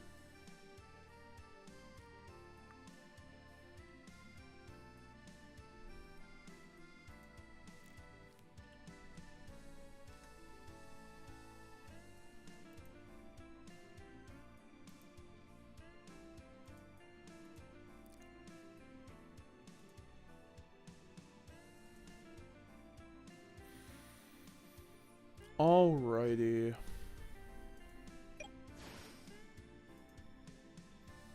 So, let's see. Buddy is ready for Tenpai format. This is just a list that Sammy posted. The 60 card Paleo goo.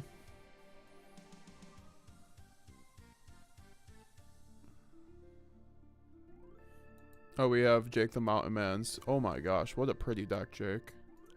Nice camera quality too. Look at that beauty. He's always creeping. Oh, the side picture, so good.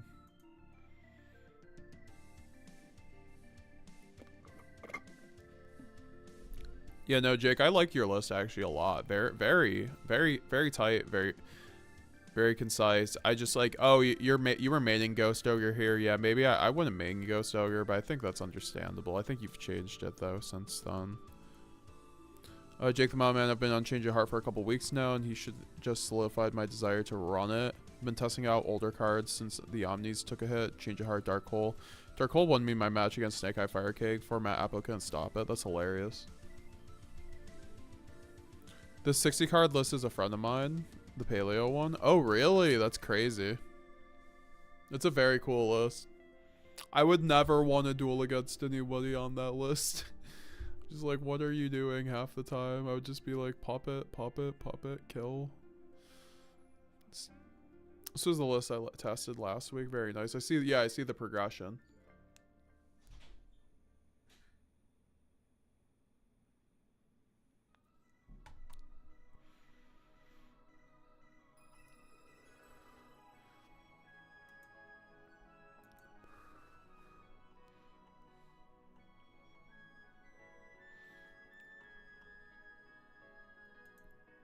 Oh, Liam's not here, but here's a Liam list, guys. I don't even know what we're doing at this point with this kind of list, frankly. Like, what are we trying to do? Just give up our credit?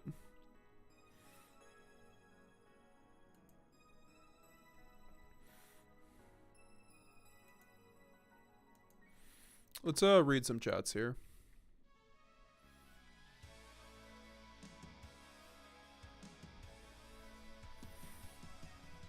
Samothy, Sunsea Jess is trying to cook Ragnarika at the moment, and I'm watching for a sprite list I love, because I spent full prices on that deck. Oh. That's crazy. You still have the deck. Yeah, hopefully Sprite gets some love. I don't know, that deck's been around for so long.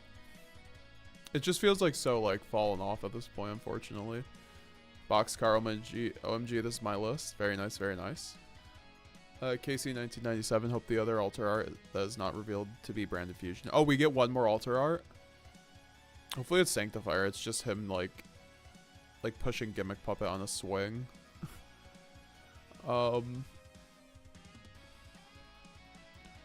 Jake the Mom Man, appreciate it. Been testing with some of the better local players prepping for Indy. Very nice, brother. Can't wait to see you at Indy.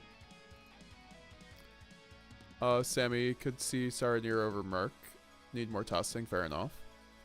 Yeah, I just feel like Merc, like Saranir is a bit better of a combo piece than Merc overall. Like, it sucks when you have to banish it, but like also, you don't need Merc. Unless you're doing like high spirits, sword goo like Raul. I feel like Lab is the, yeah, no, I read that. Completely agree though. We gotta be ready for Lab. That's why I do like Dragoon right now. But I think that Lab is pretty easy matchup for us overall. As long as you like know the matchup.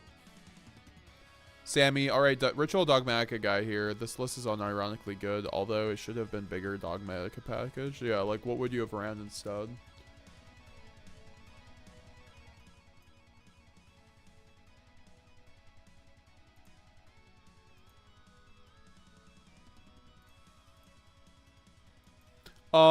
Deli, I don't know if Deli's still here, but I missed Deli's message earlier. I just got reminded. I'll do a branded market watch. It would be really funny to do like weekly branded market watches. That'd be so specific. But if you guys want to see that, just let me know in the chat. I would be down to do market watches for branded every so often. Here's Romian's 60 card list here. Tried a high spirits build, not sure how it works. Never played 3 high spirits before. I mean, I think 3 high spirits just allows it. It's kind of like running the Deer Servant, right? You're just comboing. You're just resolving Branded Fusion without needing to resolve it. I like the list though. Not bad, not bad. Desires can be rough, right? I do like the addition or the updates here. Dark Ruler, Gober. Good camera quality, says Sammy. Thank you. I appreciate it. Even though this is like not my good camera. This is like my oh you mean Jake the Mountain Man's got it. This is actually unironically Jake the Mountain Man's webcam as well. He just gave it to me.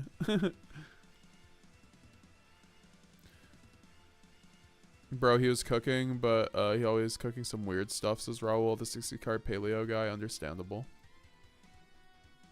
The win con for a list like that is a rage-induced aneurysm. Fair enough, Jake. Couldn't be me. Maxi, rate mine. Sure. This is Mega Man Zero music, right? Says Romian. Yes, sir. Yes, sir. You guys know I love watching or playing that in the background. Sammy, I don't sell good decks. Sprite just fell off hard. It's too fair nowadays. Yeah, exactly. I mean, ever since Sprite Elf got banned, it's basically just been a fair deck. And also, like, it was really good when Josh Schmidt won with Runic Sprite, but, like, that was the peak of its post-Elf days, right?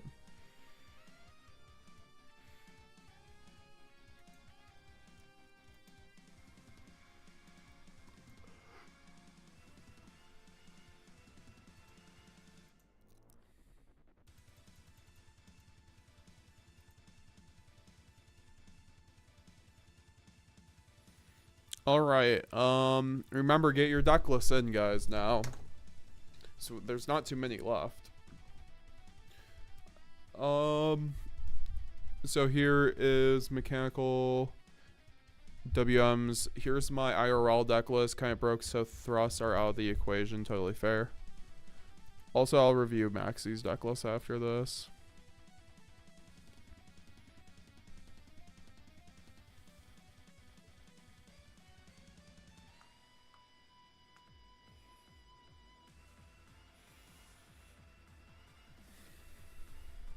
So yeah, this is a cool list with Fenrir and hand traps.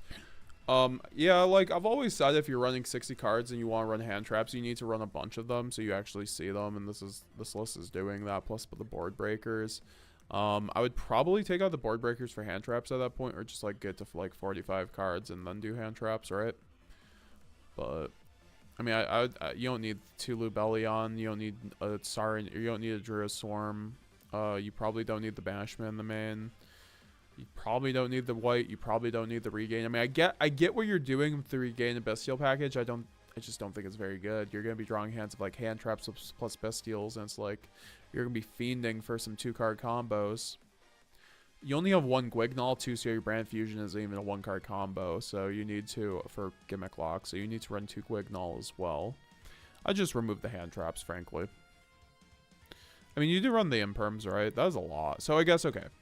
If you want to keep the hand trap package, take out the Fenrirs and, like, put in, like, some Mourners or something. Or Bells.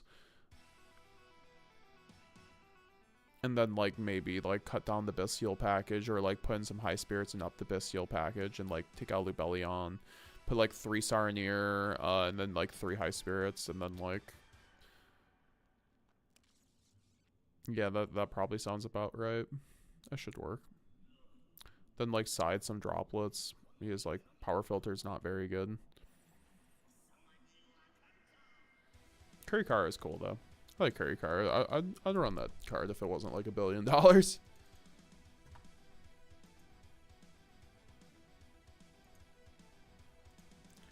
Alright, Maxi's list here. Channel member in the chat, Maxi.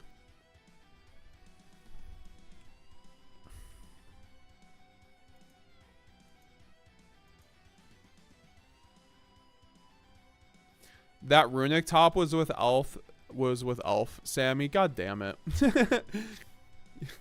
I thought it wasn't with Elf. I thought this whole time runic or like Sprite fell off for some weird reason. No, it just fell off when Sprite Elf got banned. Jake the Mountain Man hand trap build like the last list I'd side cross out designators. That's totally fair. That's something I missed. I agree with that. Make sure to follow me on Twitch, guys, if you aren't already. We got 2 people watching Twitch. Shout out to the people on Twitch watching me. Go follow me on Twitch. We're trying to hit 100 followers over there. I'm at 59 right now.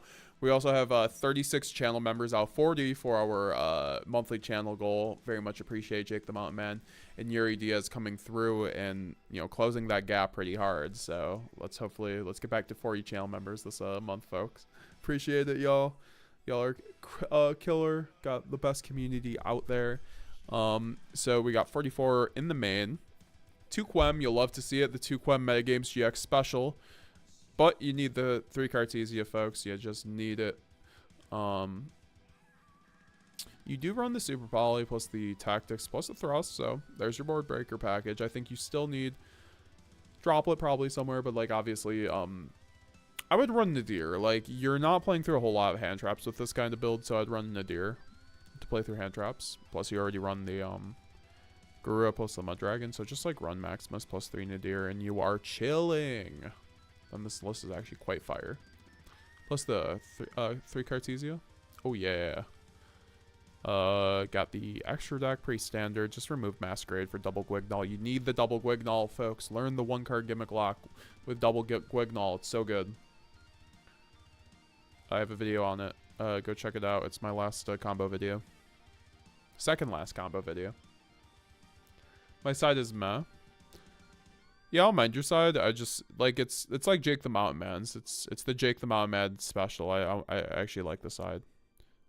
Not bad. You have runic stun options with Cosmic. I mean, I would just say I don't like cross out, so I'd just like run the Deers, like run things that like can help you play through those cards. Like we didn't need to run cross out when Lab was like was a bigger deck, and like also obviously Tenpai will be a thing, but like they have lines to play through the D barrier, so it's like I don't know what are we doing. Like D barrier is not doing a whole lot against them.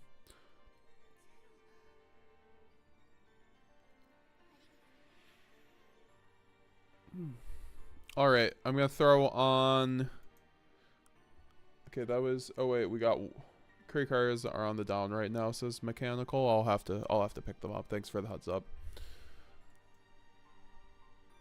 Thank you all for sending in your deck lists. I very much appreciate that. That was very fun. We haven't done that in a while. Felt good. It feels good to be back. It feels really great to be back. We've had 30+ viewers this whole time.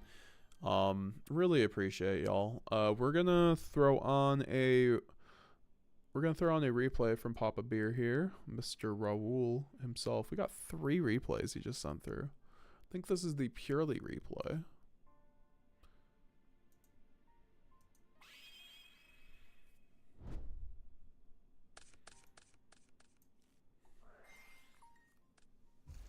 The opening into the Aluber, into Branded Fusion. Gold Sarking out the Mercurier for Shrouded into probably pitching a Sword. To chaining High Spirits into sending Titanclad. Then you can go Sword into the Mercurier, but no, he has the Cartesia. But no, he has the Veiler, but we do get the Thrust after the Ash Blossom into the Sword into the Mercurier. See, that's the thing with the Sword line. Like, a lot of the time it's like 3-card combos in order to play through the Ash, which helps a lot. But sometimes you just can't make it, and I was just never seeing those lines running it.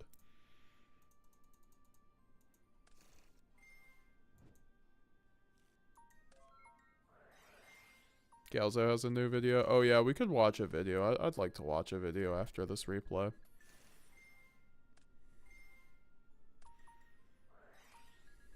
We can watch Galzo's new video. Maxi, I appreciate you because like me reacting to videos gives me like a nice like downtime for a minute.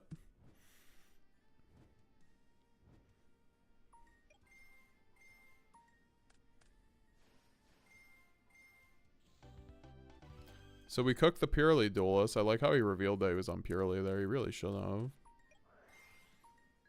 See the My Friend come down. Oh, I guess he already did that because we were already like plus 1,000, right?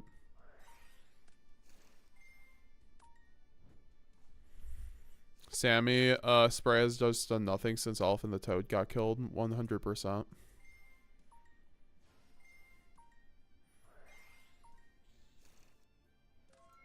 I think Sprite Runic was okay. But Runic was very obviously the better engine of the equation. I think for higher Sprite was better. Or sorry, the Runic Live Twin was the best Runic variant in the in Nats format last year.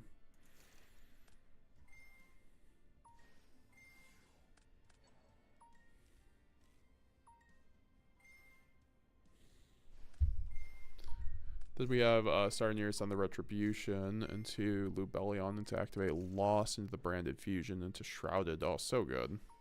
To the Albulinatus into the Guignol into the Retribution's Branded Fusion. We still haven't even resolved Branded Fusion here. That's crazy, but he still has the Ash. But we have the Mercurier. That's what the Albulinatus enables here, folks. That's why Raul's insane with the combo lines with this deck. Literally never seen anyone else just do the lines that he does. It's insane. It's always a pleasure watching Raul play Branded. You learn something new every time.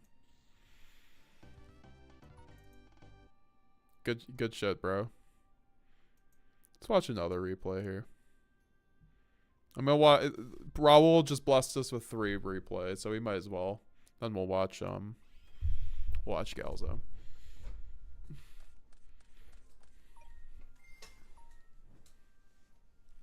Snake Eyes game.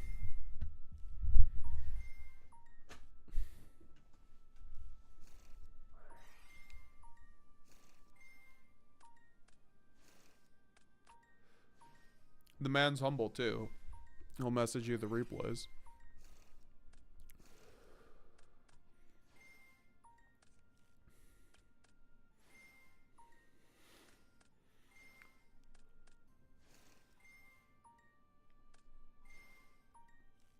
See, there he did slot the IP from the graveyard.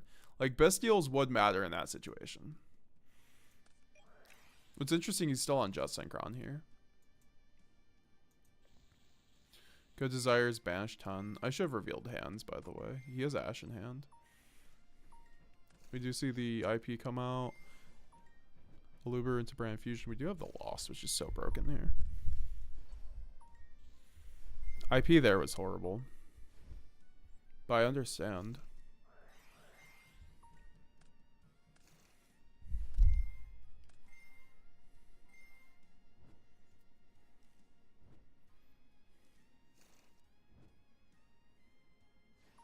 The Mirror Jade into Sun the Puppet. My man knows what he's doing. Branded Fusion into Albaz here.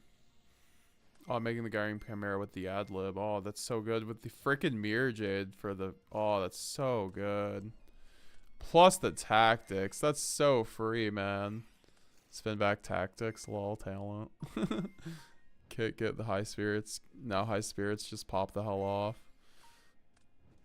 Get the Titanic Clad. Search the cart. Spec the cart since you have an Albaz in the graveyard. But then we get to chain cart on the Promethea. Go Guignol. Guignol 1-2. That's crazy. Into Querdos. That's so good. Plus the red. Oh, that's like... That would be game, but he has Gimmick Puppet set up anyways, right? Yeah. So good.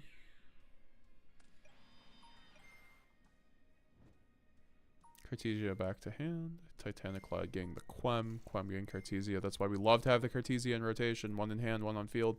1 in graveyard, folks.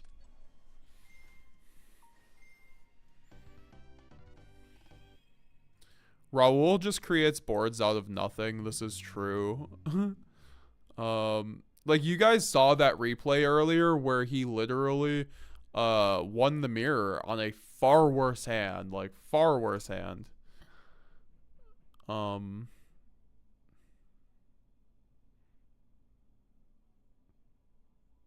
Dimitar Petrov at it again. Lamau.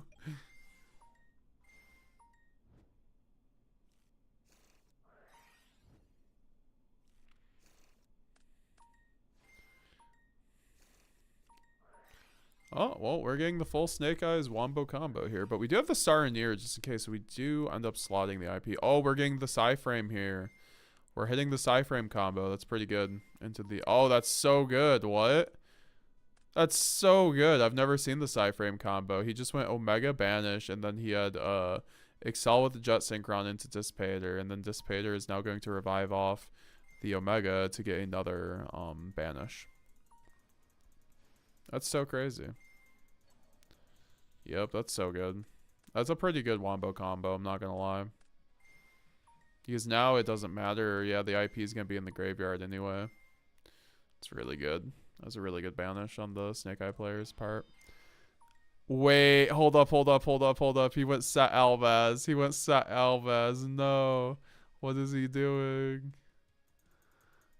Okay, IP. He can't even do that. Oh, no, he can. Yeah, he knew what he was doing. That was a smart IP. SP. It's a very smart SP. Allure of Darkness. Okay. It's Brigand's Kit. Baldrake. We do have the Thrust, though. Thrust is huge here. If we play through this with just the Thrust, that'd be crazy. I mean, we don't have Ash. He does have Druid Swarm, so we're doing kind of good here. We can obviously get a normal summon off a tragedy. I think we're gonna do that classic Raoul thing. We're gonna make a board out of nothing, but obviously you can negate with the Dissipator. Or no, you can't. No, what did he do with Dissipator?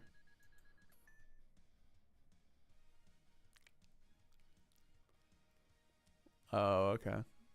Yeah. Despair is such a bad card sometimes. It's like an extender, but it's not a good interruption, frankly. Druid Swarm. Yeah, no, okay. So that was close. That was close. So well played though. Misplayed game 2. What was your misplay? Watch, we're about to see Bossman transmute the puppet into 4 Mirror Jade activations. We almost did.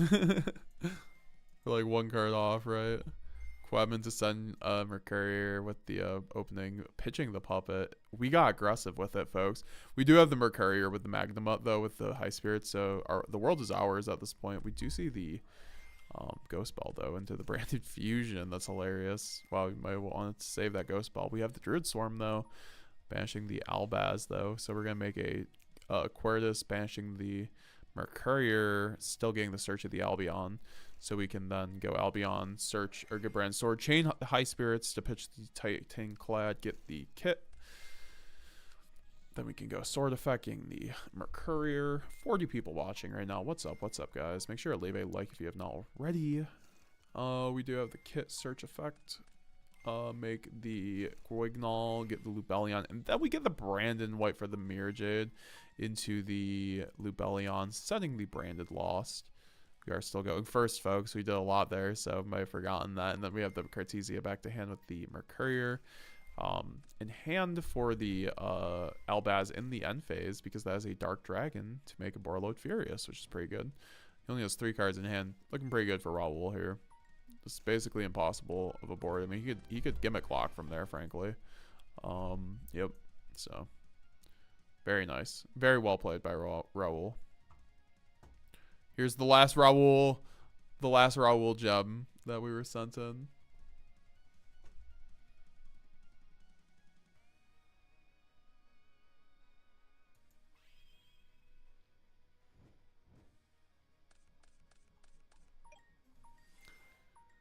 Oh, we're going against Rescue Ace. Guys, we're going to have a Rescue Ace deck profile coming up. That deck's great this format. Very good deck this format. See, the standard Rescue Ace line, SP Lil Knight already coming out into the Turbulence, though. So, I don't know if we're doing Snake Eyes stuff here, frankly. Unless we get a original out. Nope. Oh, wow, Raoul just passed there. So, that was interesting. He just decided he could not play through on that board. He was just like, we're not going to even give them the information. High Spirits in the draw phase. To play around that Droll and Lockbird. I think playing around Droll right now with is pretty important, actually, with the High Spirits. I feel like last format, you could actually have the luxury of not playing around Droll with High Spirits, but you should actually just do that now because there's more Drolls than Shifters right now. So you might as well play around the thing that you're gonna see more often, right, folks?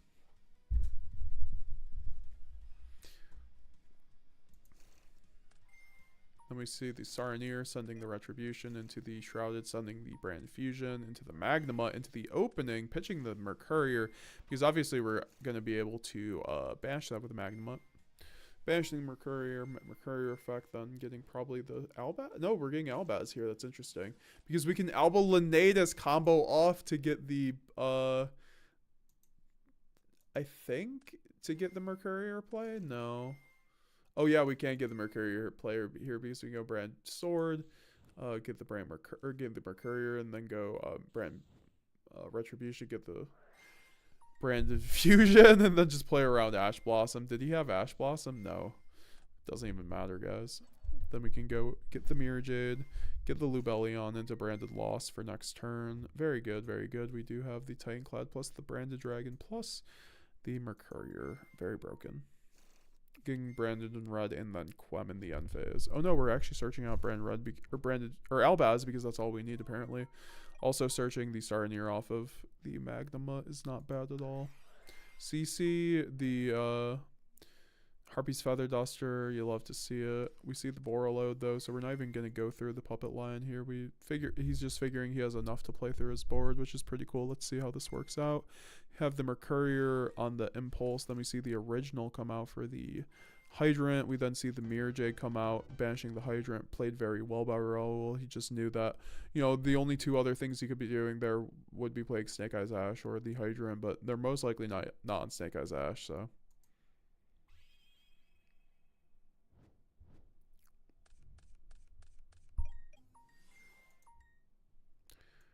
So game 3 now begins with Rescue Ace taking the turn. Anima, you love to see it. Taste Code Talker, back from dinner. What did I miss? What did you have for dinner, brother? We have been reviewing deck lists. Now we're reviewing some VODs from high-rated DB player, branded aficionado Raul. And yeah, then we're going to watch a Galzo video and eat some food because I'm hungry. Fusion deployment to Gwignall into the standard set 5. This is why I'm not very scared for Rescue Ace, because a lot of them aren't even on Snake Eyes Rescue Ace, and this version of Rescue Ace is not very scary. I mean, he has Solemn Judgment. Oh well. You're just gonna break this board. See opening then into Cartesia chain. I mean, having the thrust here helps a lot, frankly. Chain the Low Knight plus this Borreload, popping the Extinguish, getting the Lost here, thrust into Chain Emergency, get the Tactics. Talents is going to probably draw 2 here since we have the Retribution and Sword in the graveyard to get the Branded Fusion. No, we're going to get the Ash in the hand. Holy crap, that was a really high value Talents King. Just ripping out the Ash from the hand, and then we're going to get the Retribution into the Branded Fusion to hand. Activating Brand Lost, but then he's going to go Solemn Judgment on that because obviously that's the one window of opportunity. Once you see the Brand Lost, if you have something that's going to negate, you need to use that now or you aren't going to be able to see that card for much longer, or then you're going to see the Alert get the Impulse. Impulse being a hand trap, pretty good card. Brand Fusion into Lubellion into the Albion. Chain Impulse, Chain Contain, pretty good card. This situation, Battle Phase into Albion, not the most ideal situation, but then we can obviously go main 2 for the Brand Lost, but then we get the Furious Dragon back in the end phase to use the SP. This is a pretty good situation because you can obviously go Borreload Furious, pop the Hydrant. And then you can go Brand Red in the end phase, adding it to hand, not even setting it because he can obviously do that again next turn. Making the Gwignall, then chaining Brand Sword, getting the Cartesia, sending the Titanclad, getting the Fallen of Albaz. Oh, that's so good. You'll love to see it because the SP already used its effect, obviously. So, you know, the free Mirror Jade, free stocks, and then we can go Borreload, popping the Preventer. That's crazy. And then we can banish the Hydrant. Getting the Branded Fusion in the end phase because the Alba Linnaeus. Oh, he just... See, that's what... God. That was like a masterclass. Very, the Swift 2-0, the Swift respectful 2-0. Very nice, very nice. Alright, I'm going to throw up this Galzo video and go make some food. Let's get it. The last Phantom Nightmare. Yo, how's it going, YouTube? We just won the last Phantom Nightmare regional. And the last old banlist regional as well. First place, 6-0, undefeated. The deck was insane. When I came in today, honestly, it's going to sound like Triff, but I knew I was going to win. The deck felt really good. Shout outs, first of all, to Nightfall and Nesh for helping me with the deck a lot. And of course, Sleep Chief for all the goo and like everything that I use. So check out sleepchief.de, use code GALZO5. Let's get into the profile. We're playing, how do I usually do this? We're playing standard stuff, 3 Albaz, 3 Shrouded, 3 Cartesia. I'm playing 50 cards. These are all mandatory, I'm thinking 50. It allows you, like, the more Cartesia you have, the more you can play around hand traps, the more you can puppet lock under Branded Lost. So it's extremely good and it's extremely important to have 3. We're playing 2 Aluber, 1 Kit. You don't want to break on too many normal summons, and we're also playing 2 Quems. So this is like the sort of like the normal summon lineup. You can also search this with Branded Lost. You can recur it. It's like an additional opening gets one of these, and then you can also special summon one of these for free. So it's a lot of summons on one turn, and it was fine. It helps you go into Rinbroom. Like a lot of times against Snake Eye, you would have to shotgun Rinbroom from the deck, and by having Kit, you don't need to send you a Courier, and it's not a brick. So it was good. It was really good. And then 1 Lubellion, 3 Serenir. We're playing 3 High Spirits. I used it I think only once, but the card is really, really good. I think Bestials are fine this format. Again, this is pre-ban list, so it's the last day of the ban list. So I think it was fine, absolutely fine. And then we played some one-offs, 1 Tragedy, 1 Courier, and 1 Gimmick Puppet Nightmare. This card should be banned or Sanctifier, one of them. Honestly, it's really unfair. I won with it. Not that much, to be honest. I think 2 games or 3 games overall, but those were like decisive games. So yeah, these are the one-of monsters, and then we have some more inside. This is all the monster lineup. Then for spells, relatively standard: 3 fusion, 3 opening, 3 deployment. 3 High Spirits, as we mentioned. If you know how to play the deck well, then you can send the High Spirits to the graveyard with like a Serenir, get another card to the hand during the end phase, and it's really good. You can activate it during the hand phase. You can do some combos with Kit. It's really solid. 3 Thrust. This was honestly like sort of a goo. 3 Eclipse. It baits Ash. It would bait Ash Blossom sometimes, but the main thinking was a good board breaker versus Snake Eye in the last format. Good going first against a lot of things as well. Against Cash, it's really good. So, for example, versus Snake Eye, when they have Formula Synchron, it's not going to happen so much anymore. Maybe it still will, but you just go Eclipse, chain the Eclipse to the Formula Synchron, and their board is pretty much done. And then 3 Droplet, and we cut it down to 1 talent. It's a brick a lot of the time. A lot of the time you get impermed, and they just don't. It's kind of a brick to open, so we cut it down to 1. That's my issue with talents at like more than 1. So these are like the engine spells, like 3 ops, and then 1 red. We cut it down from 2 because we needed to have this. So Nightfall played 2 of this. I wasn't very comfortable playing No in white because it's a really good card. And yeah. 1 Foolish, 1 Lost, 1 Called By, 2 Traps, standard. Extra deck, very standard. 2. You have to play 2 of these because this is the only way you can like pull off the puppet lock under Lost consistently. It's very good at 2 for the grand game. 2, 1, 1, 1. Ban this card. 1. No, don't ban the This card card. is insane. If you're not playing Masquerade, it's a huge problem, I think, because it solos a lot of games. Like your opponent trying to break your board can go down to like 2,000 life points under 1 Masquerade. Queridus is a must. Won me my finals. Simple as that. This, and this. We didn't play Patchwork, so Magnum was like meh. And Warlord is just more versatile. You don't need setup for it. You just chain it. It was really, really good. Okay. Lastly, side deck. More Bestials. 2 Druids, 1 Magnum. Really good. I almost pulled this off. I mean, I did pull this off. They popped it with my, like, the thing is, like, under Summon Limit or under Skill Drain, you can pop the Skill Drain with this because you send it from the deck with Branded Fusion. You send this for Lubellion and you pop it. Maybe it's not that good without Patchwork. I don't know. This was my insurance plan against a lot of decks. So Shifter, for example.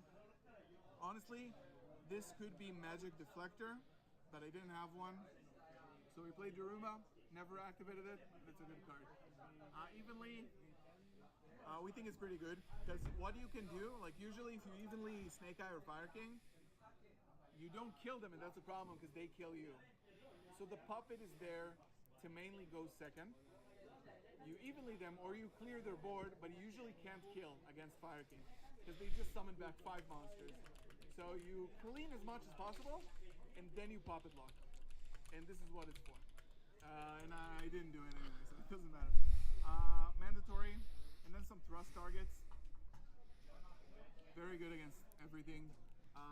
Especially like change of armor control against Apo. It's really good. Overall, 6-0. It was really fun. Last regional for the format. Last regional for the ban list. I think in terms of like the new ban list, the deck. I'm going to bed. See you guys. See you, Maxi. I think Thanks for coming by. Appreciate you. Bros, why is resleeving a 60 card deck so much effort? Yes. This is also like unironically good against Tenpai in some way. Running 60 cards sucks because you have to buy 2 packs of card slaves essentially because it doesn't cover your extra or your side deck. Yeah, you can activate it in the battlefield. It's pretty good. But we'll see. Stick around because we're going to do a little bit more of a breakdown maybe with Nash and Nightfall as well. Breaking down what you need to change for the next format. But this list is incredible. Did that happen? Thank you so much for watching. Again, shout out to...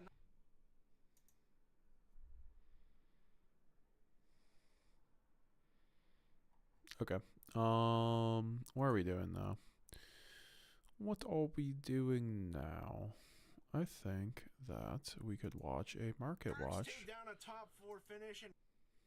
Did I watch the market watch earlier? Yeah, we can watch House of Champions.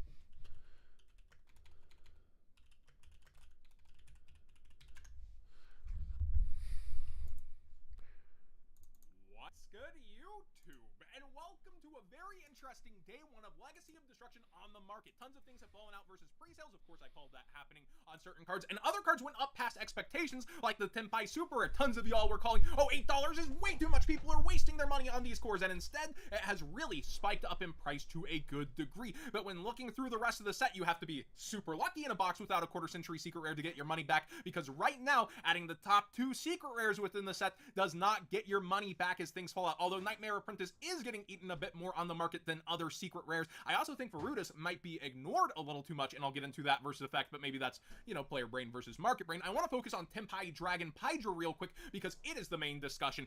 Tenpai has caused so many different market shifts and movements that we could have seen its impact from a while away, but unlike a starter deck where it's just that accessible, it's still a card out of a core set and you have to end up getting it. A lot of people figured, oh, super rare, it'll be super easy, it's in an archetype, it's not a hand trap like Magnuma, and I was eating that copium too, where Magnuma can fit in against a lot of decks and also in its archetype, so it has that multi-utility. This card just headlines the deck and is the hardest card to get. And when we talk about ratios, it's often me screaming about how hard secret rares are to get, but now half the set is hollow ever since they took away rares. I wasn't screaming about rares being gone, it was every single holographic, and there's 26 different super rares per set, and you're only pulling 18 per box, meaning on average each box isn't giving you every super rare, of course, but when we actually look over the entire case ratio pulls on average, let's look at it. You pull 18 super rares, you have 12 boxes per case, that is a whopping 216 super rares pulled. That's a freaking lot, except it's not even 3 full playsets of each super rare on average. Mathematically it's less because you divide that by the 26 different supers. 8.3, so we'll say 8 1/3 about, it's a little bit less of every single super rare on average. So if you're looking at a box, about 4 of them in the case might not have a super rare you're looking for. In the boxes that have multiple super rares, that's an anomaly versus the typical happening. So yeah, you have to be super lucky to see a box hunting multiple Tenpai Dragon Pydra. It will happen, but that's the numbers. I also think a lot of the nostalgia cards are actually going a bit low. I did think that Shining Sarcophagus would be 8, but I did not see Silent Magician being under $5 here on day 0. Also, these tokens, a crumb of the OCG goodness is exclusive to the retail boxes. I believe that's like Walmart, Target. Konami didn't announce these or anything. They dropped them, kind of like Rarity Collection had the retail box, but not anything extra there. Here we actually have the character tokens, and people were actually excited as me on this little one. Very, very big numbers in terms of people reacting, but I feel like when it comes down to it, long-term tokens are definitely undervalued on the market often and end up going up through relevance. Character tokens are going to have a little harder time having that kind of relevance, but at the same time, it's awesome to see these, and I am interested to see how they either fall out or maintain.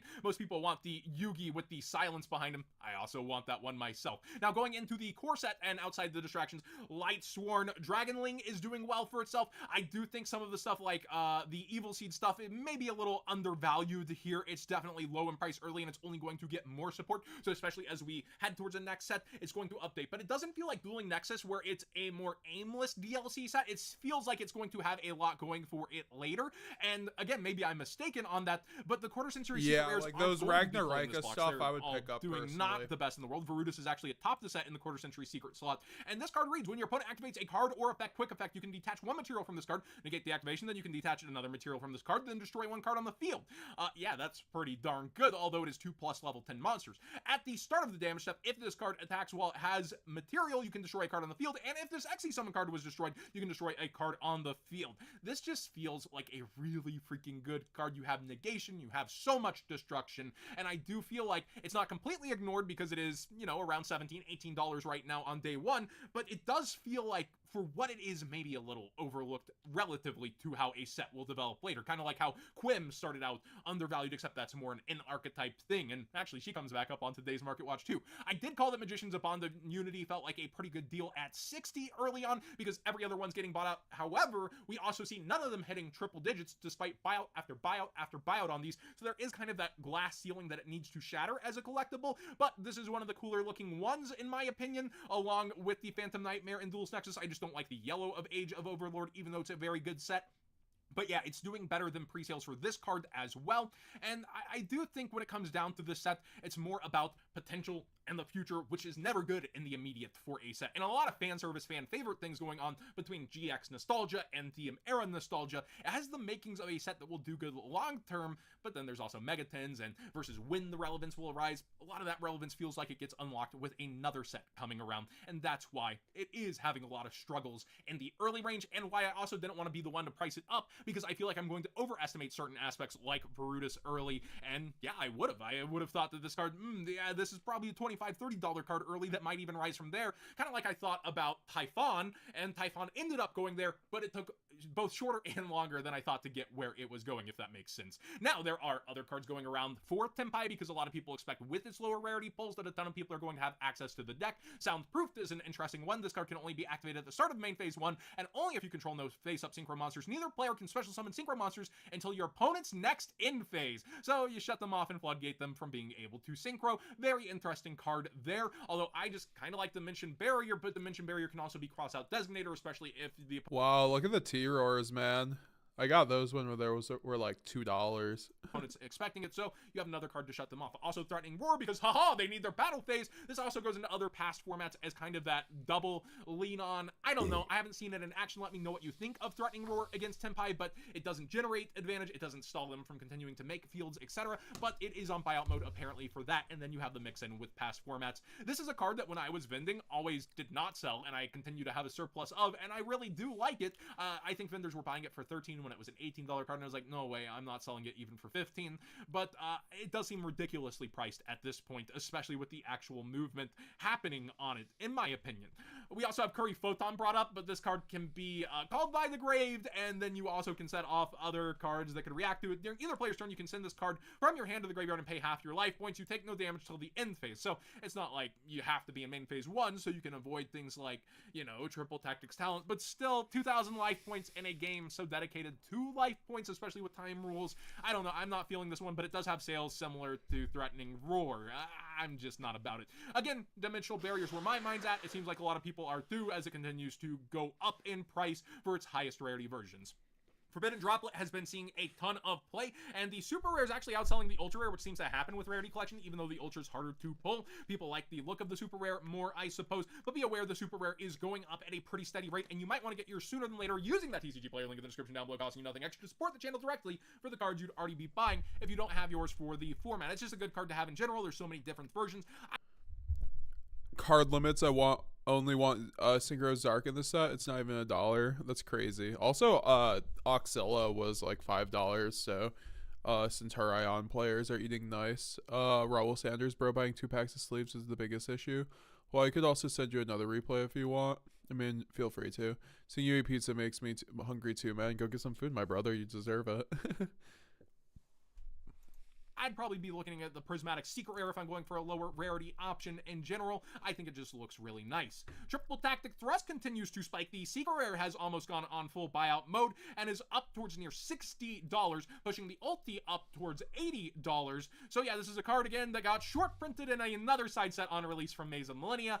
For its short print, like, why are you doing this sets like Maze? It doesn't make sense to me personally, but yeah, it's harder to get, and even there, it's pushing $50 for the Ultra. Enigma Master Pack Bit. Oh my gosh, I almost murder this every time. This card is seeing more play. Apparently it was in the 2nd place Labyrinth. I haven't sat down with that list entirely, as well as a couple other decks in the format that want to be playing it. I know MST covered this outside of that before, and that caused the initial spikes, but it's still a really great card to just have access to, especially at, you know, a lower price as they begin to really go out of quantities.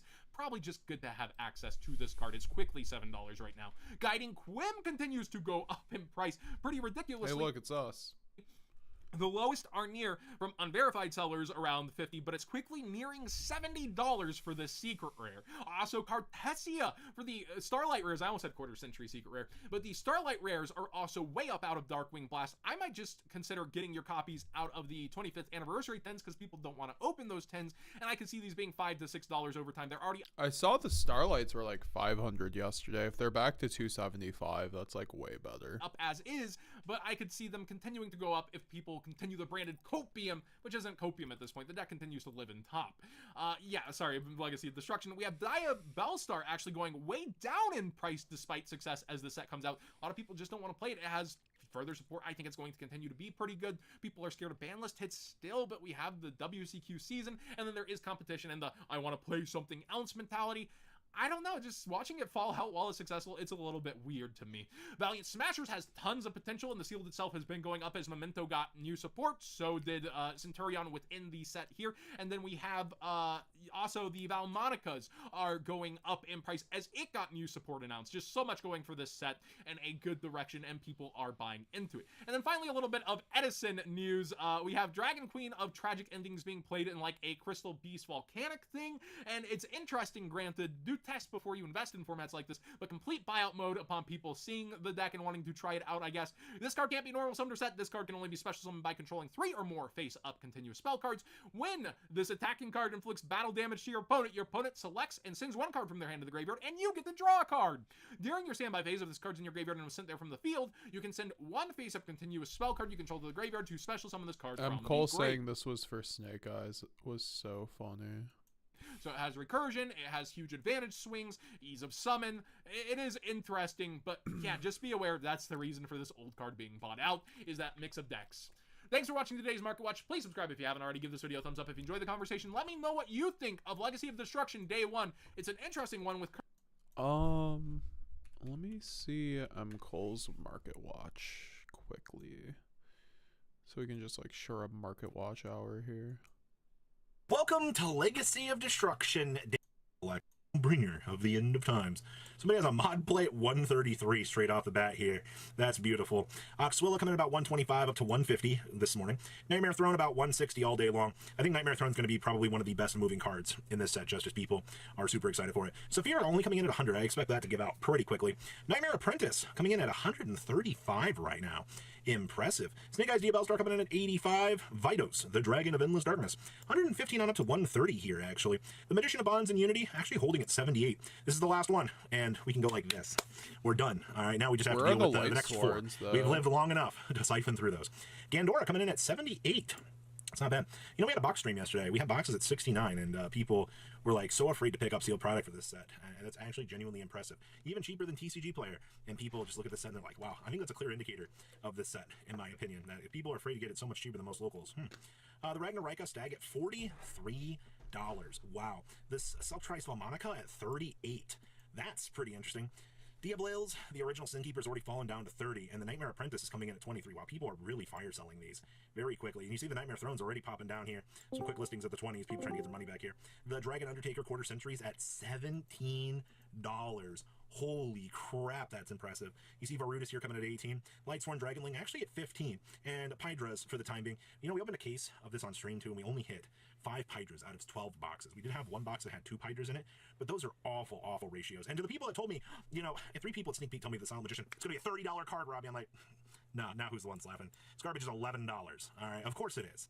All right, it has no business being that high. It's not a good card. Regular Vidos is coming in at 8.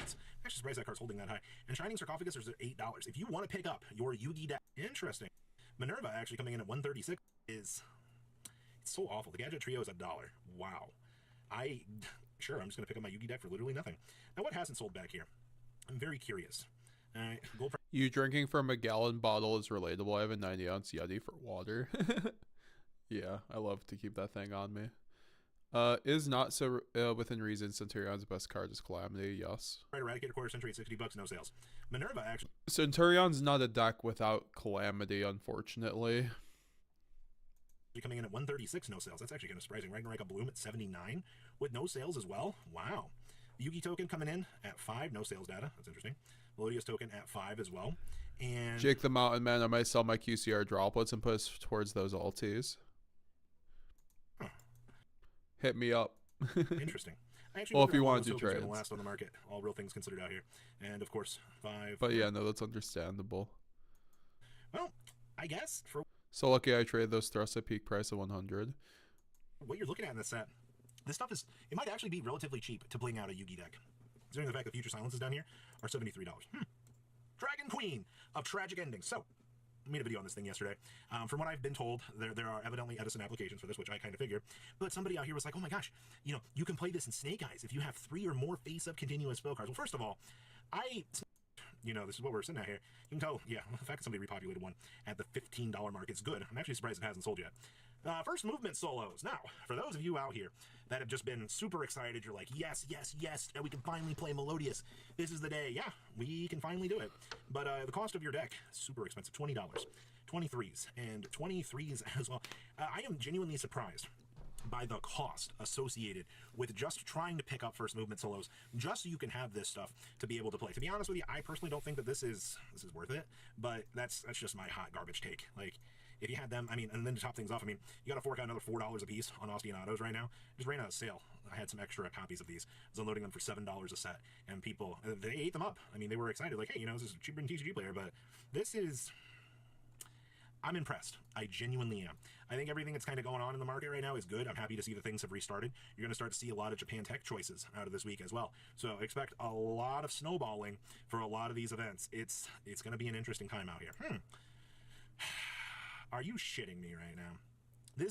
I thought that this was actually insane, and I saw 60 earlier in the day. I was like, wow, you know, nobody's going to be spending $60. Oh no, if I was a fool. We're up to $68 right now in order to play anything branded related. I don't have words for the things that goes on. I mean, you can get this later on in the year probably in your 400 card reprint set, right? That's what you want, right? You want to be able to pick this up. All right, you want this to be affordable? Yeah, nice 400 card set. Sorry, I need to chillax on that. But what you're getting out of this is, yeah, people, you don't think people are paying this? They are. Robbie tilt moment. I have some of this stuff. I'm about to bust this open and start selling these. This is too good. Like, it's too much money. How much is Sanctifier going today? Yes, $50. Oh no, just kidding. Somebody listed one quickly for 11. That's interesting. But you're looking at $28 to $30 a piece for these. Yeah. Someone just listing it for 11. It's a G. Packbit. Well, for whatever reason, I know why. It's because Centurion started playing this fairly recently. Yeah, these are. No, it's because Snake Eye's been playing it all day long. Look at your 49 turnovers just on literally yesterday. Yeah, you do see that once these are gone, though, you do escalate on up to 60, 65, 80. Gas. Nice Elder Interdience, still at $11, by the way. Nice Trap Tricks at 26. How the mighty have fallen. Well, I mean, I'm happy to see Packbit is gaining some value. You still got 36 listings down here for the regular version. Okay. And to nobody's surprise, here we go again. Samurai Destroyer, really closing up that $3 to $4 mark. You gotta love to see it. So, yeah. This card's so funny. Just so bad. The market is an absolute shit show. And it's going to be an interesting thing to watch all weekend as YCS Japan is Sunday. Oh, boy. Leave a comment down below, tell me what you guys think, and I'll see your beautiful faces back here later, guys. Peace out. Alright, we're going to watch this replay by Mr. Raul.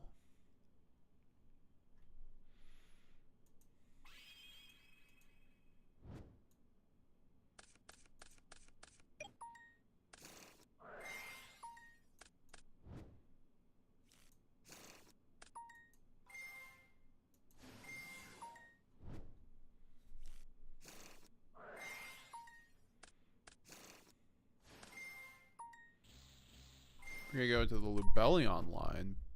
Going to the Mirror Jade, tributing for the Lubellion, for the Brand Lost, into Dust Dragon, into searching the kit, sending the puppet here, getting the kit done, searching out, getting Brand Retribution right now for the Brand Infusion, and then, oh my gosh, he just gets a return.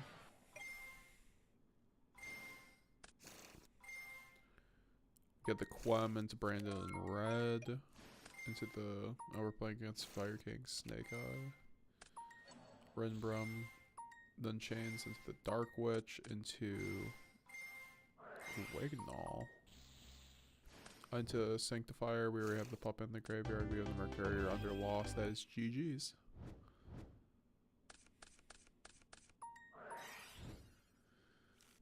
We drew Druidswarm, Lubellion. They drew basically all gas, but they also have a droplet. Do have the called by though, so it's pretty good for the Promethean, right?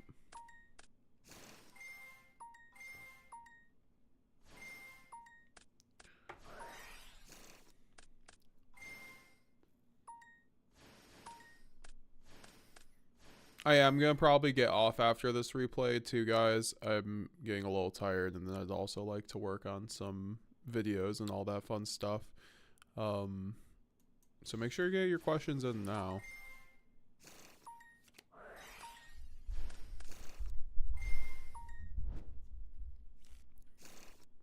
So the Apo, the Druid Storm, then banishing the IP. Not bad, not bad.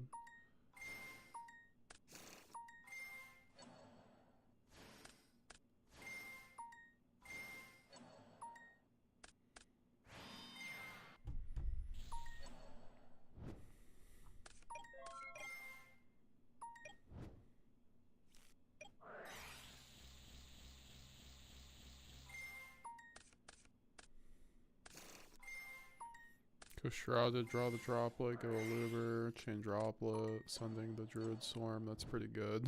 That's really good.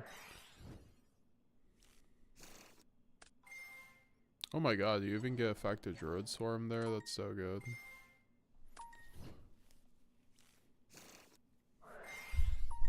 Don't slot the Druid Swarm, it's so free. Then you get the High Spirits. Yeah, I was about to say, he's playing through this pretty well, but he said he misplayed it. So we can then get the Branded Fusion onto the Called By. That's pretty good. Albion effect. Chaining Baldrake. We have the Mercurier though. That's fine. Get the Magnamut. Banishing Mercurier. Mercurier effect, Magma effect. And then fire monsters are going to come back. We're going to get the Cartesia. He's going to get a bunch of follow-up though. It's so good. He has so much follow-up now. But we now get the Cartesia. We need to Gimmick Puppet here. But he also has the Promethean, but he chains Guignol into Garunix. Querdus into Sun Puppet. Kieran into Pop Querdus, and then Arvada is going to happen. Negating, and then Lubellion get the Branded Lost. This is like crazy Graham, and then Lubellion run over the Arvada. Cartesia is going to go back to hand here. We don't even... Yeah, we keep the sword in hand. Setting... Or no, we were going to activate Brand Red here. Albaz. So let's see what happened here. You need to do Magna first. Yeah, Dark in hand, had sword, and one Albaz because Prosperity Bash was perfectly winnable. Had to resolve Magna first, I understand. First game after waking up is normal to do a misplay like that easily. Yeah, exactly. Like, no. You're a great duelist, my man. Oh my god, triple Bestial into Brand High Spirits with Cartesia. Talk about full combo. Albion send the Brand Fusion into Brand White. Get the Brand Retribution, get the Brand Fusion. Get the Brand Cartesia into Albaz Lubellion into Albion into Magnamut. Cartesia, this is then going to resolve, getting the Guignol into the Lubellion. Lubellion's going to help play around the Magnamut. Then we get the Quem into Mirror Jade. Quem effect is going to get the Cartesia at some point, and then we can go. I know we're gonna get the Cartesia effect here. That's surprising. I'm surprised you just summon out Cartesia for Quem. And then Magnuma, banish that. Get the Mercurier. We do have the Magnuma in hand. That's so good still.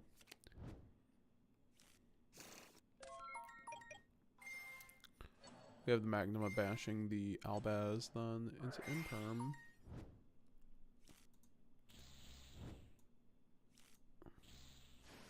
Then get the Gwignall into Boral, into Quem, into Gwignall. Holy crap, Chainlink 5. Into Albion the Shroud Dragon, or Chainlink 4. Into the uninterrupted gimmick lock because we get to send the puppet. That's crazy. You'll love to see it. Hendo, how's the testing going? It's going great. We have not tested one game today. No, but we have done some test hands, and that was very fun. But we did a deck profile. We did a YCS Raleigh recap. We reviewed deck lists. I mean, personally, the testing has been going pretty well. I think we have a pretty good Tenpai matchup, but it is what it is.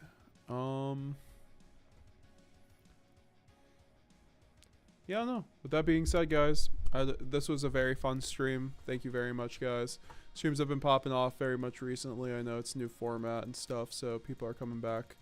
So, you'll love to see it. Road to 5K subscribers. Make sure you are subscribed if you are not already. Make sure to join. Become a channel member for $5 a month, and you will be able to get, for $5 a month. Oh boy. So for $5 a month, you get the coaching group chat where you get all my deck lists early and you get to ask me anything about Branded. It's a little coaching group chat. Fun thing to be in. Also very useful. If you have any questions or want a side help on Branded, I also do Branded coaching sessions. Hit me up for those. Just DM me on Discord. We can help you improve your Branded gameplay on anything. You know, and also can review your deck list. Also one-on-one. Great experience. Also... check out the TCG Player affiliate link down below. Bookmark that. Use that for all your TCG Player purchases, and I get a small kickback on all the purchases, and it helps support the channel. Like I said, $5 a month to support the channel as a channel member. And with that being said, also check out my social media. I have Twitter. Follow me there at MetaGamesGX. I also have a Instagram. I also have a Whatnot affiliate link. Use that. I also have a Twitch. Follow me on Twitch. We're almost at 30 followers over there. Or we're almost at 100 followers over there. So help me get to 100 there. Yes, Yuri. Let's do a cube. I'll at everybody. Tazco Talker. I trade a low and Promethean Princess for my 2 throws. I got so lucky. Nice. Thanks for coming through, everybody. Thank you all for coming through. This has been a banger stream. Hope you have all a wonderful night. I'll be back hopefully with a stream tomorrow or Monday. Maybe Sunday. I'm going to try a stream one of these days besides Monday. But we will be back for our regularly scheduled Monday and Friday stream. Obviously, as of the YCS last weekend. So I missed the Monday stream. So thank you all for coming through. Bye now. Have